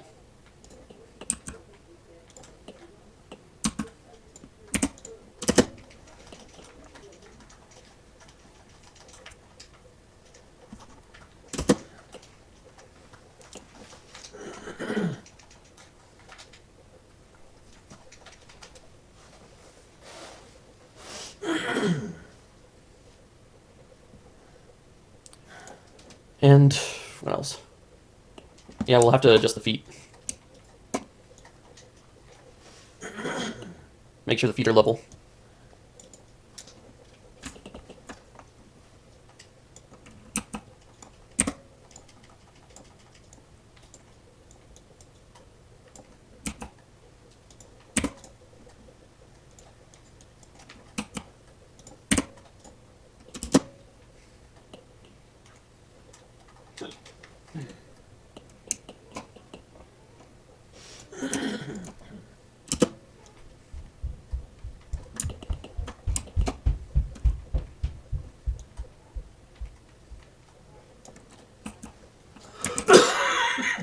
Oh yeah, select these things because they have the feet. And you just tilt that. You only have to do location and rotation. Anything else is just extraneous data. But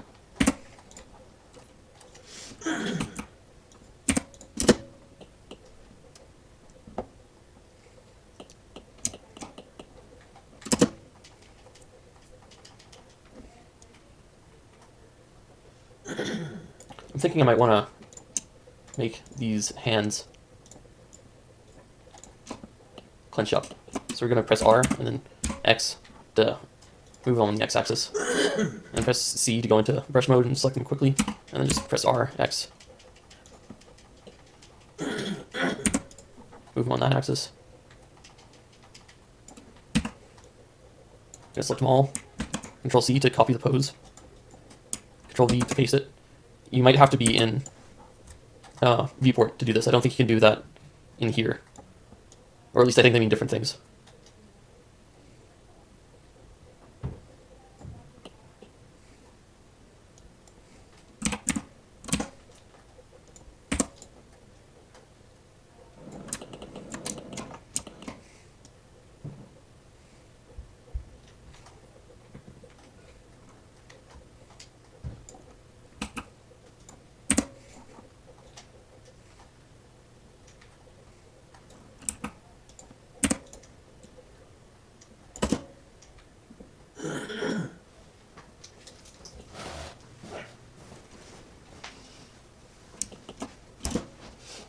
And we'll just save this and switch to the top view.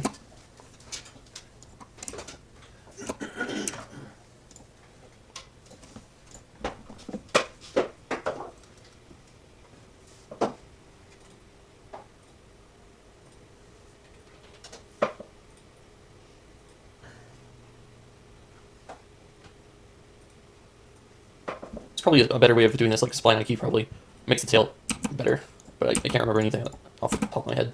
Might include it later.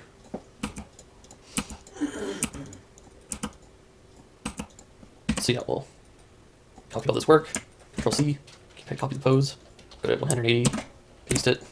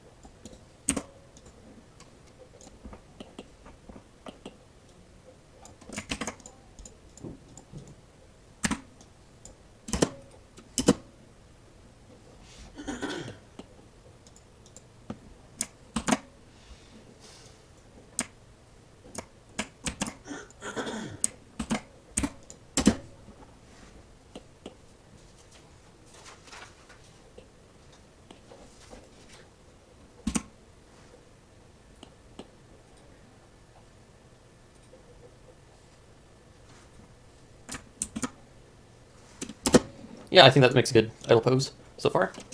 And of course, we have to... but should I make an IK for the wings? Nah. They're too nuanced.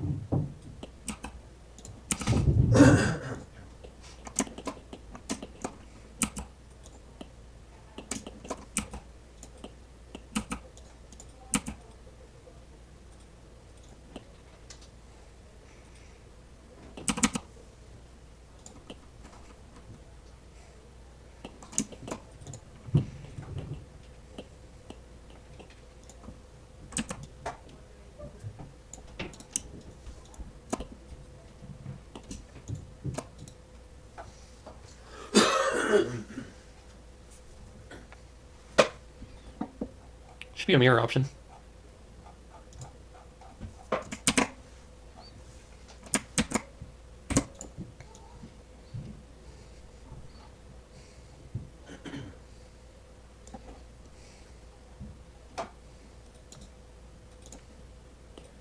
Oh, nice. It worked this time, but not the last time. Oh, wait. Okay. Maybe to paste the X-hook pose, you need to have it keyed first somewhere. And then it takes it out from there.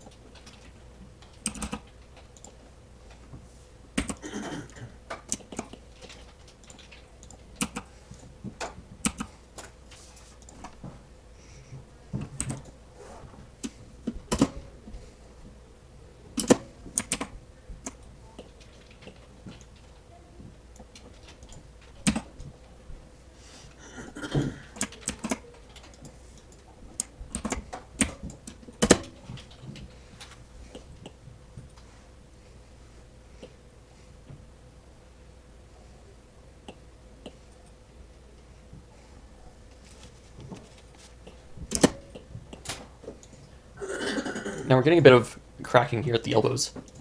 So what I'm going to do is I'm going to move the elbow a bit further back on the wing. So that's like right here.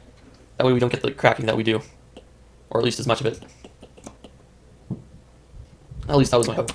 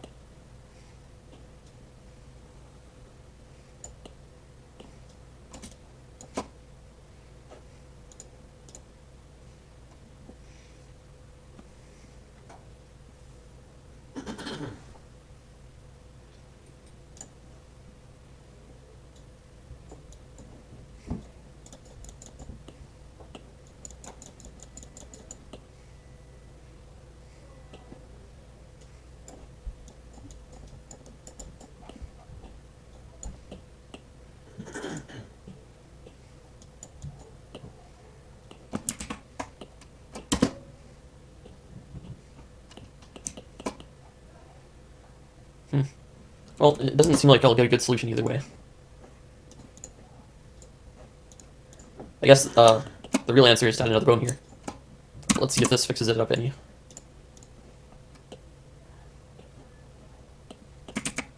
Oh, wait. That was the wrong axis. Yep. See if this works.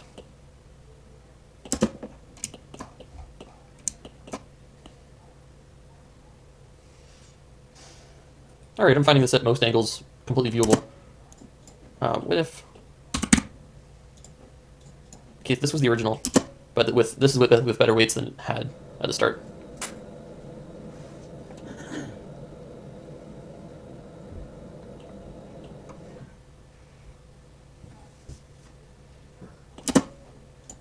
Oh well.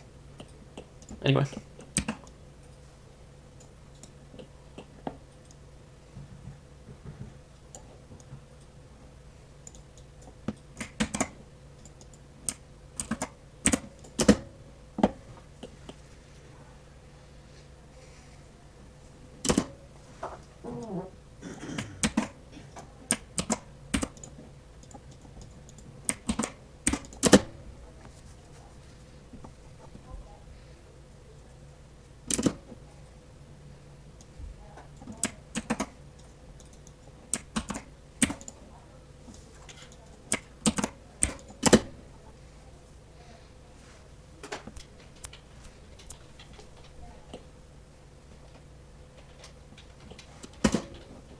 And that's your animation.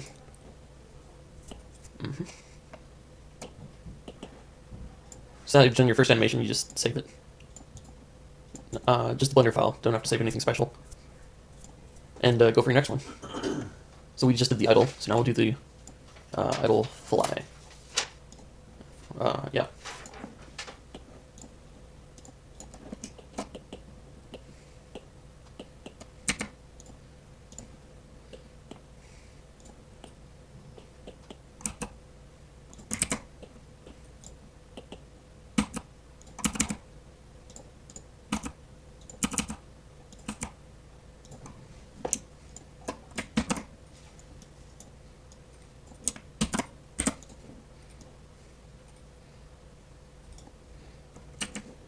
Well, I mean, first you're dragging into the flying pose, so you probably want to bring your torso up.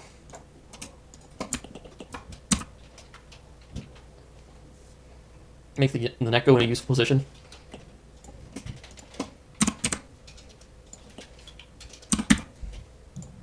Put the arms in a useful position.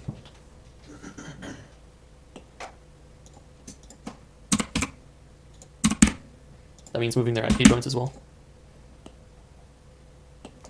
Probably want their fingers in a better position as well.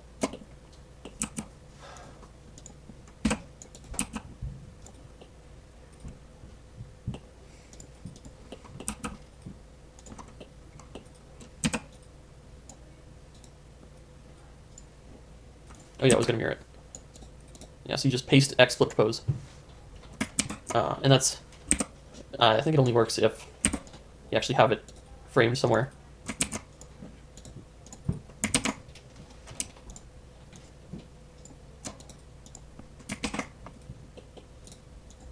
Why is it only changing the wings? I won't have time to figure this out. So... I mean, it works some of the time. And it's something to research if you are into that.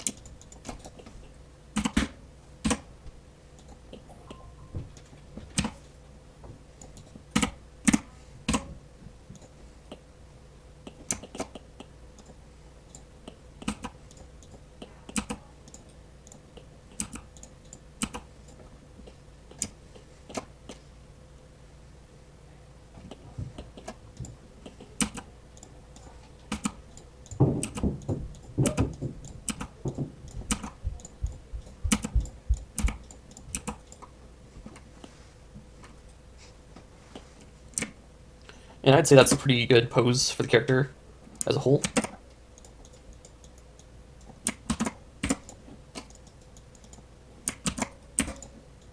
Get rid of the one in the middle.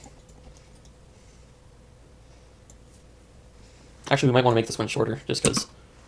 I'll leave it long for now, and I'll just loop the flying animation and make it different while he's flying. What have we got here? Okay, so this is another flaw in our wave painting, so we just select the skeleton first and then the mesh.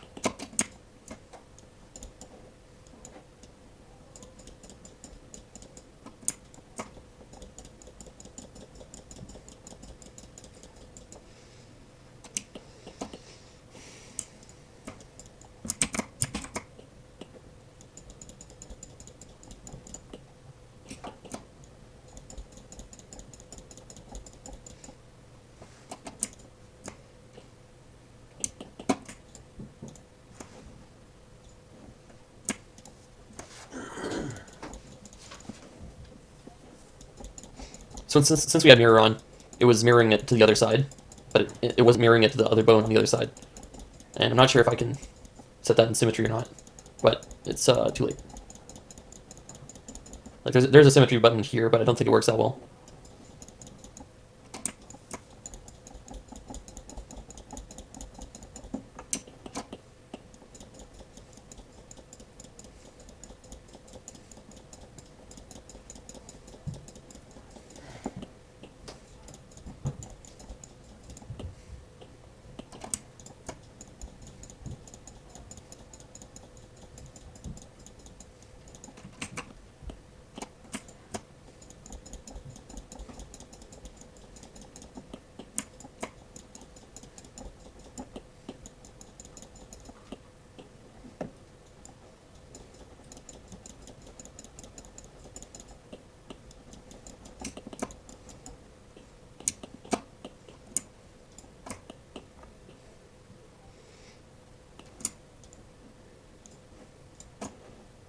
Okay.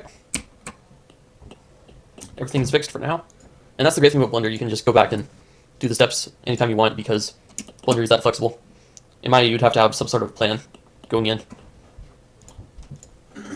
Not to just Maya. I like Maya a lot.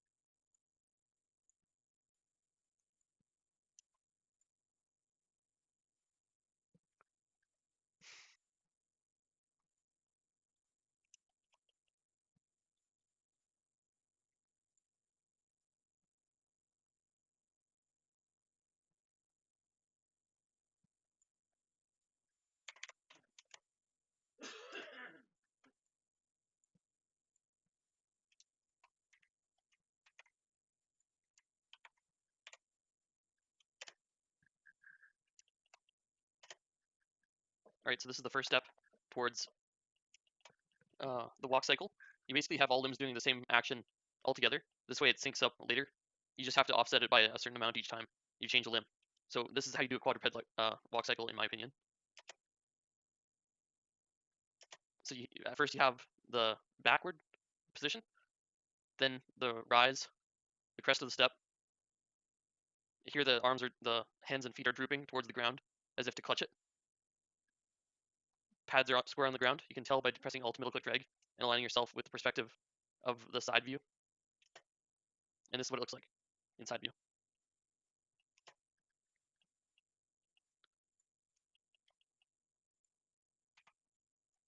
Now I'll just slide this arm a bit. Actually, no, because it's the first arm. Or maybe, no, I'll make the right arm the first arm. So I'll offset it by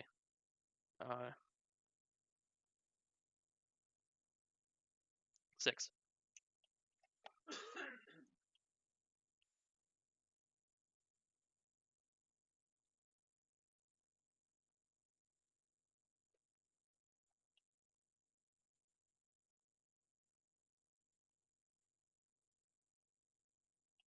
Yeah, and then I'll do back left, and I'll offset it by 3.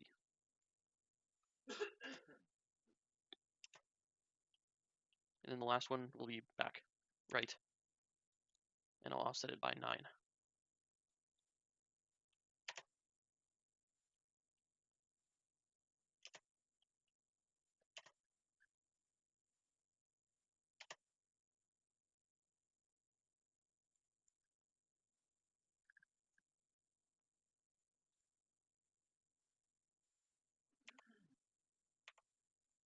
Make another keyframe there, highlight it, and then paste all the keyframes back there.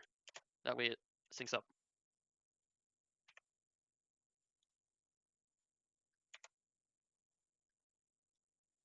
Oh.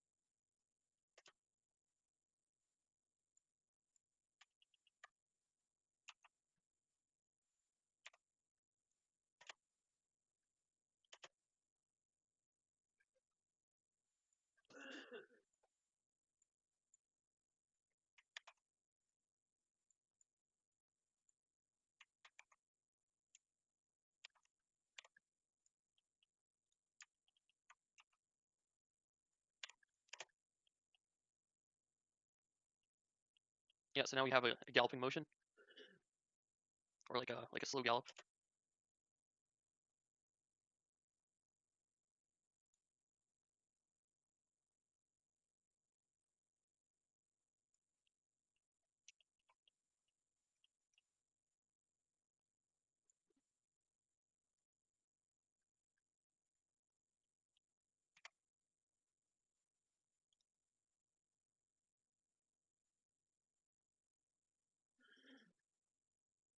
And we'll just reverse it a bit.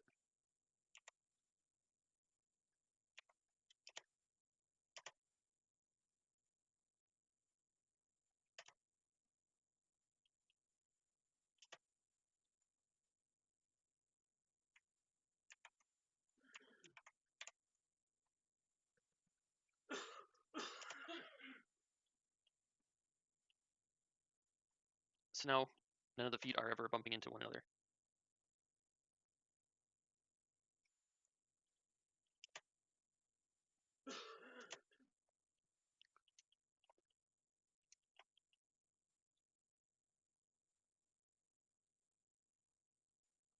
So since both feet are off the ground, this is where the apex of the stride would happen at the back. So we'll raise it up.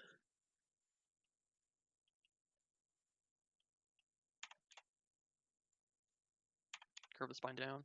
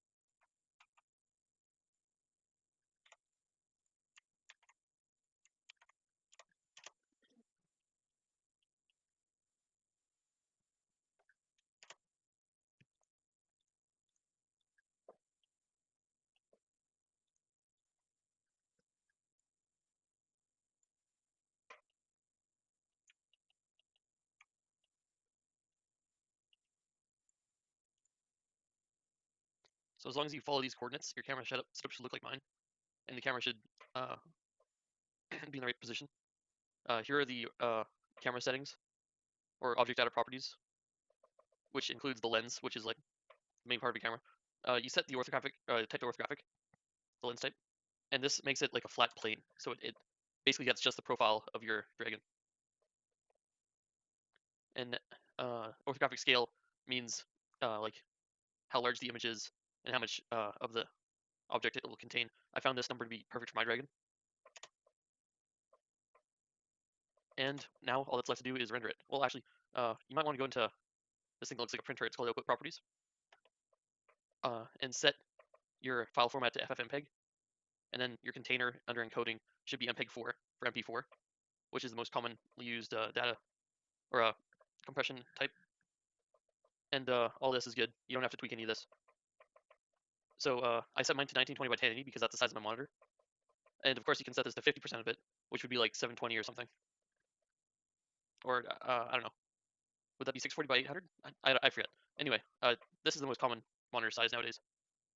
So then you just click. Actually, there's one thing left. Set your render engine to Eevee if you want it to go fast, or cycles if you want it to be lighting accurate.